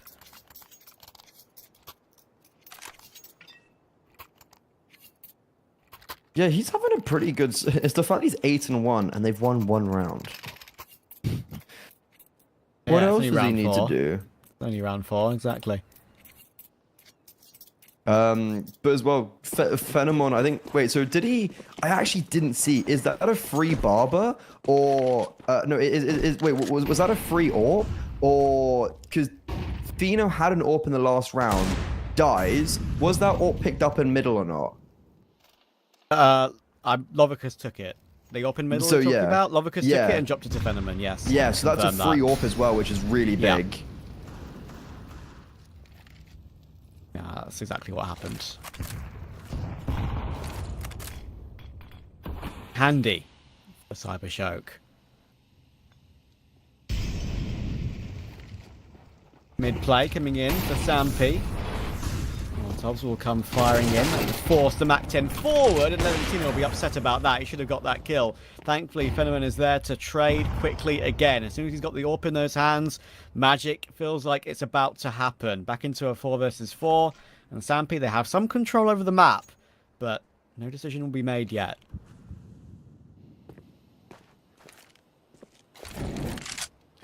I think the decision could be all down to the Alive here. Like, obviously the round's pinned around him as the IGL, so he's trying to make that assertive move. Spots out 2, and because he doesn't succeed on B, he's going to try and send his forces to A. Phenomon, that's a bold shot. I'm not the biggest of fans of him going for that weird little quick scope, especially when you are in the advantage. Maybe you can just play the numbers game. Not an Eki as well, going ahead of the rest of his teammate. Luckily, he still lands the shot and also gets the second. Cybershock, they will get a second on the round, but look, Phenomon maybe a little bit too over-aggressive, right?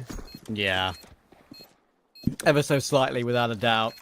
He's just feeling it, isn't he, in this game. I don't blame him, but thankfully, it's not the end of the world. He got the AWP. Recovered once again. He got his 2. And now Cybershock have their 2.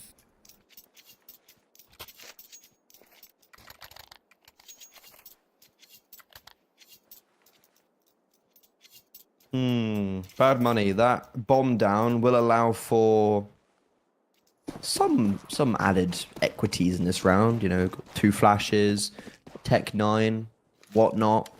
Nothing really to write home about. And the worry, though, for Cybershock is that the bomb can go down. Because, look, if Lovicus gets overrun alongside Stinix, then that's the bomb down. And there's a world. There's always a world with Tech 9s and Anubis in the B-bomb site, especially when there's a run boost in the matter and the opening kill.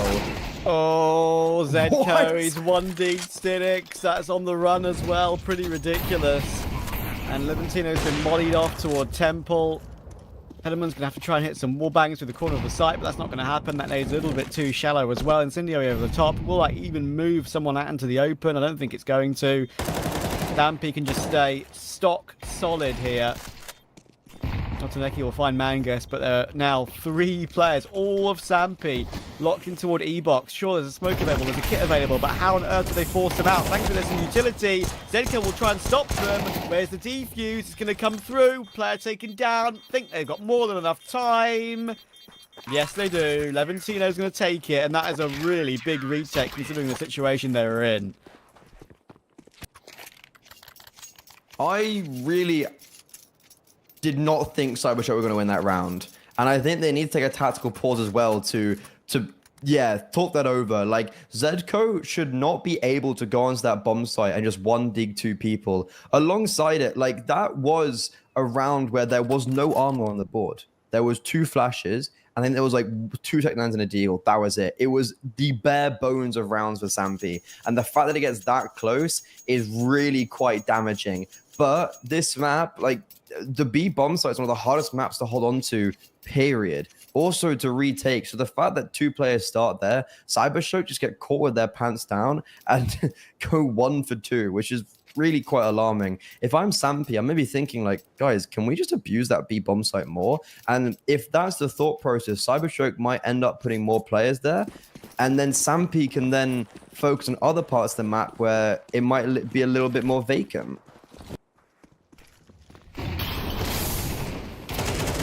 Oh, Fenneman again, aggression, gets caught in the fire, tries to get his kill in the fire, not going to work out, and that puts Seventino under more pressure, and knows he's getting spammed down, and Zedka even falling off the brickwork, manages to get the headshot. The Alive finds Lovicus as well. Cybershock getting maybe a little bit ahead of himself in a couple of these rounds, thinking, okay, well, we can win whatever happens, whether we're 3v4 or whatever, but sometimes pull the handbrake a little bit, slow it down. They haven't done that in this round, and they've got punished for it.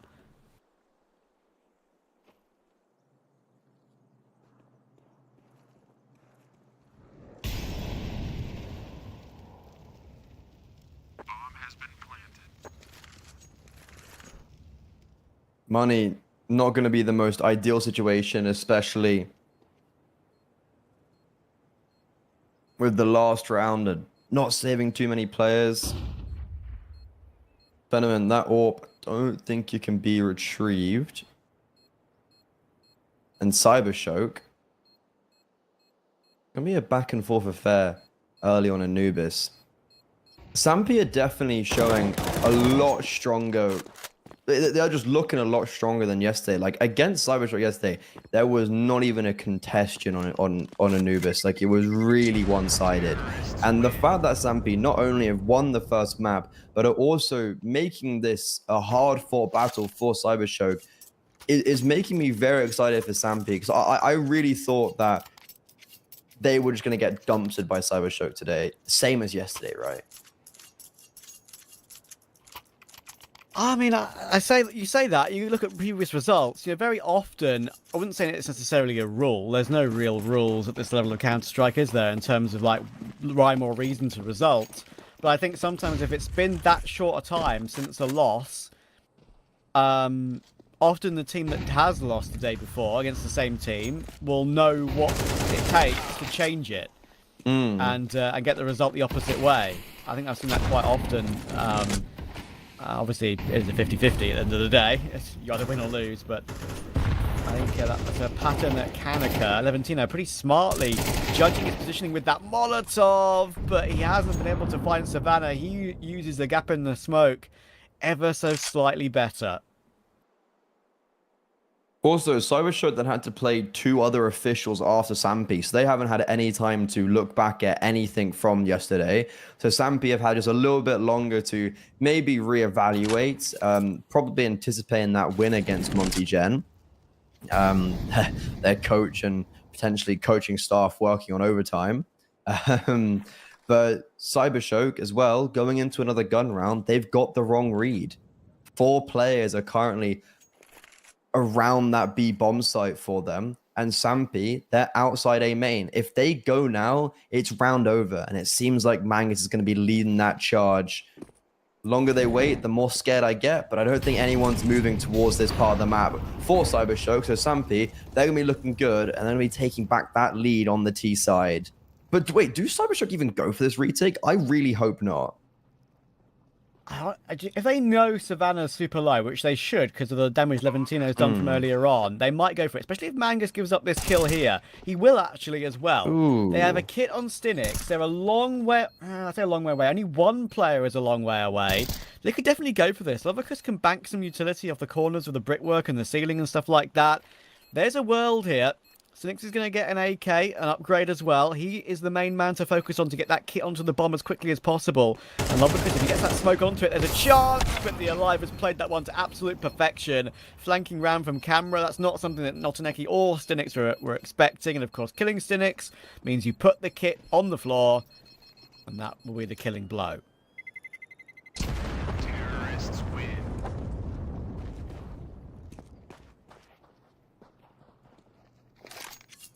Maybe a little bit more expensive as well for Cybershock. I think Sampy are fine with losing a few players in that in that kind of like altercation. But Cybershow, they could have really benefited off saving those 4 players they had alive and then just buying into this next round. Whereas now they have the, sure, they have the saved AWP from Phenomon and FAMAS from Lovicus, but their gamble stack towards the B bomb site is futile. And that could be because in the back of their heads, they know Sampy know that they can just pop onto that B bomb site, maybe succeed. And that's why they're anchoring down that part of the map a little bit more.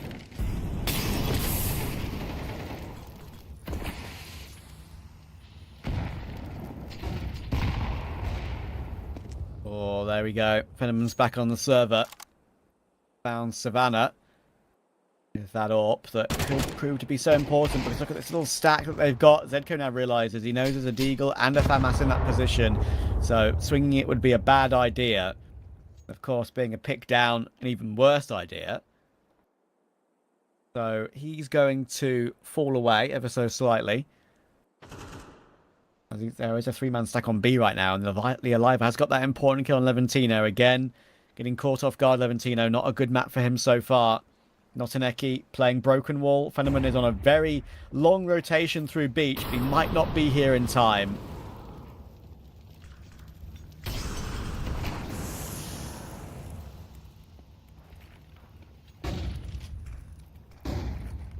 The players are here in Phenomenon. Oh, that's so unfortunate. Tags Mangus like through a wall, puts him down to 17 HP.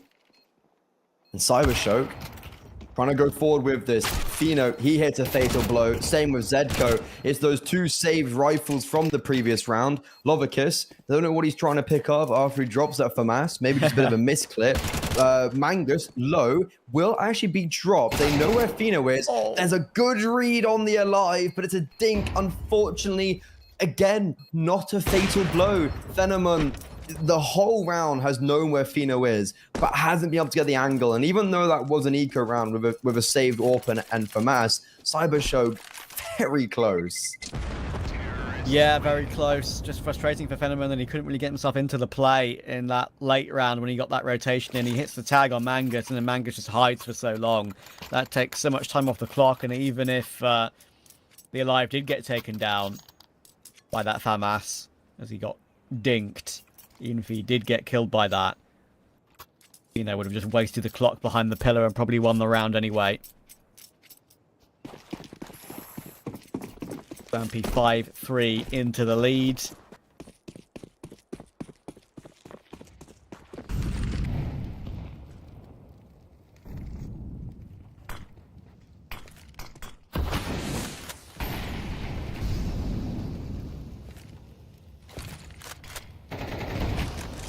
Stampy currently working the map. 2 players over towards A, and the bomb does scare me. Like, if Fino dies here, that is the bomb. Zedco and Stinix, they've come head-to-head quite a lot towards Connector. This time, Stinix succeeds. It doesn't jump over towards A. Those 2 players that were trying to take that space. Fino gets blocked off, and maybe because he has the bomb, maybe because of the AWP, just kind of leaves Mangus out on his own, out to die. So Cybershow, they actually pick up the advantage in these mid-round plays, and it's forcing someone like Savannah to maybe go a little bit over-aggressive and try to take that space by himself. So Sampy, 1 by 1, just on this default, falling to Cybershow.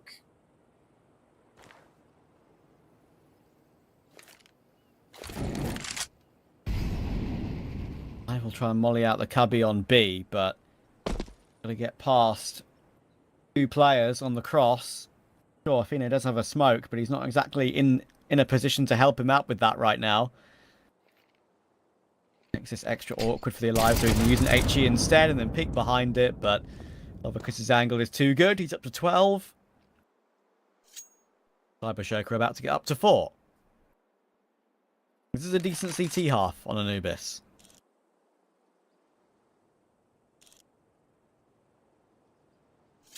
Yeah, this is a decent CT half. I guess the one negative is that, look, Sampy still actually have pretty decent money. They can repurchase going into this round. Even though they don't really have the loss bonus, they still have another buy here. And Cybershow, They've had very good success on this map. This would be the third time in very recent history they're facing off against Sampi, and this is probably the closest it's actually been. Question is, are they able to push it to a third, or will Sampi actually get some very sweet revenge, getting a 2-0 and also being the final team to come out of Group A? Yeah, of course. Mouse and XT are our other roster that has made it through to the playoffs confirmed. Zedco will use that smoke in mid to make his way through it, down toward Canal and toward that E-box position. Pino smoked off. Pull back. Yeah, Group A about to be concluded in the next hour or so.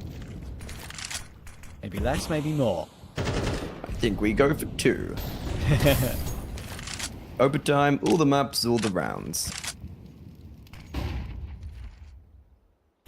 But it's another very slow default from Sampi, and the difference in this round is that we just don't have those players prodding on connector or A main. We actually have the prod over towards middle. Savannah flashed in. Levantino, I don't know how he's not blind there. And now it's this fullback towards the B bomb site. Phenomon, not a collateral, but a wall bang headshot, and 2 towards connector.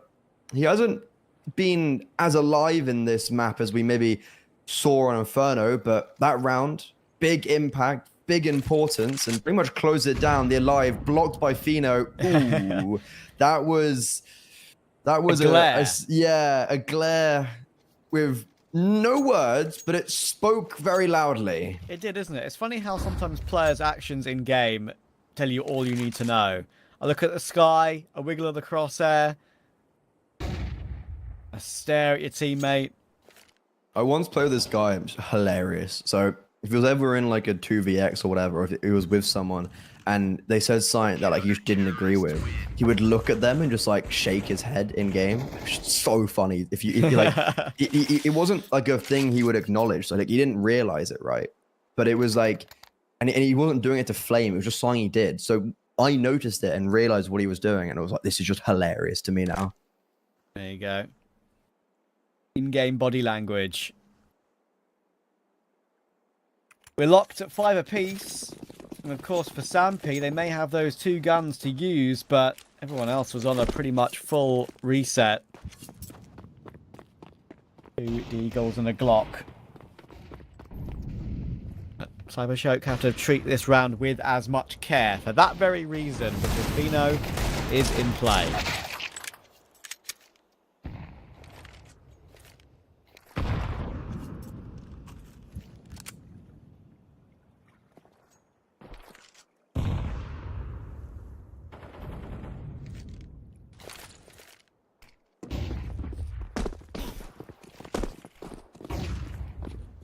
Fino and the Alive saving their rifles. They're using these Glocks as a human flashbang. It's actually Savannah gets the opening kill, the deagle, and we've seen Sampi get dangerous with this before. Oh my god, they've got the man advantage. And guess what? Both Fino and the Alive are 2 of the 3 alive, so they've got the armor. They're in a fine position to succeed. Zedko's upgraded to an AK. He's going to get spotted out. Phenomon going for one of his risque no-scopes, and when it doesn't work, it looks pretty bad on him, but we've only seen him succeed.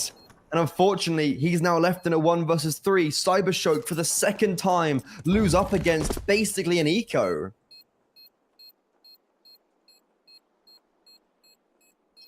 That's frustrating for Cybershock. As you say, they gave the opportunity to the saved weaponry. Fino and the Alive get a kill apiece. Savannah and Zedco find a way with what they have, and it forces Phenomenon away. Sampi, I mean, long term, it's not the biggest. Oh, that's very, very silly by Phenomenon. Yeah. I mean, I say very silly. He can buy the AWP anyway, but I would much prefer would have seen to see him not peek there. Anyway. Yeah, this is it's really not the end of the world for Cybershock. 5 on CT is genuinely very, very workable, and I think they've got something to show in the second half. However, I think that round has been maybe one they'll look back on if it's a very close end to the series. say, oh, that one should have gone our way. Nice piece of control and aggression there from Lovicus, though. Fino wasn't ready for that. Levantino was there in support too. And Fenneman, with that op, has managed to find Zedko. So they might get 6L of this half.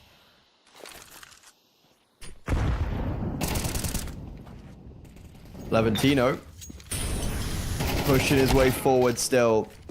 Nice spam through the smoke from Savannah, so that actually brings us round into some sort of plausibility, especially when Mangus just walks through and Stinix gets decapitated. He's been struggling towards Connector. He has won some duels, but he's lost more than he's won. And Savannah, sharp shooting onto Notaneki, but falls to Lovicus's hands. Cybershock, 6-6 at the half, but to be fair, losing 2 low buy rounds like that and still getting 6-6, very impressive. Yeah, I actually think they're very much in this game. Would be, you know, I'll be doing them a disservice if I didn't think so.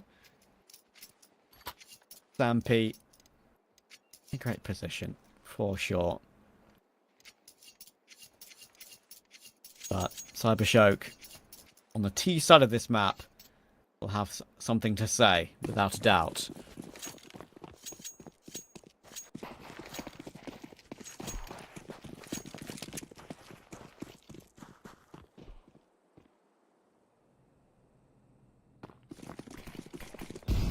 Big pistol round. Phenomon leaving the charge. Are they really going to walk through the smoke? They're going to try to, maybe, and then at the very last second going to think otherwise, think better of it. However, they're going to come away from this action with a man disadvantage. Levantino with the bomb seems to be going all the way back towards the B bomb site. Yeah, they've been stopped.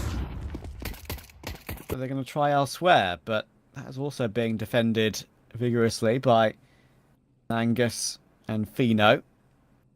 Playing double E-box, Fino's going to maybe push a little bit deeper and maybe try and stop a player either in mid or on the cross. It's quite a weird setup for Cybershock now because they've kind of faked the fact they've run away. And when they walk back, they're all going to go through rugs. And because they're all going to go through rugs, they don't know Fino's here. But he's going to look away at the worst time. Oh, Fino had the read, but he doubted himself. Now it has to be Savannah with the duel. It's a lovely strafe on one. And how he's got 2 like that, I don't know. So far, so clean. Maybe he's got snap tap. Lovely shots with the dualies. Lovely shot by the Alive. And Levantino is left stuck. Yeah, from start to finish, that was a really awkward pistol round. There was obviously a clear game plan of what they wanted to achieve through to the A bomb site, but losing a player, being smoked off, like it was very obvious that that halted them, and there wasn't necessarily a plan B of what to react to afterwards. So yeah, Sampy, that was I guess they just kind of got gifted that pistol round. And now they take back the lead.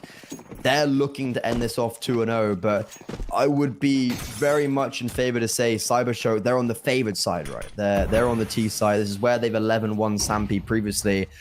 On the gun rounds, that's going to be very interesting to see a good indicator and a good litmus test of, is that the same Cybershock? Because, not gonna lie, I've seen like Phenomon at the end of that CD side, like overextending, maybe just going for these kind of crazy shots that he wouldn't have gone for previously. Like it seems a bit loose around the collar for Cybershock currently.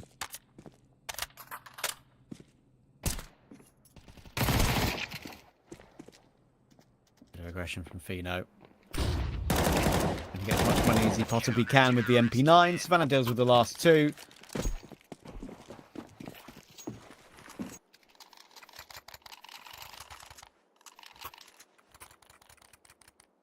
But now the real test comes.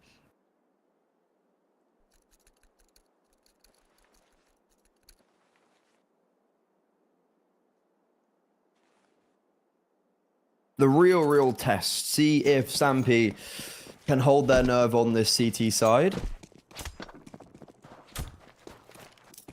It's not a great buy from Cybershock. Actually, to be fair, it's just a classic. Like, I always look at these buys, I'm like, it's never just actually, you know, there's lacking a lot of utility. But Levantino, he's been forced down to the Galil. He's like, you're getting the utility, sir. And Cybershock, it's not a committal, but it's a strong play early towards the A bomb site. Savannah, good spot, good observation, will block them. This is obviously not a, like, Cybershock aren't necessarily moving towards it to take the bomb site early on, but they definitely had the opportunity to explode if Savannah presented the opportunity.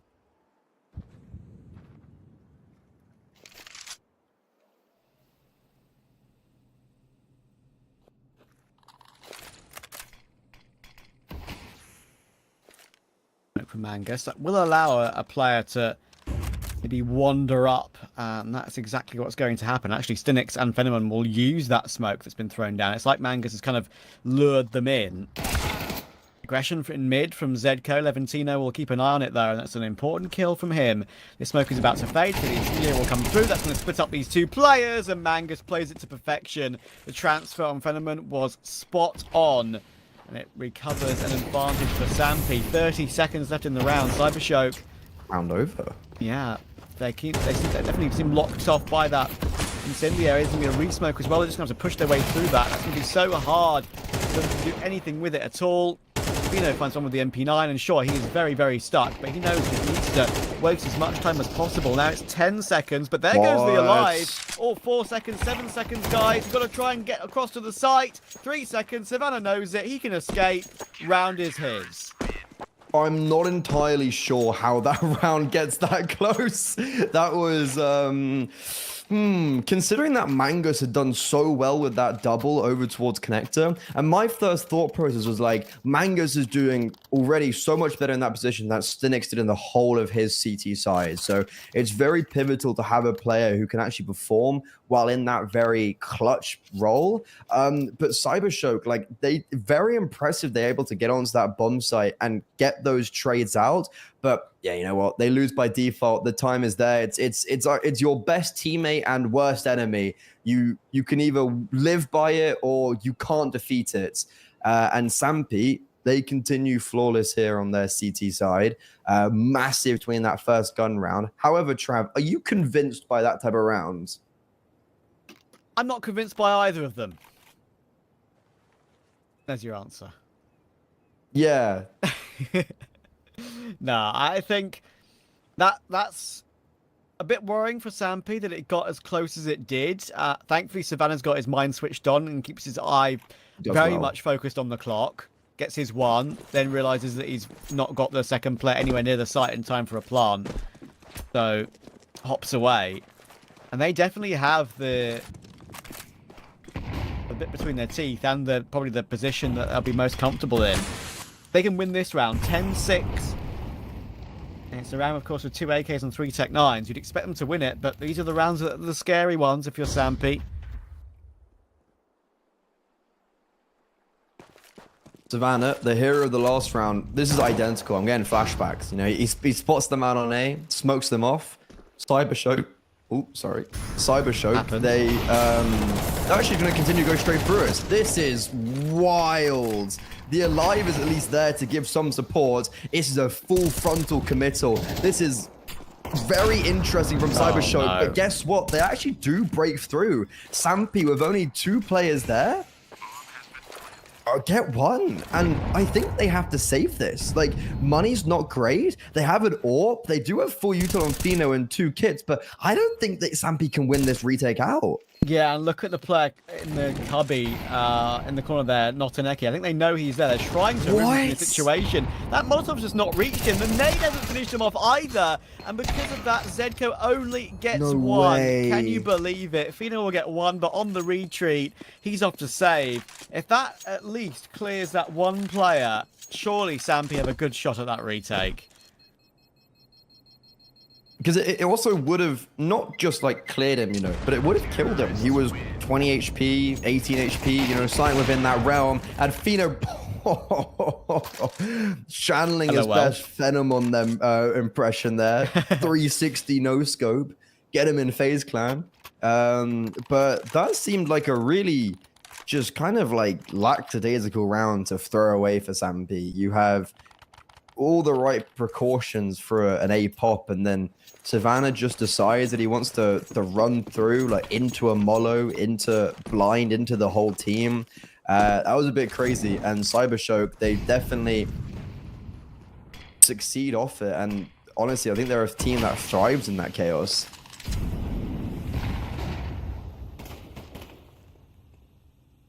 Yeah, the Alive will be disappointed with himself the way he held the A-bomb site as well, because he was definitely in a pretty good position. He could have found one more very, very easily. It just came down to the timing. And talking of timing, talking of Molotov, talking of smoke positioning, that's a frustrating one for Mangus. He may get one, but Zenko can't follow up, and the Alive is down 2.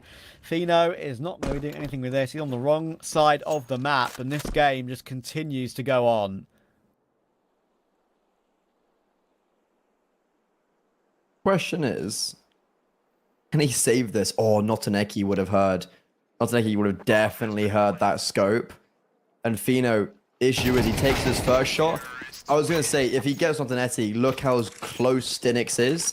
But he can't even get past that first hurdle. Tactical pause for Sampi. Yeah, I think very necessary. Sure, that wasn't a full buy in the last, but those are 2 rounds in a row where you have become, you've come crashing down in a very dominant way because of a very simple execute, even though you maybe have had the numbers there.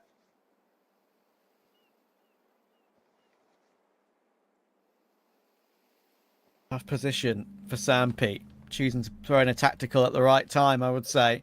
Gives him time to talk about what's going on and talk about it during this full eco as well. Extra time.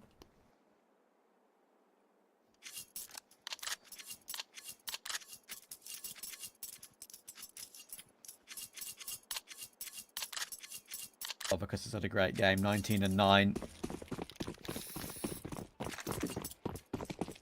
We have this 1-round lead, but it's not going to be one for long. Cybershock are fighting. Cybershock are definitely fighting back, and I think they're going to be disappointed that if they win this map out, that they haven't been able to close it out in 2. They definitely had good realms to do that over in map 1. And Lovicus, yeah, having a great performance here. He also did very well over on map 1. 17 and 12, kind of behind Notaneki and Phenomen. Unfortunately, those two haven't quite stepped up to play, especially Phenomen. Like, he hasn't got a kill in, I think, this half, maybe. And also really struggled at the end. It almost felt like he was going for these kind of wacky, crazy shots and losing his head, as one would say. But Sampi, yeah, they have lost their lead. Very similar to Inferno. And the whole of this map, it's very back and forth.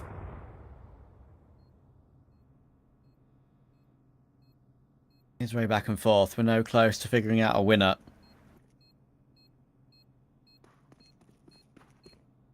There's a lot around him.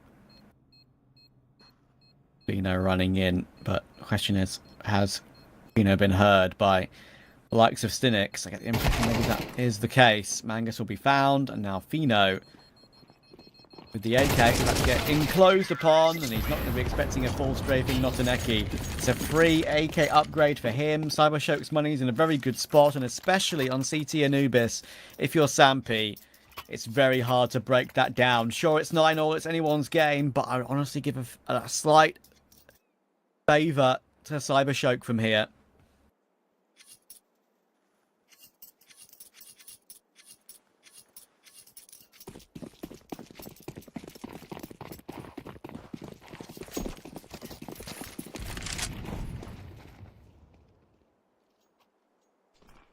This is the first time we've seen Phenomen with an AWP on the 2 side against a gun round. I think it is. And he's going to be giving good Overwatch for Levantino in Mido. Big bout. The Alive takes the first blood. And Sampi, they're actually dominating.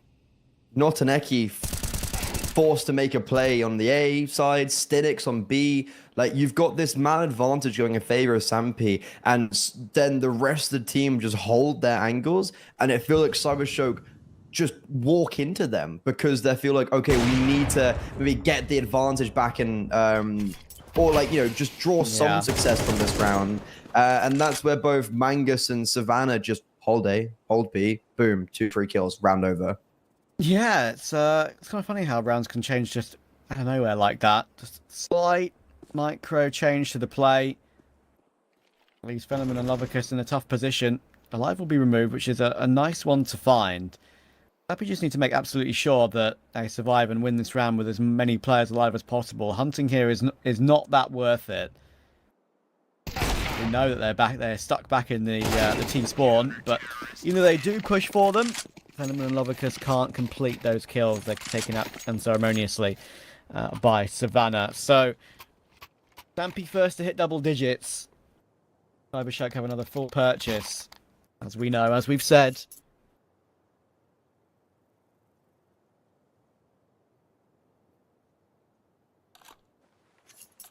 That felt like a really easy round for Sampy. I don't know. Easy. Didn't really have to do much. Like, even that opening kill, the Alive just kind of swung off with flash timing. And there's something I have noticed today. It's actually in the other game on Anubis. It was like someone gets the opener and then you are forced to try and reclaim the advantage unnecessarily.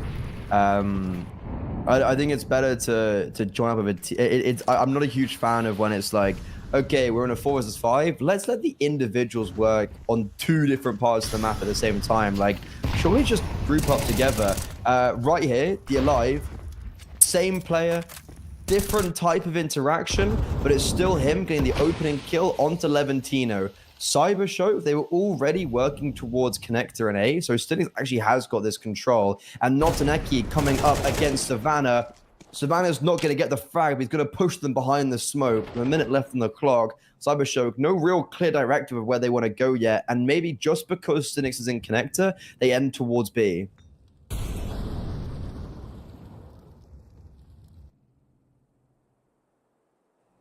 Stinnings.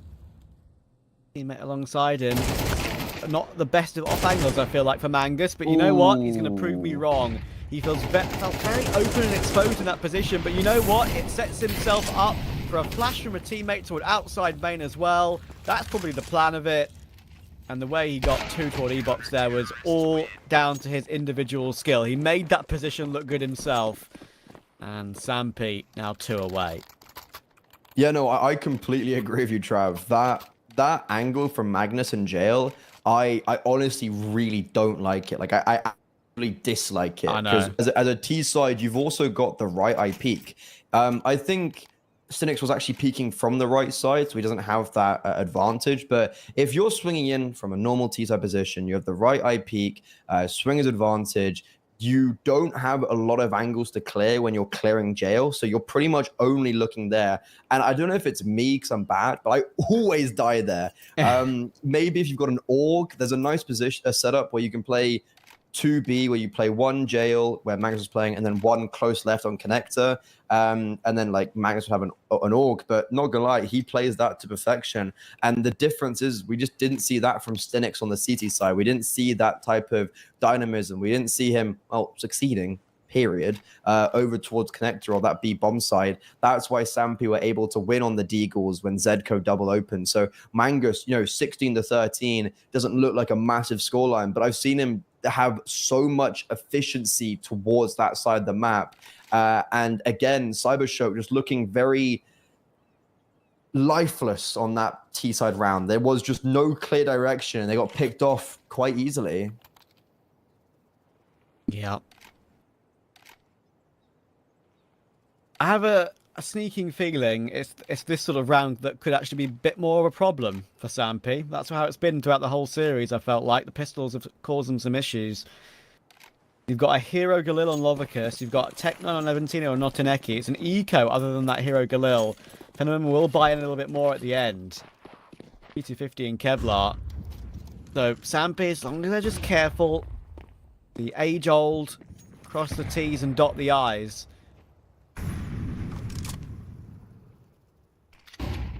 They should be okay to get some match points. But I'm concerned about this round. I just have a feeling.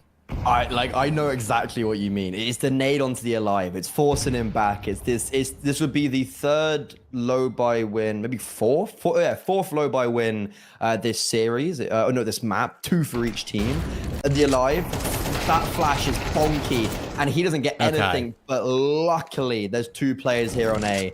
Normally, there's only been Savannah and the alive, and Zedco plays, I think, more towards B, if I'm not mistaken. So that is the change up that actually saves Sampy. And that's 12. That's map and series points. So after being demolished by Cybershock, not only on this map, but in this series yesterday, they're finding revenge. It's a dish best served cold, and it's going to be eliminating them from the Hellcup 10. Yeah, I gotta say, I like that change up. As you rightly pointed out, the way that Sampy positioned himself on A, they don't really put much pressure on mid at all. They just make sure they hold from range on the sites, make sure to get utility down as soon as there's an issue coming their way. Yeah, I think that was the right call. Made it round look very clean indeed. And now, as we said, match points. 3 of them. 12-9, 12-10, and 12-11 if needed. Savannah, a site defender, the left-handed view model. I love it, man. The GOAT. You see some funky view models on some broadcasts that don't have them locked into right hand. Mate. Oh my god, it's awful, isn't it? Some of them where they're like Quake mode. Artist from the UK scene, he's a prime, you know, he needs to be binned. He has it in the middle, does he? It's it's actually awful. He plays black bars as well. Right now though, we were praising this A bomb site last round. Savannah's actually the one that's the first to die, but Mangus, he's my goat in connector. Not onto Stinik, it's actually onto Levantino, who's been the first player to die for Cybershock. I think like 4 rounds out of the last 5. Yeah. Awkward. He alive? Oh, has he got a kill in the back here? Has he found the timing onto Lovicus? This is weird. This is weird. Like, even though it's a 3v4, you'd almost favour Sampy from here, because I feel like they know they've got them locked in. Zedco just needs to make sure he gets 1 and stays alive if he possibly can. You'll see all the utility firing their way in. Fino's going to play ahead of the utility in camera. That smoke will put out that Molotov to let them cross into the site. Fino is set up. Oh, it's a painful one. Zedco is just going to drop in like a madman. He absolutely is. Wait, that's round over. Alive has managed to come in on the flank. It denies the planter. That's why Zedco did it. And with 4 players left alive in the round, the game as a whole is going to end. Sorry, Zedco, Assassin's Creed style, jumps out, and like he has milliseconds as well, right? Like he literally jumps down. You have 3 people just going, like instantly looking at him, and he's there in a perfect position to assassinate that bomb planter. I was trying to think, being like, oh, maybe they need to disrupt a little bit more so the alive can get baited in. I didn't clock until Zedco got that kill. There was actually just no time left. So who cares about the alive? Zedco does it all by himself, and that is Cybershock. Firstly, not able to strike twice. It's Sampy getting revenge and also eliminating them as they go through now to the playoffs out of Group A. Exactly, and yeah, the perfect time for revenge, of course, in the other side of match. As you can see on your screen in front of you, Mal's, NXT, and Sampy are your 2 teams to make it through from this group in the Hellcup 10. I can let you know, that, of course, that Group B begins tomorrow. We start with Gun5 versus K27. I'll be on the cast for that one alongside Brandon. And Permitter versus Endpoint to follow, and I'll let Lucy take over after that. So we're going to sort that out for tomorrow, though, of course. Lots of other exciting games to come in this tournament. Group C has got 9 Into the Breach, 9 Pandas, Illumina, and of course Group D has that nice new 1-win team alongside TSM and Young Ninjas. Very interesting rosters involved. Make sure to stay in touch, drop a follow, of course, on the channel, and stay involved with this tournament. But for now, for today, we're going to say goodbye. Cheers.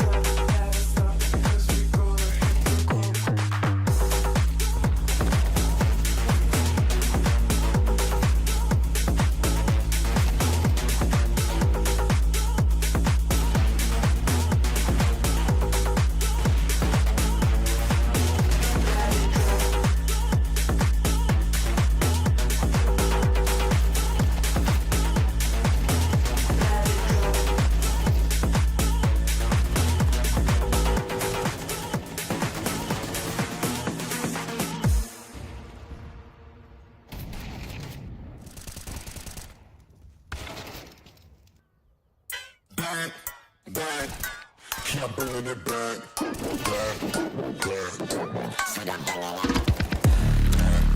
back. So I'm bringing it back, keep bringing it back. All my swinging it back,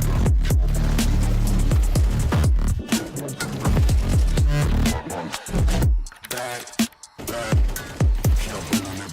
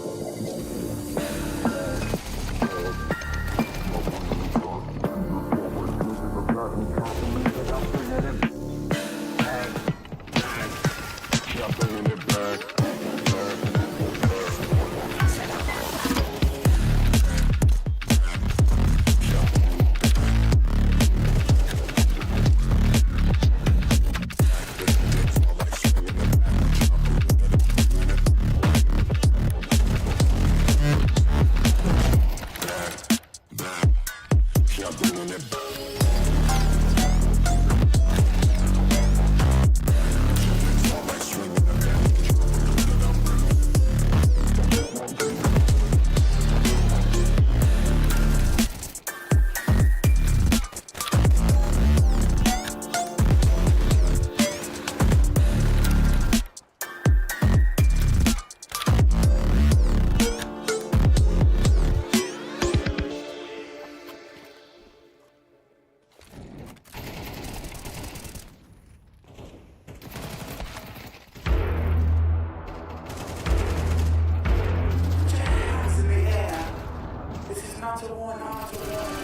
You think that I'm running in place? Y'all really testing my patience. Right before I blow up the spot, I had to get back to the basics. What if my talent is wasted? It's sick, but I'm lacking the placement.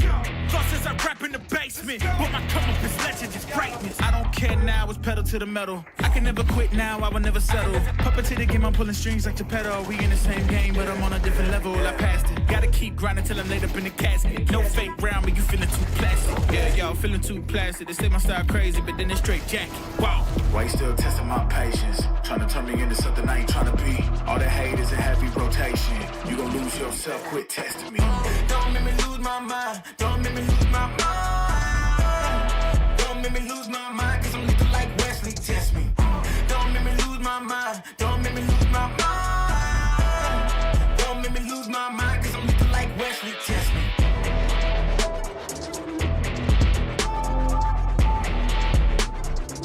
Cause I'm looking like Wesley, test me.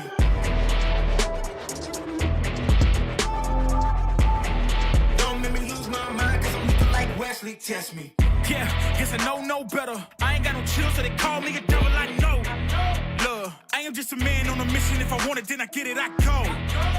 And if you're trying to test me a beast, you gon' need Liam Neeson. The chance that you taking is flagrant. You're testing your luck. If you think you make it out, then you're sadly mistaken. Careful what you putting your stake in, cause I ain't got no patience and no limitations. You trying to figure me out, and I know I don't make sense, but no one's there when you call like you're trapped in the Matrix. You need to take a break from it. I think you should take 6. Cause yes, I hold a throne and no one else can replace this. The pain will only go deeper the harder you chase it. I'm the greatest that you ever met. It's time that you face it. So tell me, why you still testing my patience? Trying to turn me into something I ain't trying to be. All that hate is a heavy rotation. You gon' lose yourself, quit testing me. Don't make me lose my mind. Don't make me lose my mind. Don't make me lose my mind, cause I'm looking like Wesley, test me. Don't make me lose my mind. Don't make me lose my mind. Don't make me lose my mind, cause I'm looking like Wesley, test me.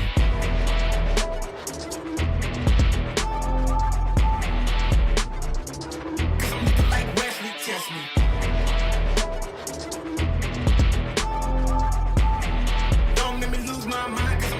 Wesley, test me. Kiss like that.